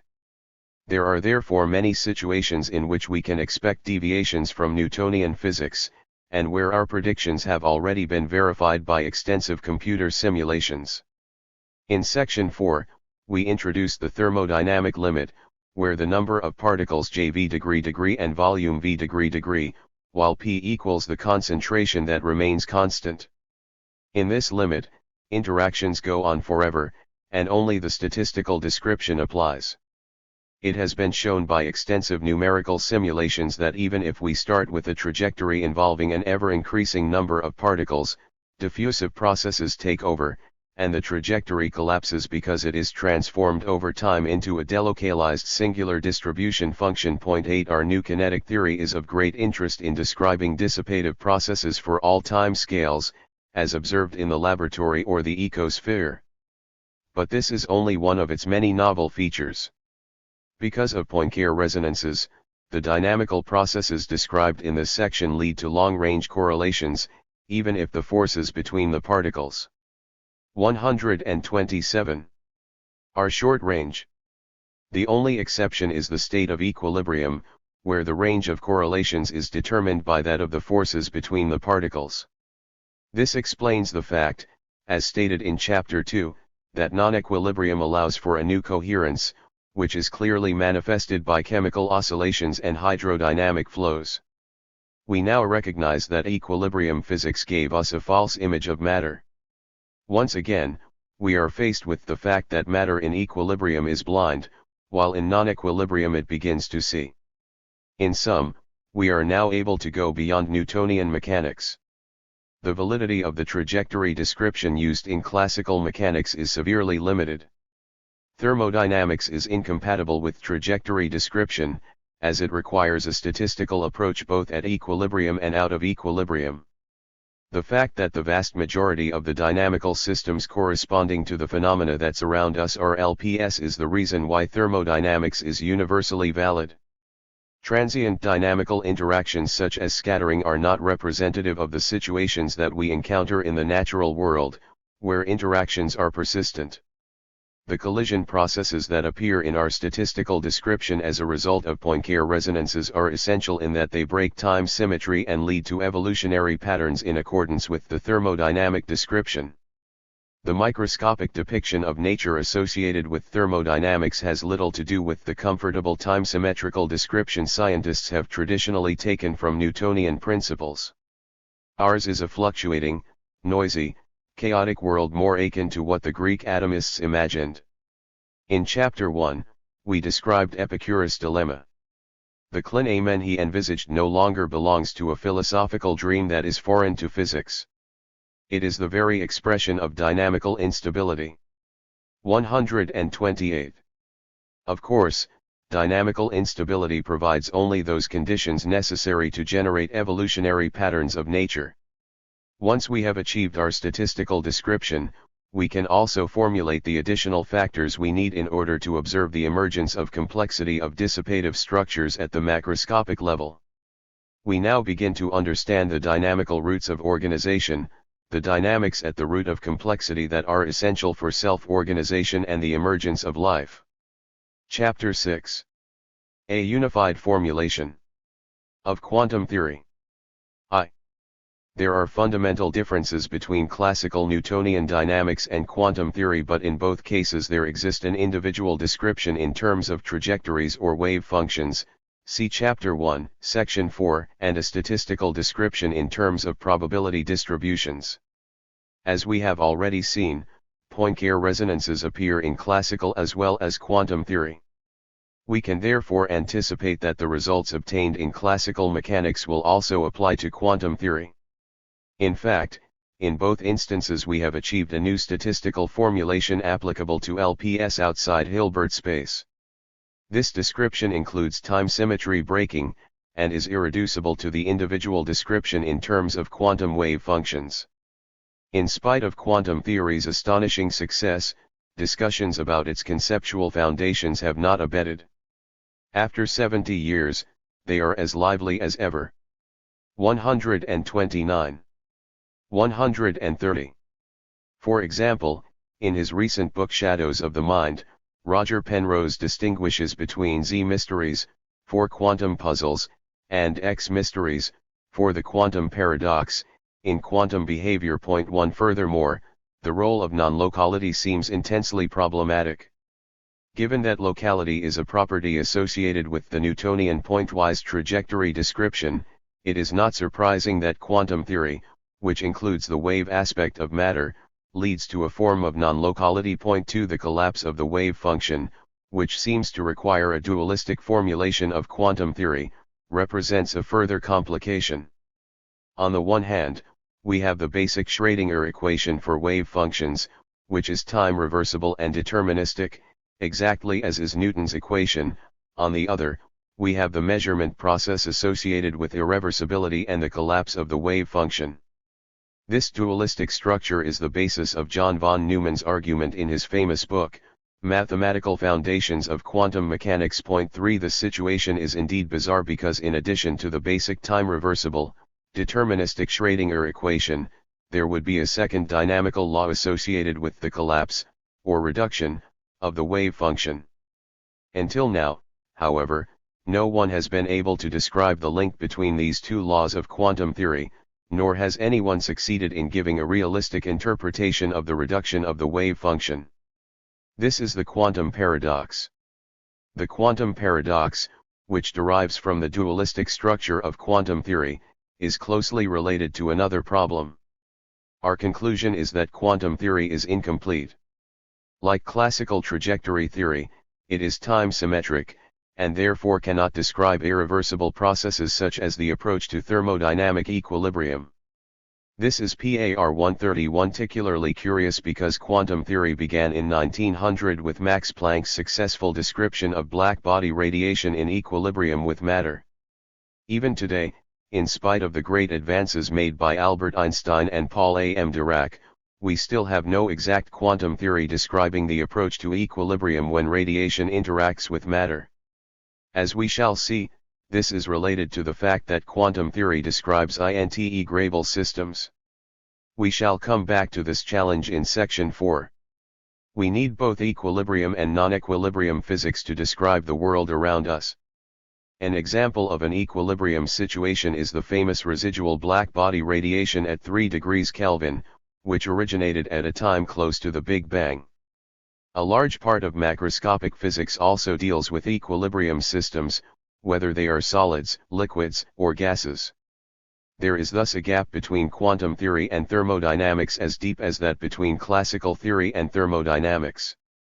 Remarkably, the same method employed in extending classical mechanics in Chapter 5 also permits us to unify quantum theory and thermodynamics. Indeed, our approach eliminates the dualistic structure of quantum mechanics, and thus eliminates the quantum paradox.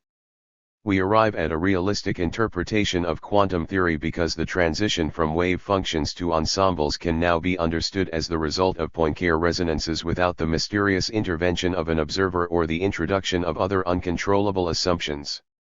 In contrast to other attempts to extend quantum theory, as noted in Chapter 1, our own approach makes well-defined predictions that are testable. Thus far, they have been confirmed by every numerical simulation performed. 4 Our thinking constitutes a return to realism, but emphatically not a return to determinism. On the contrary. 132. We move even farther away from the deterministic vision of classical physics. We agree with Popper when he writes, "My own point of view is that indeterminism is compatible with realism, and that the acceptance of this fact allows us to adopt a coherent objective epistemology of the whole of quantum theory, and an objectivist interpretation of probability. We shall therefore endeavor to bring into the realm of physics what Popper called his metaphysical dream.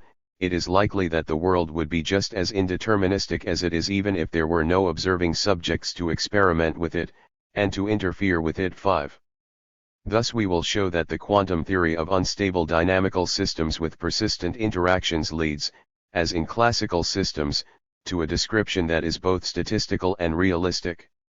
In this new formulation, the basic quantity is no longer the wave function corresponding to a probability amplitude, but probability itself. As in classical physics, probability emerges from quantum mechanics as a fundamental concept.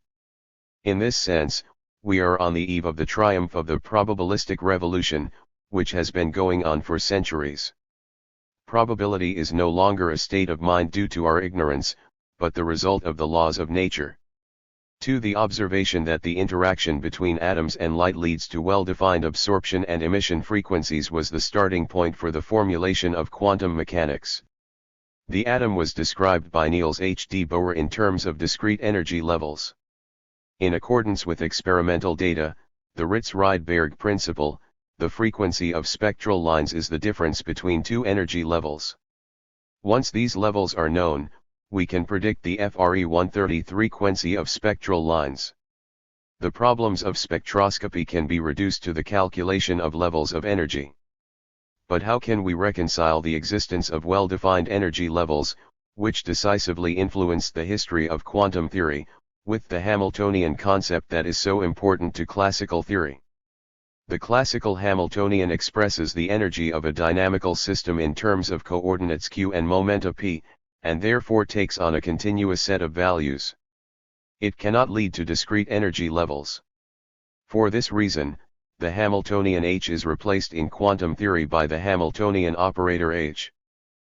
We have repeatedly used operator formalism. The Perron-Frobenius operator was introduced in Chapter 4, and the Liouville operator in Chapter 5, but it was in quantum theory that operator calculus was first introduced into physics. In the situation studied in Chapters 4 and 5, we needed operators to achieve the statistical description.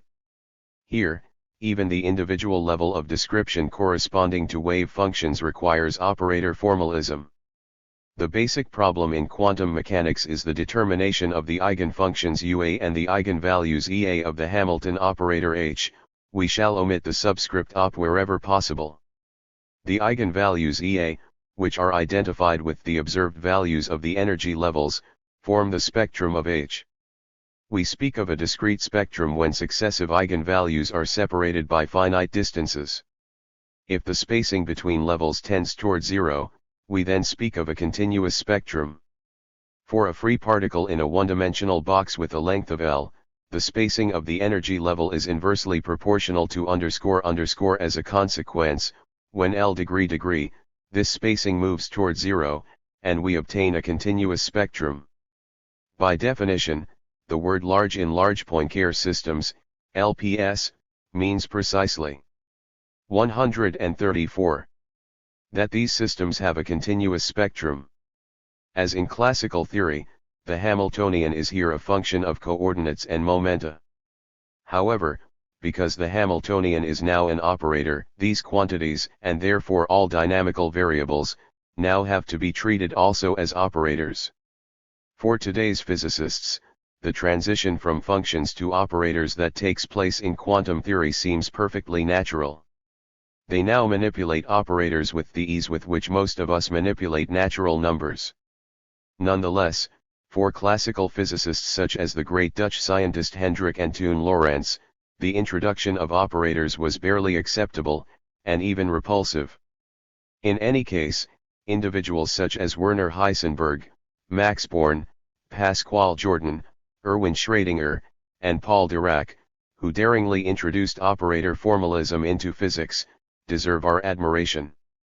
They drastically changed our description of nature in defining the conceptual difference between a physical quantity, represented by an operator, and the numerical values this physical quantity may take on, the eigenvalues of the corresponding operator. This radical change in outlook has had far-reaching and profound implications for our conception of reality.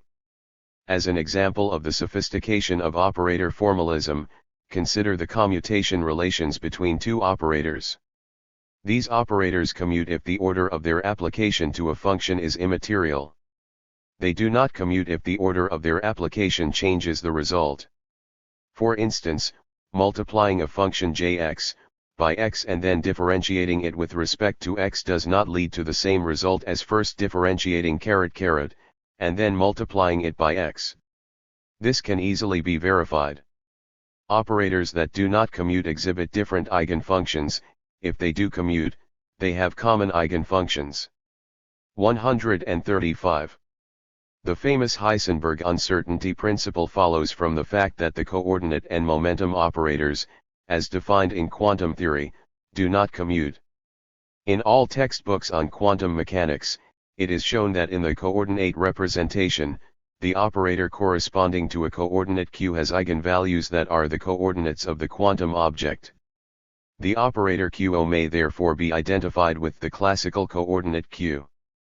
In contrast, the momentum operator p is defined by the derivative operator 7,5, which is a derivative in respect to q. The two operators q and p thus do not commute, and have no 1-op or op common eigenfunctions. 6 In quantum mechanics, we may use various representations. In addition to the coordinate representation, we have the momentum representation, where the momentum operator is simply p, and coordinates are represented by derivative operators 7,5. Whatever the representation, the two operators do not commute. The fact that q and p do not commute means that we (op rop cannot define states of a quantum object for which both the coordinate and the momentum take on well-defined values. This is the root of Heisenberg's uncertainty reaction, which forces us to abandon the naive realism of classical physics. We are able to measure the momentum or the coordinate of a given particle, but we cannot say that this particle has well-defined values for both its momentum and its coordinates. This conclusion was reached 60 years ago by Heisenberg and Born, among others. Even so, discussions about the meaning of uncertainty relations still go on, and some scientists have not yet given up the hope of restoring the traditional deterministic realism of classical mechanics. 7 This was one of the reasons for Einstein's dissatisfaction with quantum theory. We should note that 136. Heisenberg's uncertainty principle is compatible with a deterministic time-symmetrical description of nature, the Schrödinger equation. What do we mean when we say that a quantum system is in a particular state? In classical mechanics, the state is a point in phase space. Here it is described by a wave function whose evolution over time is expressed by the Schrödinger equation IH/2n9*f, f/9f equals whole-width. This equation identifies the time derivative of the wave function *p with the action of the Hamiltonian operator on *f. It is not derived, but rather is assumed at the start, and can thus be validated only by experiment. It is the fundamental law of nature in quantum theory. Note the formal analogy with the Liouville equation in Chapter 5, Section 3, where the basic difference is that L, the Liouville operator, acts on distribution functions p, while h acts on wave functions. We have already mentioned that a wave function corresponds to a probability amplitude. The parallel that guided Erwin Schrödinger in formulating his equation was that of classical optics. In contrast to the trajectory equations of classical mechanics, the Schrödinger equation is a wave equation. It is a partial differential equation because in addition to the time derivative, there are also derivatives with respect to coordinates appearing in h, remembering that in the coordinate representation, the momentum operator is a derivative with respect to coordinates. But classical and quantum equations have an essential element in common: they both correspond to a deterministic description. There are various extensions of the Schrödinger equation and the relativistic Dirac equation, but they are not necessary to this discussion. 137. Once *p is known at some arbitrary time tq, together with appropriate boundary conditions, such as *p0 at infinite distances, we may calculate *f for arbitrary times in the future as well as in the past. In this sense, we reinstitute the deterministic view of classical mechanics, but it now applies to wave functions, and not trajectories. As in the classical equations of motion, the Schrödinger equation is time reversible. When we replace t by t, the equation remains valid. We only have to replace *p with its complex conjugate f.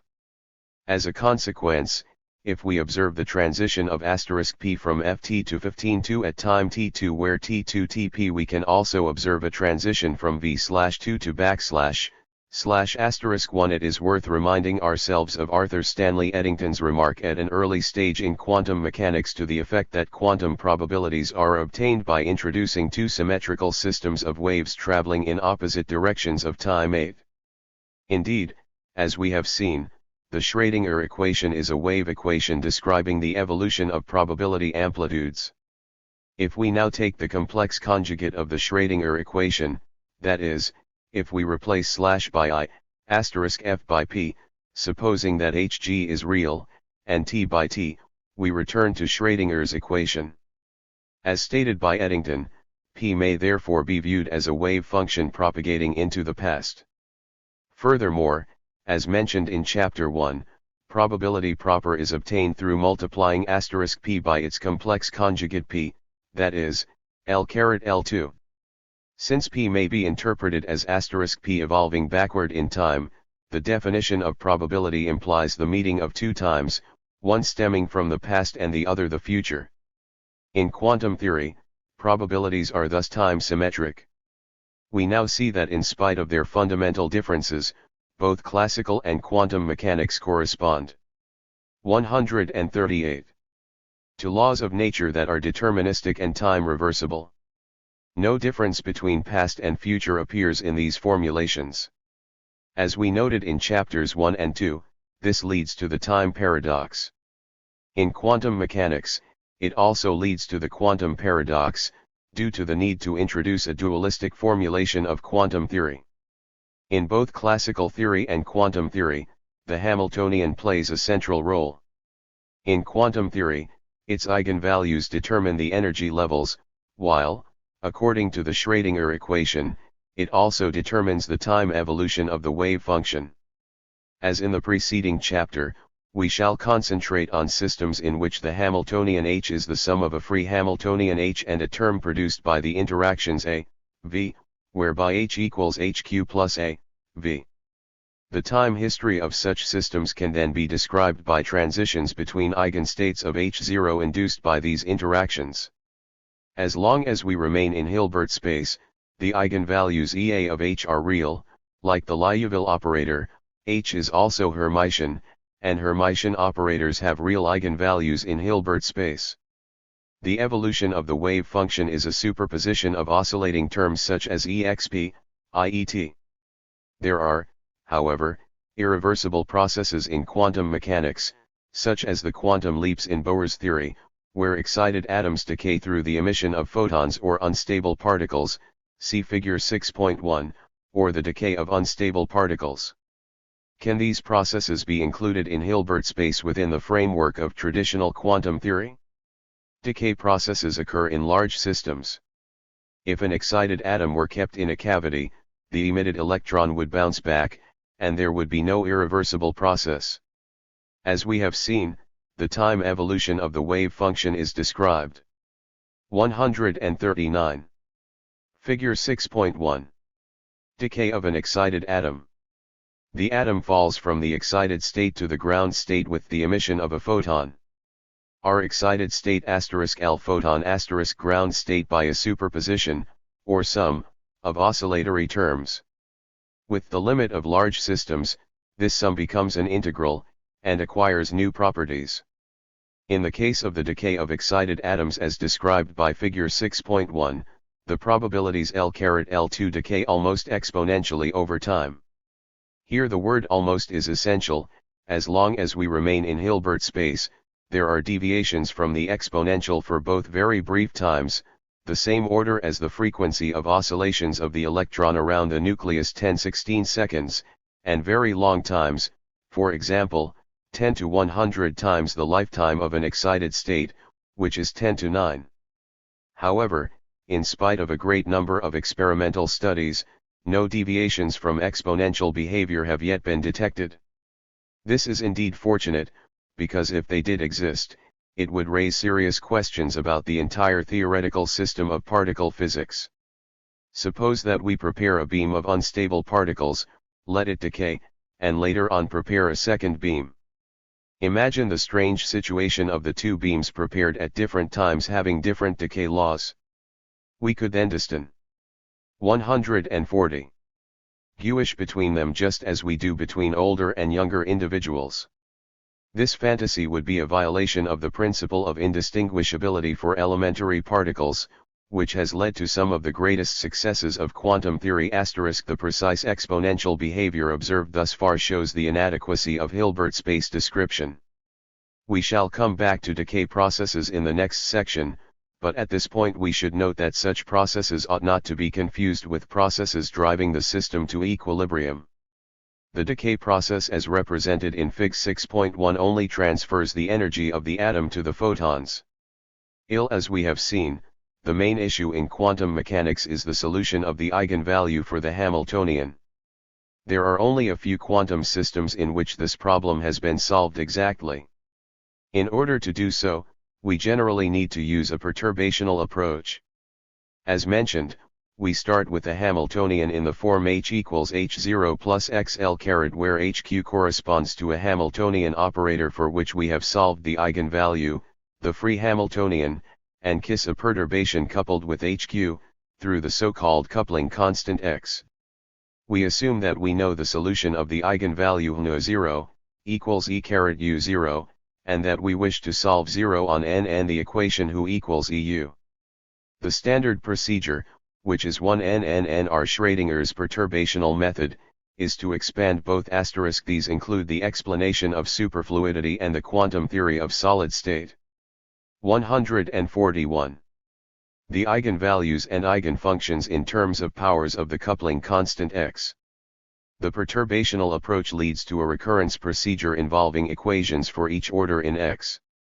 The solution of these equations implies the use of terms such as 1/23, degree, e, degree, which become ill-defined when the denominator vanishes. This situation again corresponds to resonances *, and once more we encounter the divergence problem that lies at the very center of Poincare's definition of non-integrable systems. However, there is an essential difference here. We have already introduced the distinction between discrete and continuous spectrums. In quantum mechanics, this difference becomes crucial. In fact, when the spectrum is discrete, it is generally possible to avoid the divergence problem through an appropriate choice of the unperturbed Hamiltonian caret. Since all finite quantum systems have a discrete spectrum, we can then conclude that they are integrable. The situation changes dramatically when we turn to large quantum systems involving excited atoms, scattering systems, and so on. In this case, the spectrum is continuous, which brings us back to LPS. The example of a particle coupled with a field, which we presented in Chapter 5, Section V, also applies to quantum systems. We then have resonances whenever the frequency 00 associated with the particle is equal to a frequency C0fc associated with the field. In quantum mechanics, to each energy E corresponds a frequency co-expressed as E equals, /2Lt, C0. In more technical terms, we first raise the degeneracy by an appropriate transformation. 142. The only difference is that in quantum theory, frequencies are associated with energies. The eigenvalue E corresponds to the frequency 2/00A, where h is Planck's constant. The example in Figure 6.1, which corresponds to an LPS, illustrates that we have resonance each time the energy difference between the two levels is equal to the energy of the photon that is emitted.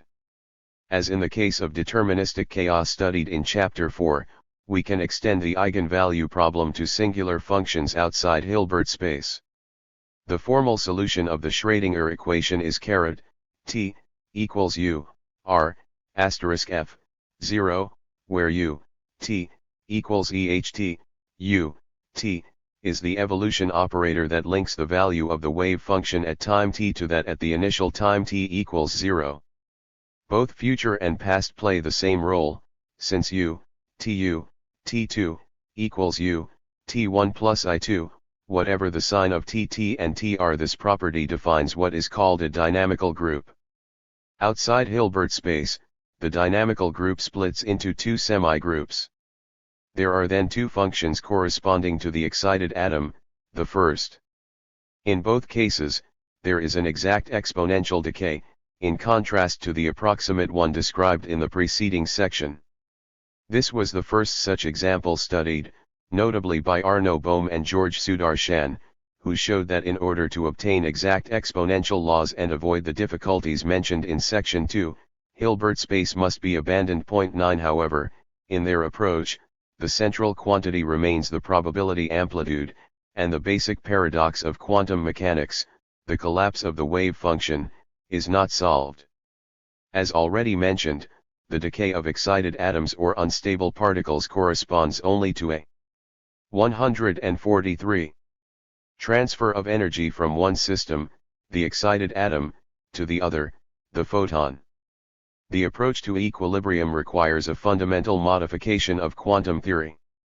As in classical mechanics, we have to go from the individual description, associated with wave functions, to the statistical description, associated with ensembles. 4. In the transition from the individual to the statistical description, quantum theory introduces certain specific features as compared to classical mechanics.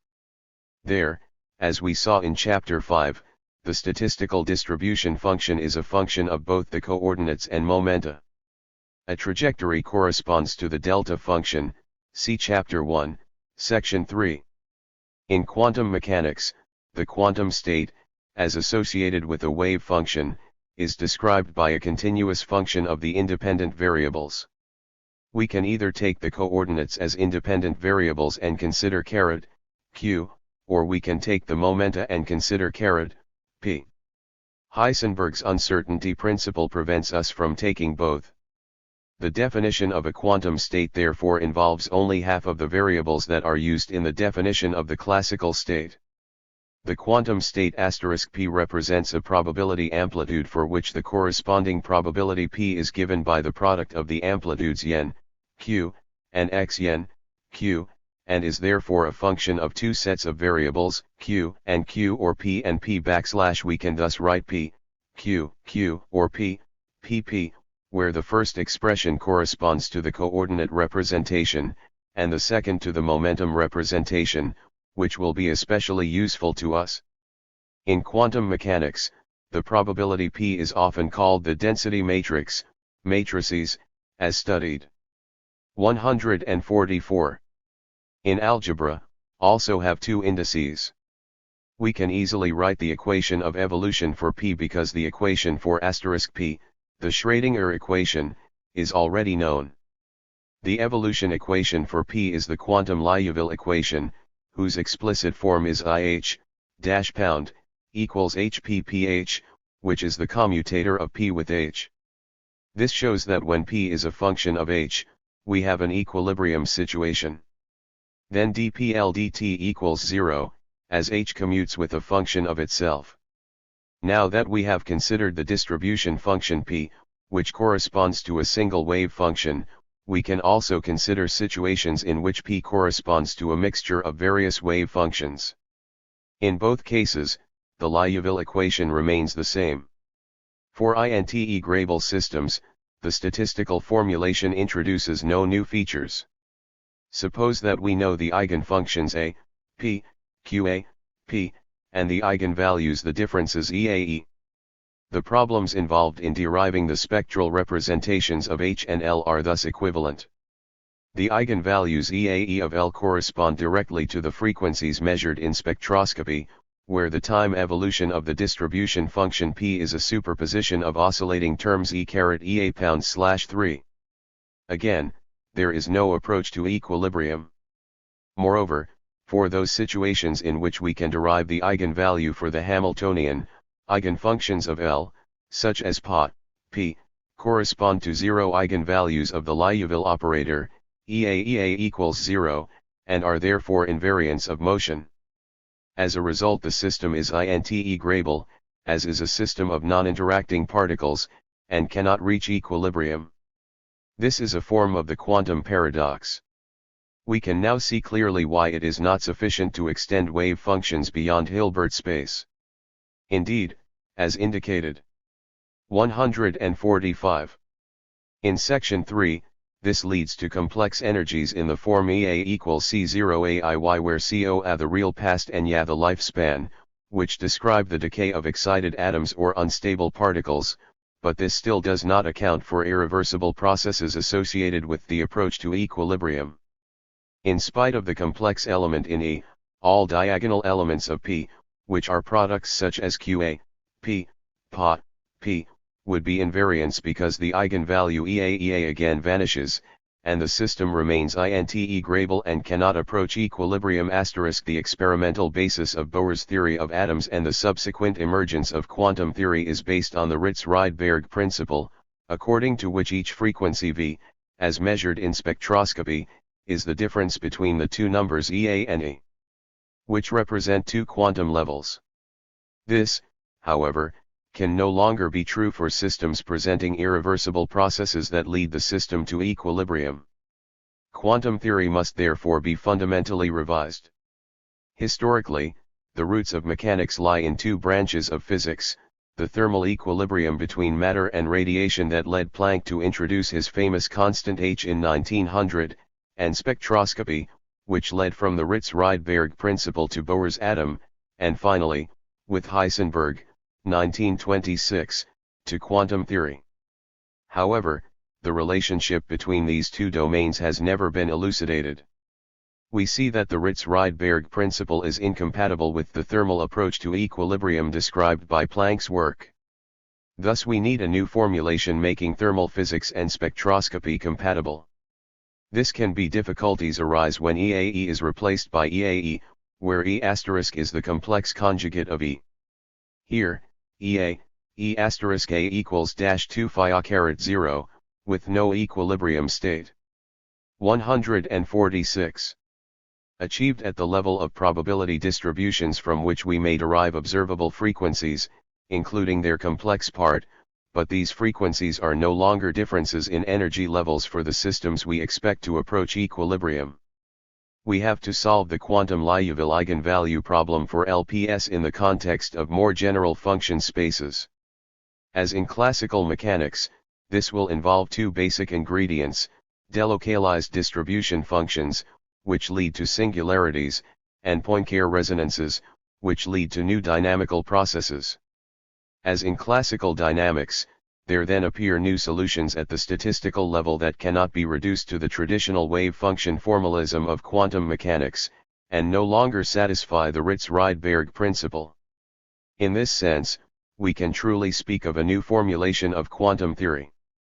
With certain modifications, we can follow the probabilistic formulation for classical systems given in Chapter 5.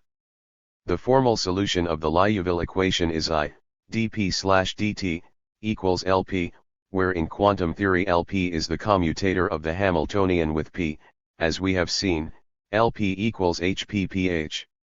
It can be written as either P, T, equals EIHP, 0, EHHT, or P, T, equals ELTP, 0. What is the difference between these equations? In the first formulation, it appears that we would have two independent dynamic evolutions, one associated with E that and the other with E plus HT, one moving toward the future and the other toward the past, as T is replaced by T. If this were so, we could expect no time symmetry breaking, and the statistical description would conserve the time symmetry of the Schrödinger equation. But this is no longer the case when we include Poincare resonances. 147. Which couple the two time evolutions, EHT and E plus HF. There is now only one independent time evolution. Time has one dimension. In order to study time symmetry breaking, we have to begin with the expression P, T, equals ELP, 0, which describes a single time sequence in the Liouville space. In other words, we have to order dynamical events according to a single time sequence *. We can then describe interactions, as we did for classical mechanics, as a succession of events separated by free motion. In classical mechanics, these events change the values of the wave vector k and the momenta p. In Chapter 5, we introduced various events leading to the creation and destruction of correlations, where we saw that the decisive factor was the appearance, for LPS, of new events, the bubbles in figure 5.7, that couple creation and destruction. As such, they radically change classical dynamics because they introduce diffusion, break determinism, and destroy time symmetry. We can also identify the same events in quantum mechanics. To do so, we need to introduce variables that play the same role as the wave vector k in classical theory's Fourier representation. In classical mechanics, we start with a statistical formulation in which the distribution functions p, q, p, are expressed as functions of the coordinates q and the momenta p. We then proceed to the Fourier transformation pkp, involving the wave vector k and the momenta. In quantum mechanics, we can follow a similar procedure. Point 10 We start with the density matrix P, pp, in the MO*. If this is not done, we have to be very careful. Feynman's well-known statement that an electron propagates toward the future and a position moves toward the past refers to time as it appears in the Schrödinger equation before ordering dynamical events according to a single time sequence. 148. Momentum representation, which is a function of two sets of variables, p and p. We then introduce new variables, kpp and p equals, p plus p asterisk, /2, we can now write, as in classical mechanics, pk, p, it can then be shown that k plays the same role in quantum mechanics as the wave vector does in classical mechanics. For example, in interactions, the sum of the wave vectors is conserved, that is, k plus k equals k plus k. Jni again as in classical mechanics, Poincare resonances introduce new dynamical events that couple the creation and destruction of correlations, and therefore describe quantum diffusive processes. The formulation of classical and quantum theory for LPS is more or less parallel. A minor difference appears in the role of the momentum p. For each event, as introduced in Chapter 5, the momenta of the interacting particles are altered. In quantum mechanics, we use the two variables k and p, where the variable p replaces the classical momentum. As these variables interact, the modification of p involves Planck's constant h. For h0, however, we come back to the classical momentum p. But this difference has no important effect on formal development, and we shall not attempt to describe it in further detail. In the previous chapter, we introduced a fundamental difference between transitory and persistent interactions. Persistent interactions are especially significant because they appear in all situations where thermodynamics can be applied. As in classical mechanics, the distribution function p corresponding to persistent interactions is described by singular functions of the variable k. In classical dynamics, as well as classical and quantum mechanics, persistent scattering is typical of the situations described by statistical mechanics and cosmology. For example, in the atmosphere, particles collide continuously, are scattered, and 149. Then recollide. Persistent scattering is described by delocalized distribution functions, which are singular functions in the wave vector space. As we saw in Chapter 5, the latter force us to go outside Hilbert space. By taking into account delocalized singular distribution functions and Poincare resonances, we obtain, as in classical mechanics, complex, irreducible spectral representations for the Liouville operator L. Again, as in classical dynamics, irreversibility is associated with the appearance of higher and higher order correlations. As in classical mechanics, this leads to new features in kinetic theory and macroscopic physics. The basic conclusions of our formulation of quantum mechanics are as follows. The eigenvalues of the Liouville operator are no longer differences between the eigenvalues of the Hamiltonian, which are obtained from the Schrödinger equation. Therefore, the Ritz-Rydberg principle is violated, whereby the systems are no longer integrable and the approach to equilibrium is possible. The quantum superposition principle associated with the linearity of the Schrödinger equation is violated. The eigenfunctions of the Liouville operator are not expressed in terms of probability amplitudes or wave functions, but rather in terms of probabilities proper. Our predictions have already been verified in simple situations where we can follow the collapse of wave functions outside Hilbert space. Point 11. Moreover, they have led to interesting predictions of the form of spectral lines, and have allowed us to accurately describe the approach to equilibrium. We regret that we cannot go into greater detail about their specific applications, but our objective in this 150 book is merely to provide a brief tour of the theoretical background. 6. At the 5th Solvay Conference on Physics that took place in Brussels in 1927, there was an historic debate between Einstein and Bohr. In the words of Bohr, to introduce the discussion on such points, I was asked at the conference to give a report on the epistemological problems confronting us in quantum physics and took the opportunity to center upon the question of an appropriate terminology and to stress the viewpoint of complementarity. The main argument was that unambiguous communication of physical evidence demands that the experimental arrangement as well as the recording of the observations be expressed in common language, suitably refined by the vocabulary of classical physics. Point 12. But how can we describe an apparatus in classical terms in a world dominated by quantum laws? This is the weak point in the so-called Copenhagen interpretation. Nevertheless, there is an important element of truth contained therein. Measurement is a means of communication. It is because we are both actors and spectators, to use Bohr's words, that we can learn something about nature. But communication requires a common time. The existence of this common time is one of the basic consequences of our approach. The apparatus that performs the measurements, whether a physical construct or our own sensory perception, must follow the extended laws of dynamics, including time 151 symmetry breaking. There do exist integrable time-reversible systems, but we cannot observe them in isolation. As emphasized by Bohr, we need an apparatus that breaks time symmetry. LPS blur this distinction in that they already break time symmetry and therefore, in a sense, measure themselves. We do not have to describe an apparatus in classical terms. Common time emerges at the quantum level for LPS associated with thermodynamic systems.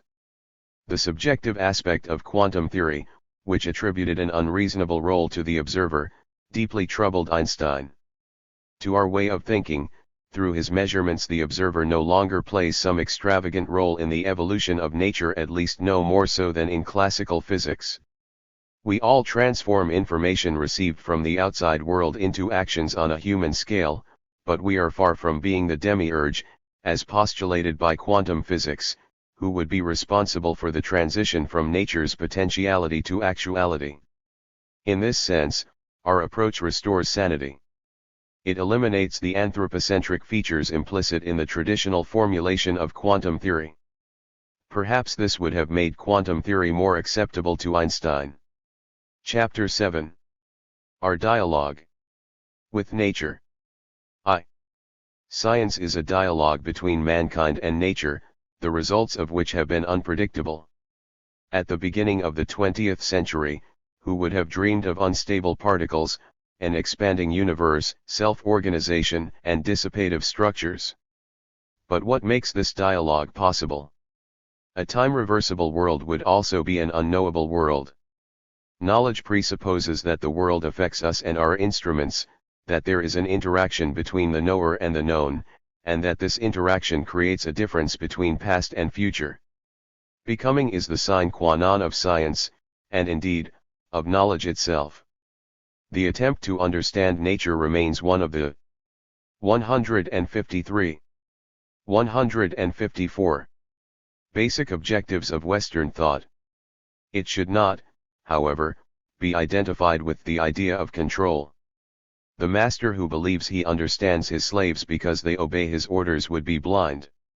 When we turn to physics, our expectations are obviously very different, but here as well, Vladimir Nabokov's conviction rings true: what can be controlled is never completely real, what is real can never be completely controlled. 1. The classical ideal of science, a world without time, memory, and history, recalls the totalitarian nightmares described by Aldous Huxley, Milan Kundera, and George Orwell.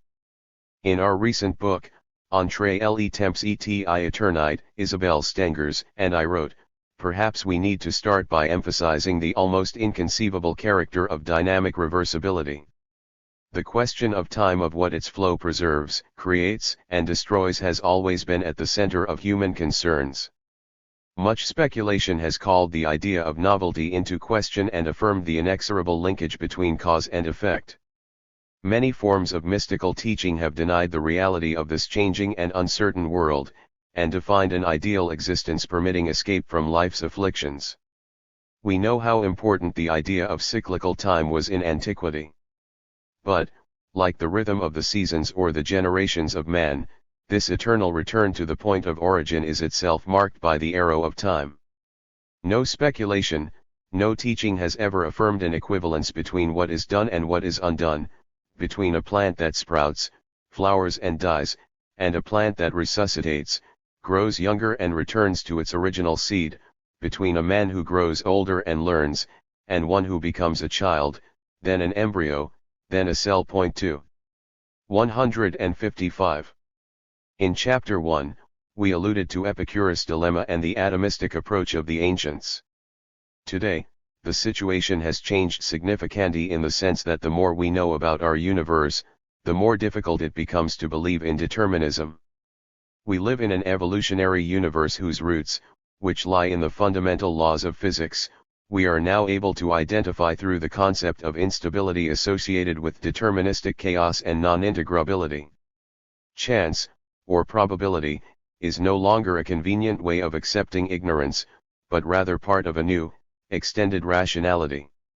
As we have seen, for these systems, the equivalence is broken between the individual description, trajectories and wave functions, and the statistical description, in terms of ensembles. At the statistical level, we can incorporate instability. The laws of nature, which no longer deal with certitudes but possibilities, overrule the age-old dichotomy between being and becoming. They describe a world of irregular, chaotic motions more akin to the image of the ancient atomists than to the world of regular Newtonian orbits. This disorder constitutes the very foundation of the macroscopic systems to which we apply an evolutionary description associated with the second law, the law of increasing entropy. We have considered deterministic chaos, and we have discussed the role of Poincare resonances in both classical and quantum mechanics. We have seen that we need two conditions to obtain our statistical formulations, which go beyond the usual ones for classical and quantum mechanics: the existence of Poincare resonances, which lead to new diffusion-type processes that can be incorporated into the statistical description, and extended persistent interactions described by delocalized distribution functions. 156. These conditions lead to a more general definition of chaos. As in the case of deterministic chaos, we then obtain new solutions for the statistical equations that cannot be expressed in terms of trajectories or wave functions. If these conditions are not satisfied, we return to the usual formulations. This is the case in many simple examples, such as two-body motion, for instance, the Sun and Earth, and typical scattering experiments, where before and after scattering, the particles are free. These examples, however, correspond to idealizations. The Sun and Earth are part of the many-body planetary system. Scattered particles will eventually meet other particles, and are therefore never free. It is only by isolating a certain number of particles and studying their dynamics that we obtain the traditional formulations. Conversely, time symmetry breaking is a global property encompassing Hamiltonian dynamical systems as a whole. In the chaotic maps studied in chapters 3 and 4, irreversibility occurs even in systems with few degrees of freedom due to the simplifications used to describe the equations of motion. A remarkable feature of our approach is its application to both classical and quantum systems. All other theoretical proposals that we are aware of attempt to eliminate the quantum paradox through an exclusively quantum mechanism. On the contrary, in our view, the quantum paradox is only one aspect of the time paradox. In the Copenhagen interpretation, the need to introduce two different types of time evolution is engendered by the measurement process. According to Bohr himself, every atomic phenomenon is closed in the sense that its observation is based on a recording obtained by means of suitable amplification devices with irreversible functions, such as permanent marks on a 157. Photographic plate 3. It was this measurement problem that led to the need for a collapse of the wave function, and forced us to introduce a second type of dynamical evolution into quantum mechanics. It is therefore not surprising that the time paradox and quantum paradox are so closely linked. In solving the former, we also solve the latter. As we have seen for LPS, quantum dynamics can only be described at the statistical level. Moreover, to learn something about quantum processes, we again need an LPS acting as an apparatus. It is thus the second law of quantum time evolution, which includes irreversibility, that becomes the general one. As stated by Alistair Ray, a pure quantum process, described by the Schrödinger equation, occurs only in one or more parameters that have become detached from the rest of the universe, and perhaps even from space-time itself, and leave no trace of their behavior on the rest of the universe until a measurement interaction takes place for. Whatever the process, at some point irreversibility has to come into the picture. An almost identical statement could have been made regarding classical mechanics. It has often been said that in order to make progress in these difficult areas, we need the inspiration of a truly crazy idea. Heisenberg was fond of asking what the difference is between an abstract painter and a good theoretical physicist. In his opinion, an abstract painter needs to be just as original as a good theoretical physicist needs to be conservative. 5 We have tried to follow Heisenberg's advice. Our line of reasoning in this book is certainly less radical than most other attempts made in the past to solve the time or quantum paradox. Perhaps our craziest idea is that trajectories are not primary objects, but rather the result of a superposition of plane waves. Poincare resonances destroy. 158. The coherence of these superpositions, and lead to an irreducible statistical description. Once this is understood, the generalization to quantum mechanisms becomes easy. Too numerous references have been made in this text to the thermodynamic limit, which is defined by the limit n, number of particles, degree, and volume v degree, where the concentration n/v remains finite. This limit simply means that when the number of particles n is sufficiently large, terms such as 1/n can be ignored. This is true for the usual thermodynamic systems where n is typically on the order of 1023. However, there are no systems that contain an infinite number of particles. The universe itself is highly heterogeneous and far from equilibrium. This prevents systems from reaching a state of equilibrium. For example, the flow of energy that originates in the irreversible nuclear reactions within the Sun maintains our ecosystem far from equilibrium, and has thus made it possible for life to develop on Earth. As we saw in Chapter 2, non-equilibrium leads to new collective effects and to a new coherence.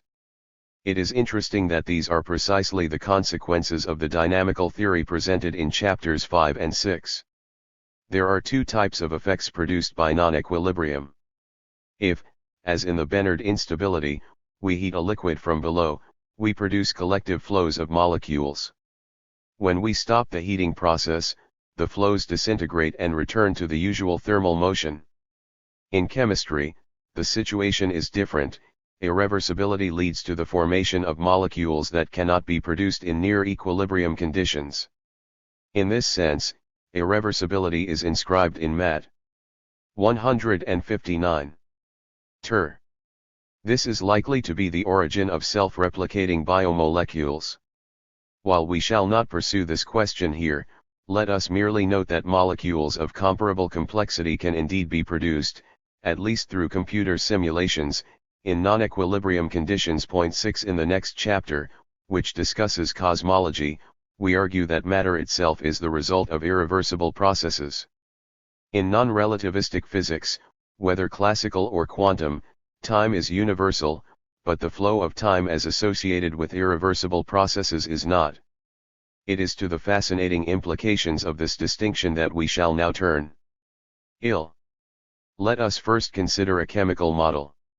If we start at time tq with two identical samples of mixtures of two gases, such as carbon monoxide, CO, and oxygen, 02, a chemical reaction leading to carbon dioxide, C02, can be catalyzed by metallic surfaces. In one of the samples, we introduce such a catalyst, and in the other, we do not. If we compare the two samples at a later time t, their composition will therefore be quite different. The entropy produced in the sample containing the catalytic surface will be much greater as a result of the chemical reaction. If we associate the production of entropy to the flow of time, time itself will appear to vary between the two samples. This observation is in agreement with our dynamical description. The flow of time is rooted in Poincare resonances that depend on the Hamiltonian, that is, on dynamics. The introduction of a catalyst changes the dynamics, and therefore alters the microscopic description. In another example, gravitation again changes the Hamiltonian, and therefore the resonances. We then have a kind of non-relativistic analog of 160. The twin paradox of relativity, which we shall come back to in Chapter 8. For the moment, suppose that we send two twins, who are simply two LPS, into space, leaving the Earth at TQ and coming back at TX, see figure 7.1. Before their return, one twin goes through a gravitational field, and the other does not. The entropy produced, as a result of Poincare resonances, will be different, and our twins will come back with different ages, leading us to the basic conclusion that the flow of time, even in a Newtonian universe, may have different effects according to the processes considered. Our conclusion is in stark contrast with the Newtonian view, which was based on a universal flow of time. But what can a flow of time mean in a description of nature in which past and future play the same role? It is irreversibility that leads to a flow of time. Time evolution is no longer described by groups where past and figure 7.1 effect of a gravitational field on the flow of time H gravitational field /0. 161. Future play the same role, but rather by semi-groups that include the direction of time. When we introduce a time associated with the production of entropy, see Chapter 2, as the sign of entropy production is positive, entropic time always points in the same direction. This is the case in the two examples mentioned above, even though entropic time does not keep pace with clock time. We could introduce an average entropic time for the entire universe, but this would not have a great deal of meaning because of the heterogeneity of nature. Irreversible geological processes have a time scale distinct from those of biological processes. Even more important, there exists a multiplicity of evolutions, which are particularly evident in the field of biology. As stated by Stephen J. Gould, bacteria have remained basically the same since the Precambrian era, while other species have evolved dramatically, often over short time scales. 7. It would therefore be a mistake to consider a simple one-dimensional evolution. Some 200 million years ago, certain reptiles started to fly, while others remained on Earth. At a later stage, certain mammals returned to the sea, while others remained on land. Similarly, certain apes evolved into humanoids, while others did not. At the conclusion of this chapter, it is appropriate to cite Gould's definition of the historical character of life. To understand the events and generalities of life's pathway, we must go beyond principles of evolutionary theory to a paleontological examination of the contingent pattern of life's history on our planet, the single actualized version among millions of plausible alternatives that happened not to occur. Such a view of life's history is highly contrary both to Con. 162. Conventional deterministic models of Western science and to the deepest social traditions and psychological hopes of Western cultures for a history culminating in humans as life's highest expression and intended planetary steward. 8. We are in a world of multiple fluctuations, some of which have evolved, while others have regressed. This is in complete accord with the results of far-from equilibrium thermodynamics obtained in Chapter 2. But we can now go even farther. These fluctuations are the macroscopic manifestations of fundamental properties of fluctuations arising on the microscopic level of unstable dynamical systems. The difficulties emphasized by Gould are no longer present in our statistical formulation of the laws of nature. Irreversibility, and therefore the flow of time, starts at the dynamical level. It is amplified at the macroscopic level, then at the level of life, and finally at the level of human activity. What drove these transitions from one level to the next remains largely unknown, but at least we have achieved a non-contradictory description of nature rooted in dynamical instability. The descriptions of nature as presented by biology and physics now begin to converge. Why does a common future exist at all? Why is the arrow of time always pointed in the same direction? This can only mean that our universe forms a whole. It has a common origin that already implied time symmetry breaking. Here we encounter cosmological problems. In dealing with them, we must embrace gravity and enter the world of Einstein's theory of relativity. Chapter 8. Does time precede existence? Several years ago, I delivered a physics colloquium at Lomonosov University in Moscow. Afterwards, Professor Ivanenko, one of the most respected Russian physicists, asked me to write a short inscription on a particular wall where there were already many sentiments expressed by famous scientists such as Dirac and Bohr. I vaguely remember the sentence chosen by Dirac, which was something like, "Beauty and truth go together in theoretical physics." After some hesitation, I wrote, "Time precedes existence." For many physicists, the acceptance of the Big Bang theory as the origin of our universe means that time must have a beginning, and perhaps an end. It seems more likely to me that the birth of our universe was only one event in the history of the entire cosmos, and that we therefore 163. 164. Have to ascribe to that so-called meta-universe a time prior to the birth of our own. We know that we are living in an expanding universe. The Standard Model, which dominates the field of cosmology today, asserts that if we were to go backward in time, we would arrive at a singularity, a point that contains the totality of the energy and matter in the universe. However, the model does not enable us to describe the singularity because the laws of physics cannot be applied to a point corresponding to an infinite density of matter and energy. It is no wonder that John Archibald Wheeler speaks of the Big Bang as confronting us with the greatest crisis in physics. 1. Can we accept the Big Bang as a real event, and how is it possible to reconcile this event with laws of nature that are time reversible and deterministic? We come back to the problems of measurement and irreversibility, but now in the cosmological context. Since the discovery of the Big Bang, the scientific community has reacted to the strange nature of the singularity by attempting to eliminate the Big Bang entirely, see the steady-state theory in sections I and 3, or considering it as a kind of illusion arising from the use of an incorrect concept of time, see Hawking's imaginary time in section 2, or even viewing it as a sort of miracle akin to the biblical description in Genesis.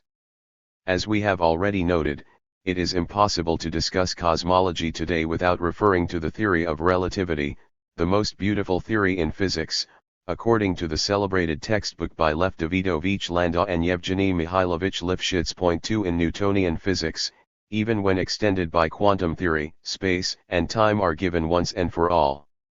Moreover, there is a universal time common to all observers. In relativity, this is no 165. Longer the case, space and time are now part of the picture. What consequences does this have for our own interpretation? In his recent book, About Time, Paul C. W. Davies comments on the impact of relativity. The very division of time into past, present and future seems to be physically meaningless. 3. He repeats Hermann Minkowski's famous statement, henceforth space by itself, and time by itself, are doomed to fade away into mere shadows. 4. We have already alluded to Einstein's celebrated assertion that for us convinced physicists, the distinction between past, present and future is an illusion, although a persistent one. 5. At the end of his life, however, Einstein seems to have changed his mind. In 1949, he was offered a collection of essays that included a contribution by the great mathematician Kurt Gödel, who had taken quite seriously Einstein's statement that time as irreversibility was only an illusion. When he presented Einstein with a cosmological model in which it was possible to return to one's own past, Einstein was not enthusiastic. In his answer to Gödel, he wrote that he could not believe that he could telegraph back to his own past. He even added that this impossibility should lead physicists to reconsider the problem of irreversibility. 6 That is precisely what we have attempted to do. In any case, we wish to emphasize that the revolution brought about by relativity in no way affects our previous conclusions. Irreversibility, or the flow of time, remains as real as in non-relativistic physics. Perhaps we could argue that irreversibility plays an even greater role when we go to higher and higher energies. It has been suggested, mainly by Hawking, that in the early universe, space and time lose their distinction, and time becomes fully spatialized. But no one to our knowledge has devised a mechanism for this. 166. Spatialization of time, or a means by which space and time could emerge from what is often described as a foamy mess. Our position is quite different from those stated above in that we consider the Big Bang an irreversible process par excellence. We suggest that there would have been an irreversible phase transition from a pre-universe that we call the quantum vacuum. This irreversibility would result from an instability in the pre-universe induced by the interactions of gravitation and matter. Clearly we are at the edge of positive knowledge, even dangerously close to science fiction.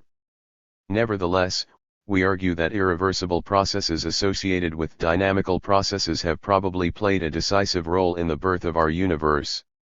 From our perspective, time is eternal. We have an age, our civilization has an age, our universe has an age, but time itself has neither a beginning nor an end. This brings closer two of the traditional views of cosmology, the steady-state theory introduced by Hermann Bondi, Thomas Gold, and Fred Hoyle, which may apply more precisely to the unstable medium that generates our universe, the meta or pre-universe, and the standard Big Bang approach. 7 Again, speculative elements cannot be avoided, but we find it interesting that views emphasizing the role of time and irreversibility can be formulated more precisely than before, even though the ultimate truth is still far beyond our reach.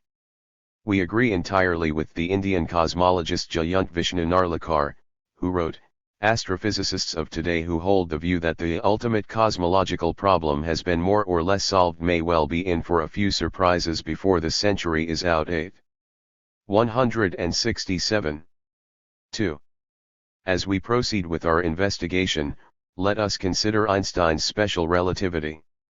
This theory takes as its starting point two inertial observers moving at a constant velocity with respect to one another.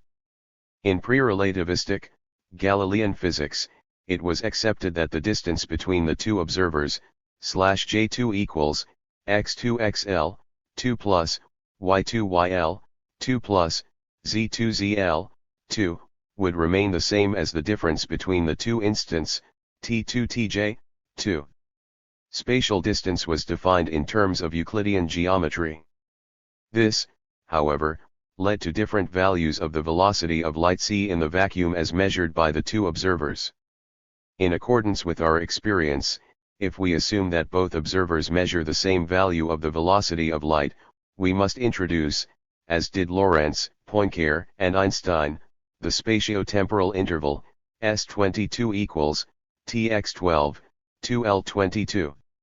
It is this interval that is conserved when we move from one inertial observer to the other.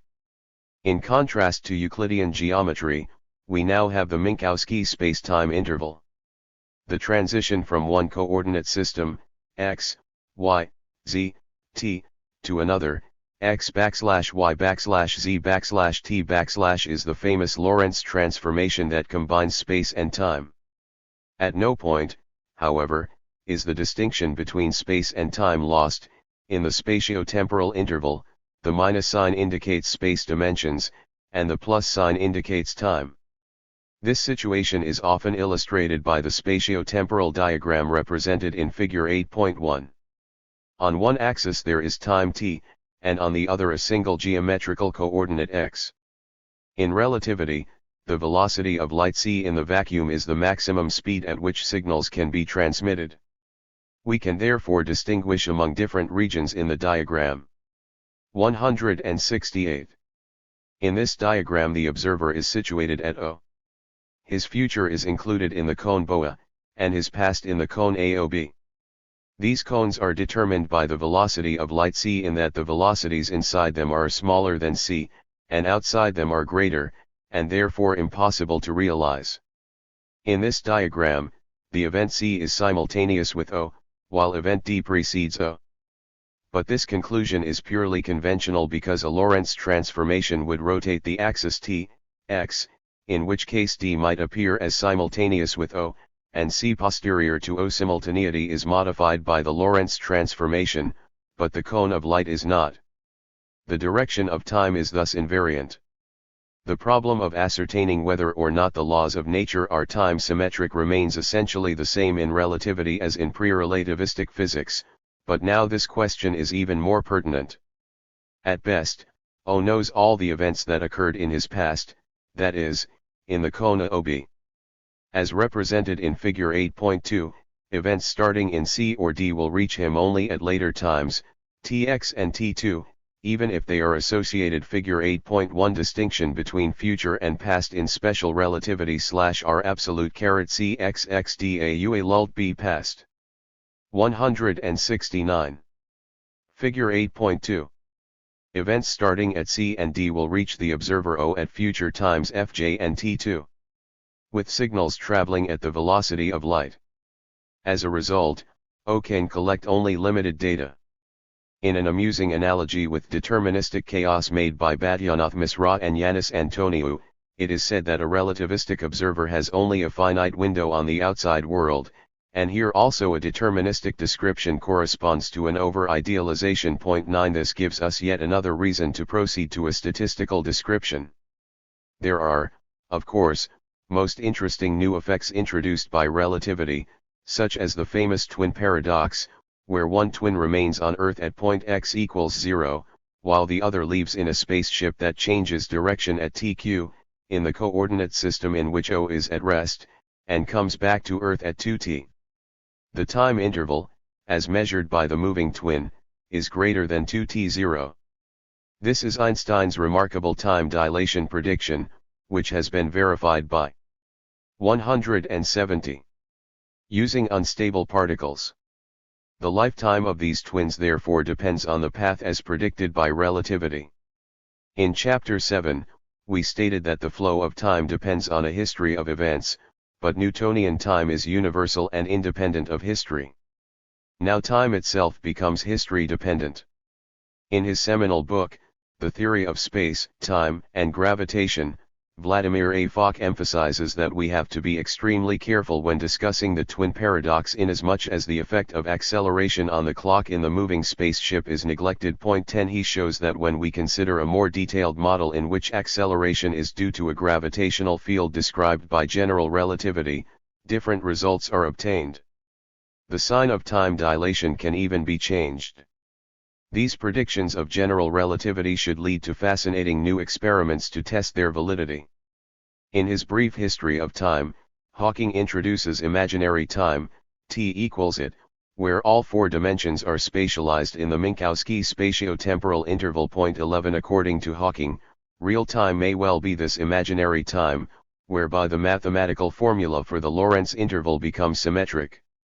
Hawking's proposition does indeed go beyond relativity, but it is only one more attempt to negate the reality of time in describing the universe as a static, geometrical structure, in contradiction to the role that the flow of time plays at all levels of observation.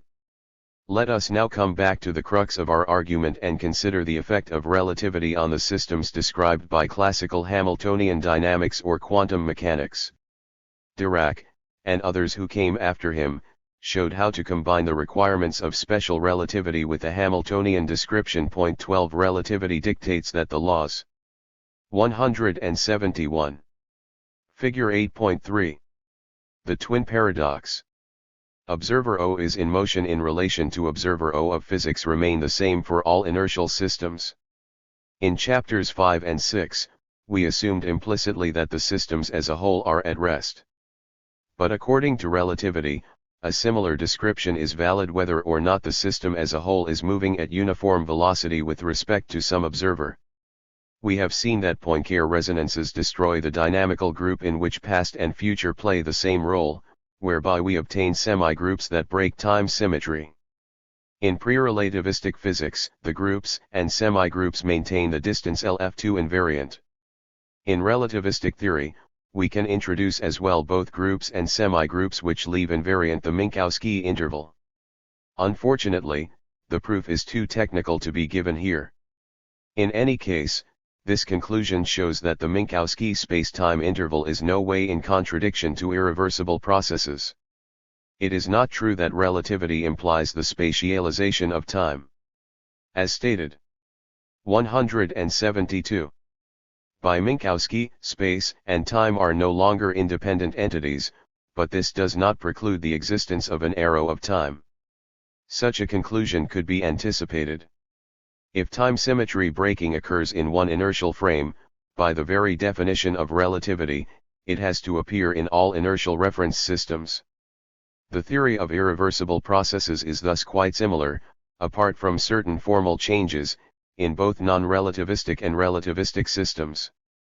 There is, however, one basic difference: interactions are no longer instantaneous, rather, they propagate at the velocity of light. For charged particles within the framework of quantum theory, for example, interactions are transmitted by photons. This leads to additional irreversible processes such as radiation damping, which results from the emission of photons by particles. In more general terms, in relativistic physics we consider particles as associated with fields.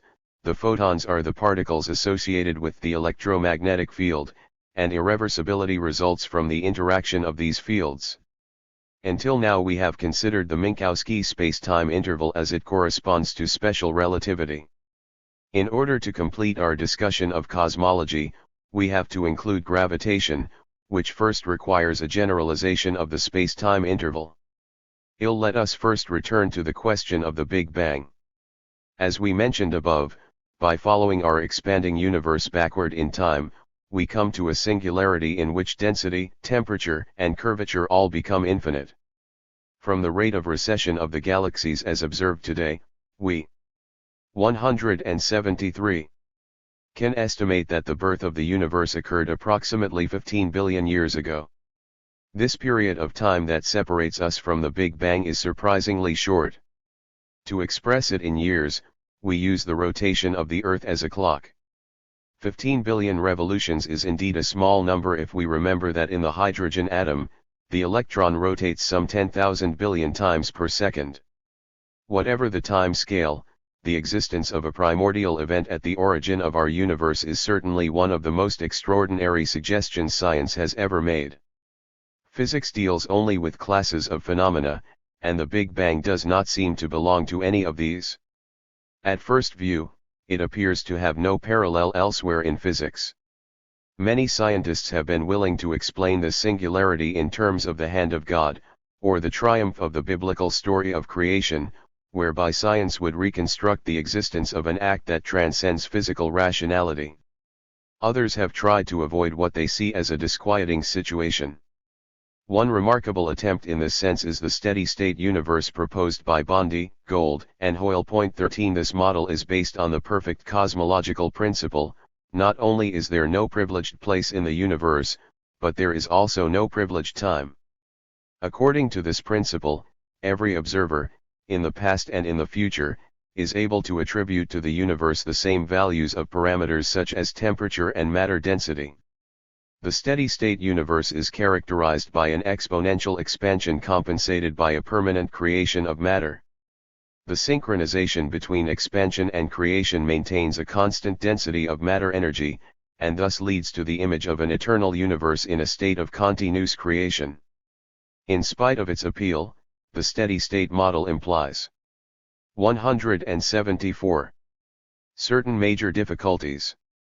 In particular, In order to maintain the steady state, we need a fine-tuning between cosmological evolution, the expansion of the universe, and microscopic events, the creation of matter.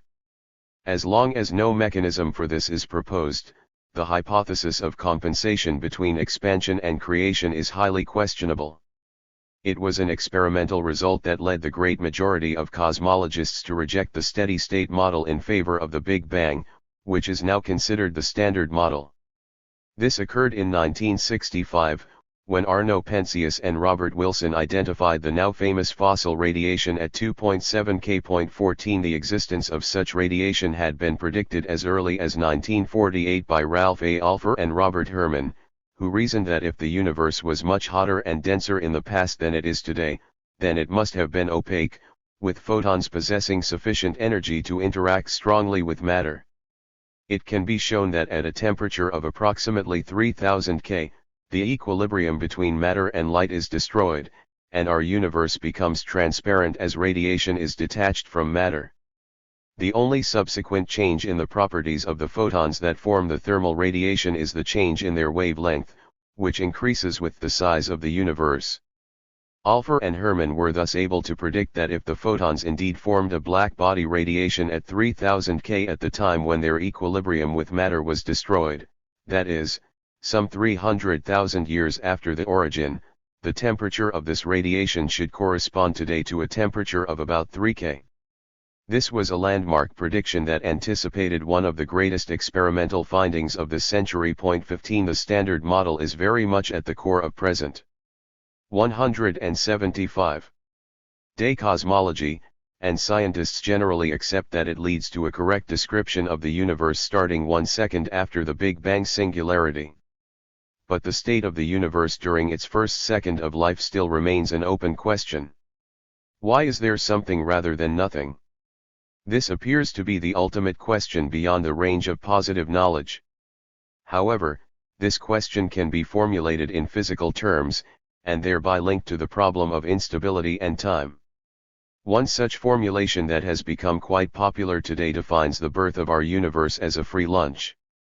Edward Tryon presented this idea in 1973, but it seems to hark back to Pascual Jordan. In Tryon's view, our universe can be described as having two forms of energy. One related to attractive gravitational forces, which is negative, and the other related to mass according to Einstein's celebrated formula E=mc2, which is positive 16. It is tempting to speculate that the total energy of the universe could be zero, as is the energy of an empty universe. The Big Bang would thus be associated with fluctuations in the vacuum conserving the energy. This is truly an appealing idea. The generation of non-equilibrium structures, such as Bénard vortices or chemical oscillations, where energy is conserved, also corresponds to a free lunch, for the price of non-equilibrium structures is entropy, and not energy. In this context, can we specify the origin of negative gravitational energy and its transformation into positive matter energy? This is the question that we shall now address. 4. Perhaps Einstein's most profound contribution was to associate gravitation with the curvature of space-time. As we 176 have seen in special relativity, the Minkowski space-time interval is ds2 equals c⁻d2 dp.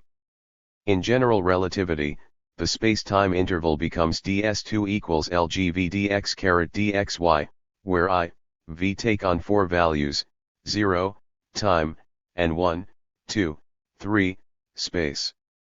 The 10 distinct functions obtained, given that gv equals gv, characterize spacetime, or Riemannian geometry.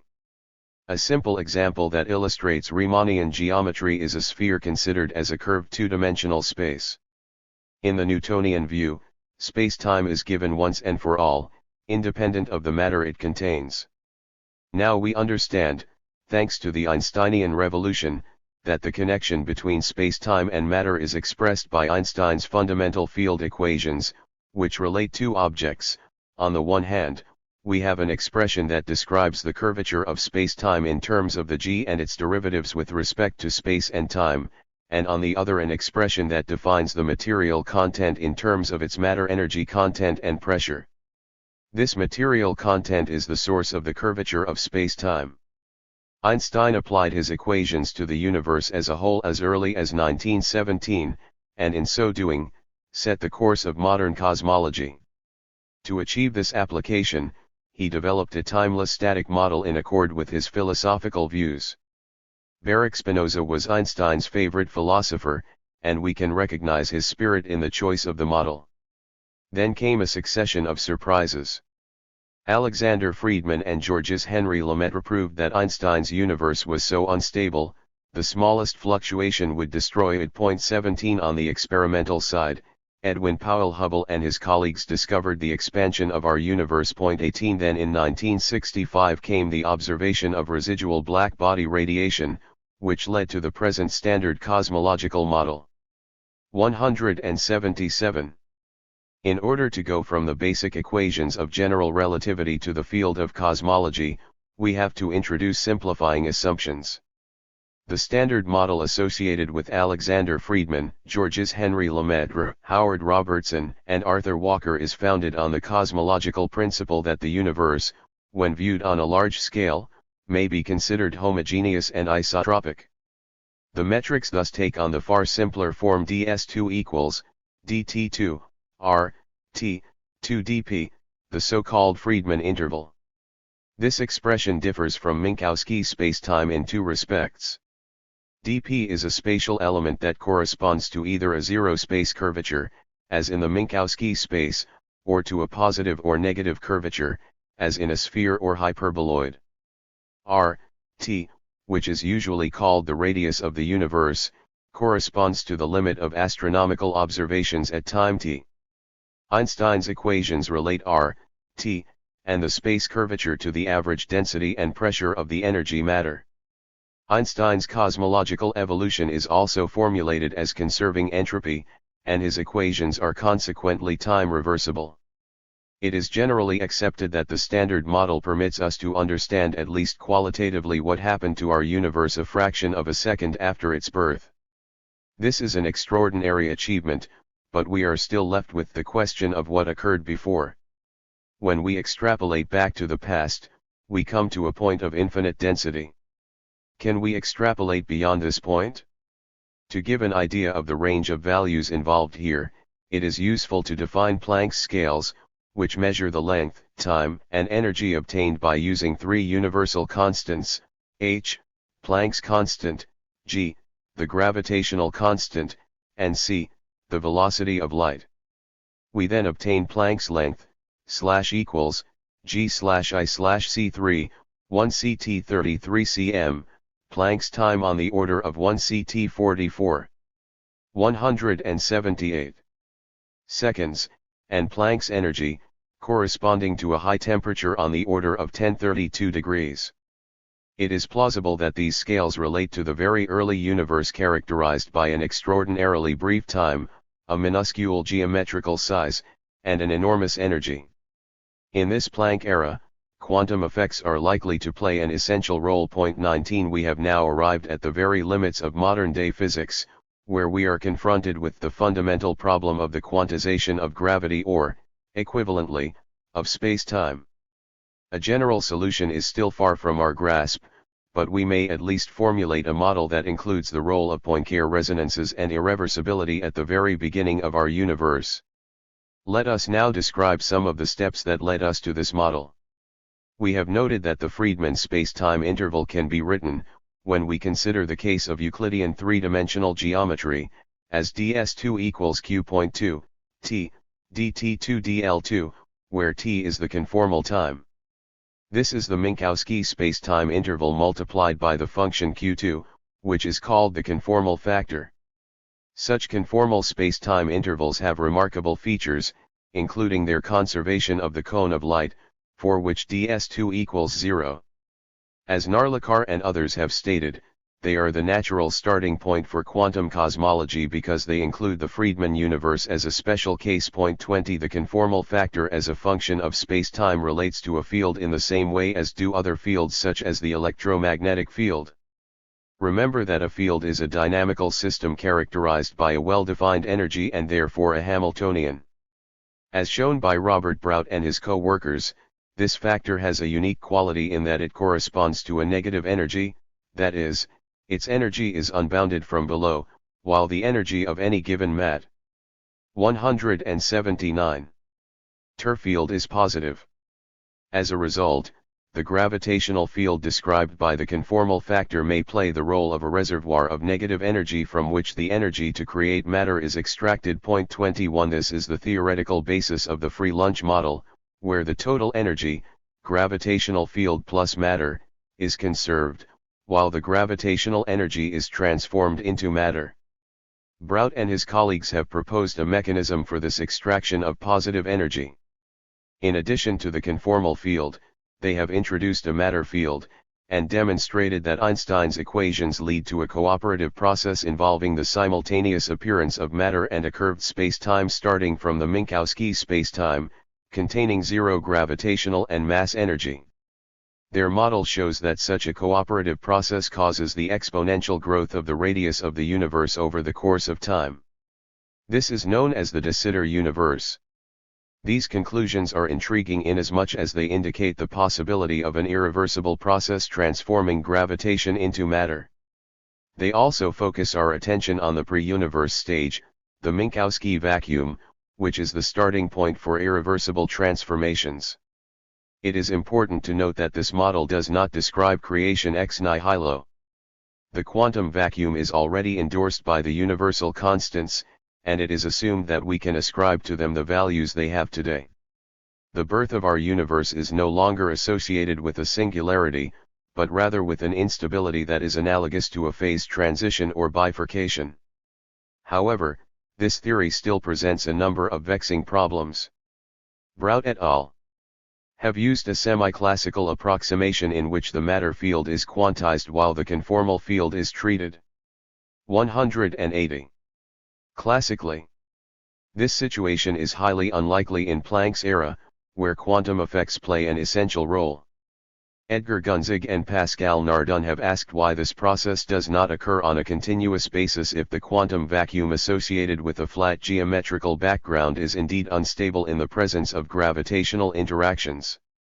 They have demonstrated that in this semi-classical approximation, we need an initial fluctuation of a cloud of heavy particles of mass on the order of 50 Planck masses, 50.105 carad, in order to start the process. 22 These results can be incorporated into a macroscopic thermodynamic approach, where the universe has to be treated as an open system.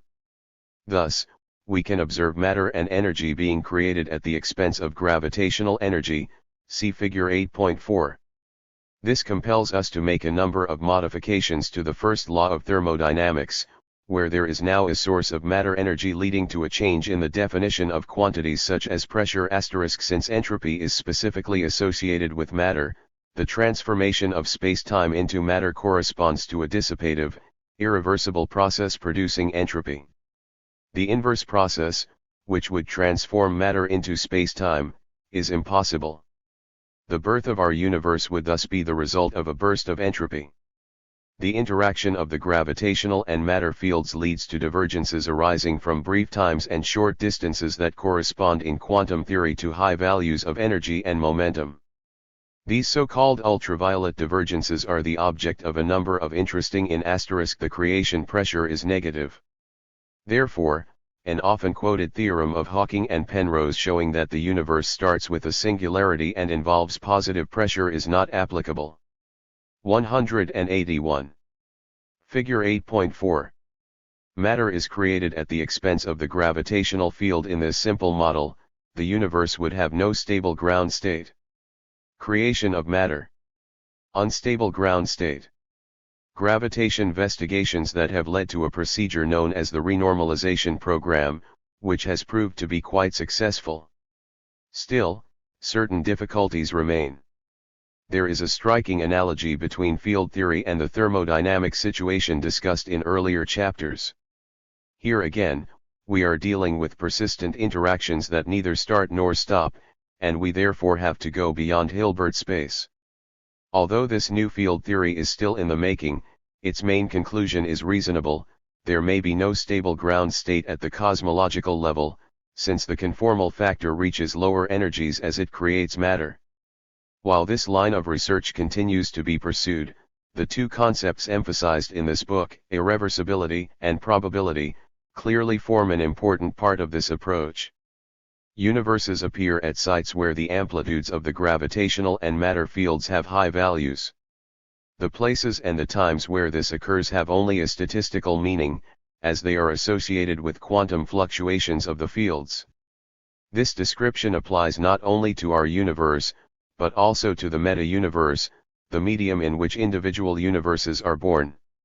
In our view, here again we have an ext. 182. Ample of Poincare resonances similar to that of the decay of an excited atom. In this case, however, the decay process creates not photons but universes. Even before our universe was created, there was an arrow of time, and this arrow will go on forever. Of course, thus far we have only a simplified model. Einstein's dream of a unified theory that would include all interactions remains alive today. 23 Nonetheless, such a theory would have to take into account the time-oriented character of the universe as associated with its birth and subsequent evolution. This can be achieved only if certain fields, such as gravitation, play different roles from others, such as matter. In other words, unification is not enough. We need a more dialectical view of nature. Questions concerning the origins of time will probably always be with us. But the idea that time has no beginning, that indeed time precedes the existence of our universe, is becoming more and more plausible. Chapter 9. A narrow path. It has often been suggested that irreversibility has a cosmological origin associated with the birth of our universe. It is true that cosmology is needed to explain why the arrow of time is universal, but irreversible processes did not cease with the creation of our universe. They still go on today, on all levels including geological and biological evolution. Although the dissipative structures introduced in Chapter 2 are routinely observed in the laboratory as well as in large-scale processes occurring in the biosphere, irreversibility can be fully understood only in terms of a microscopic description that was traditionally identified with classical and quantum mechanics. This requires a new formulation of the laws of nature that is no longer based on certitudes, but rather possibilities.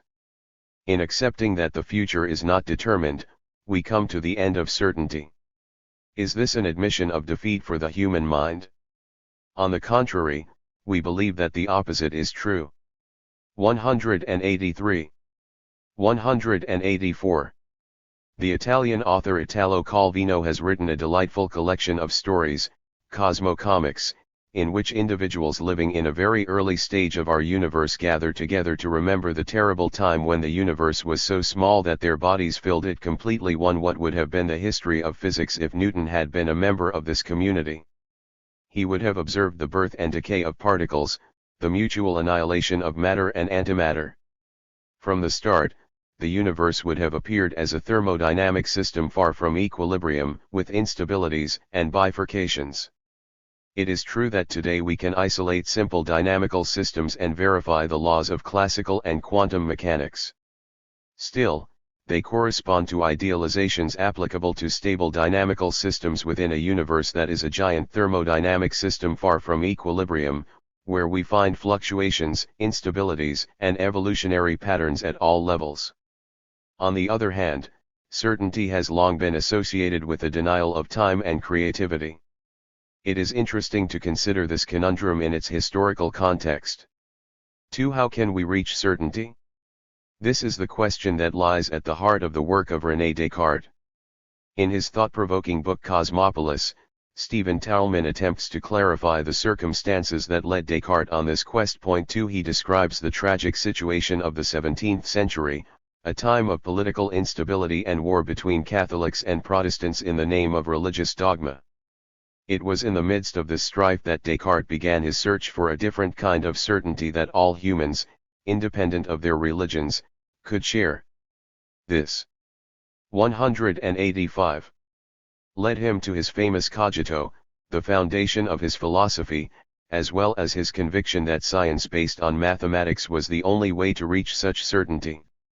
Descartes' views, which proved to be immensely successful, influenced Leibniz's concept of the laws of nature discussed in Chapter 1.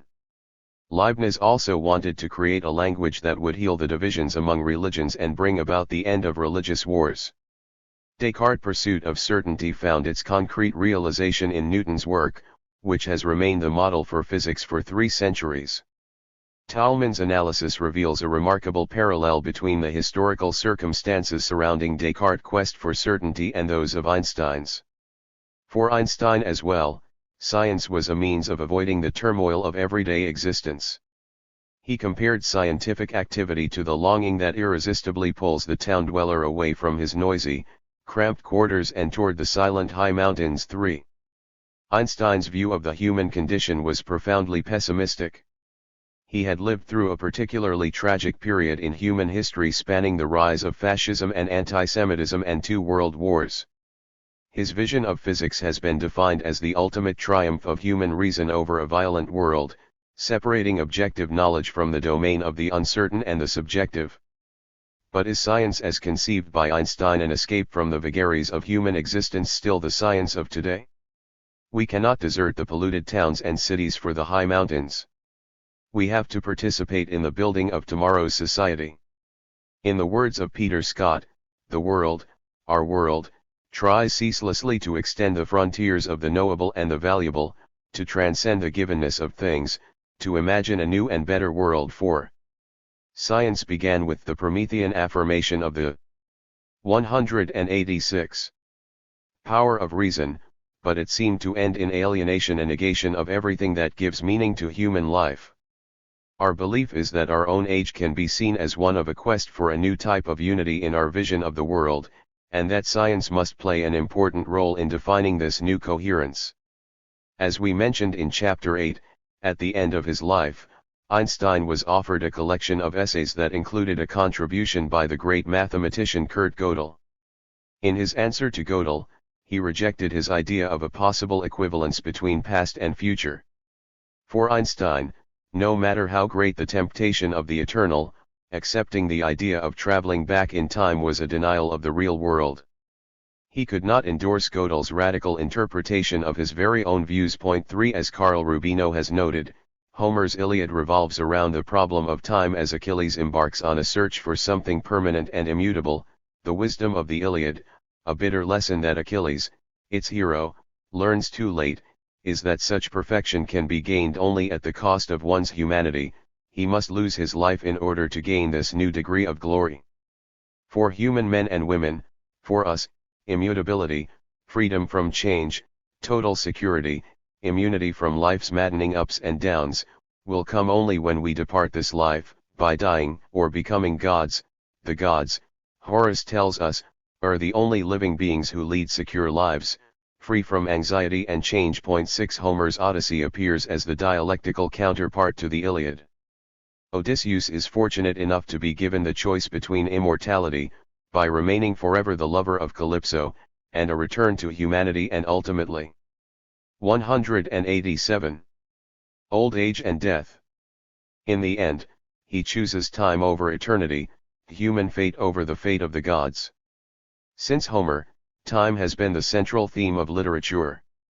We find a reaction quite similar to that of Einstein in an essay by the great writer Jorge Luis Borges entitled A New Refutation of Time.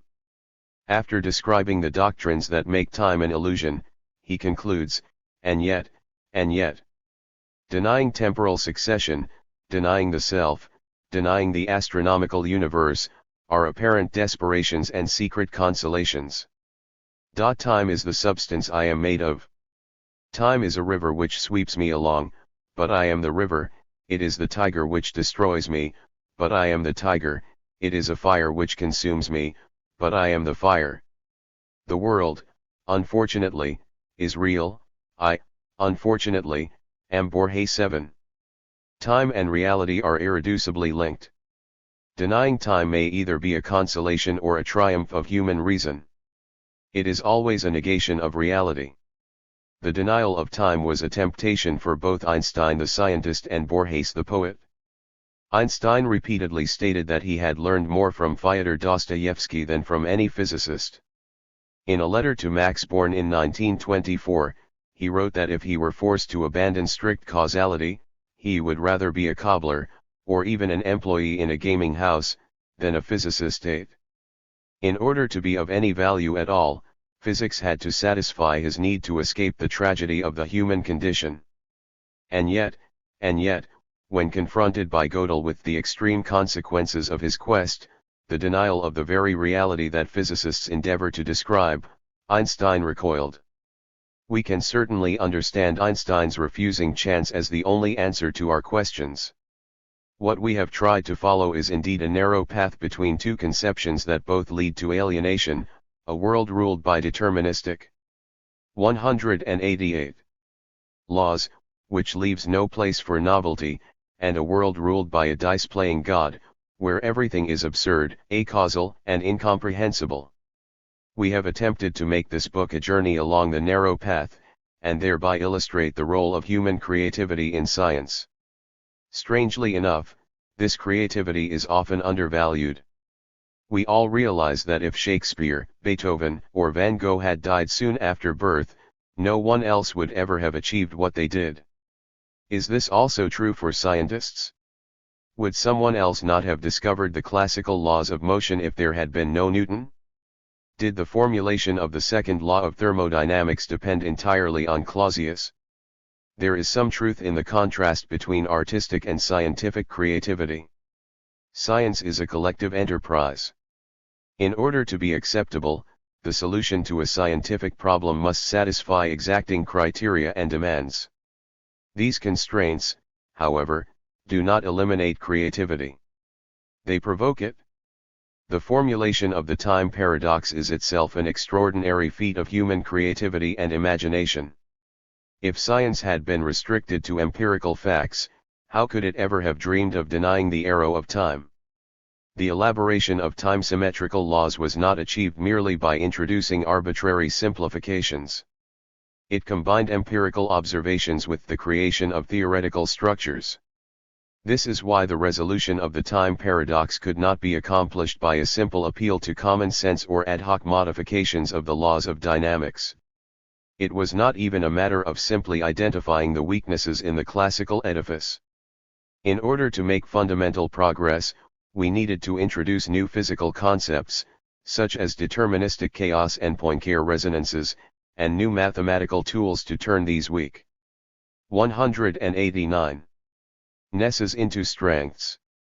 In our dialogue with nature, we transform what first appear as obstacles into original conceptual structures, providing fresh insights into the relationship between the knower and the known.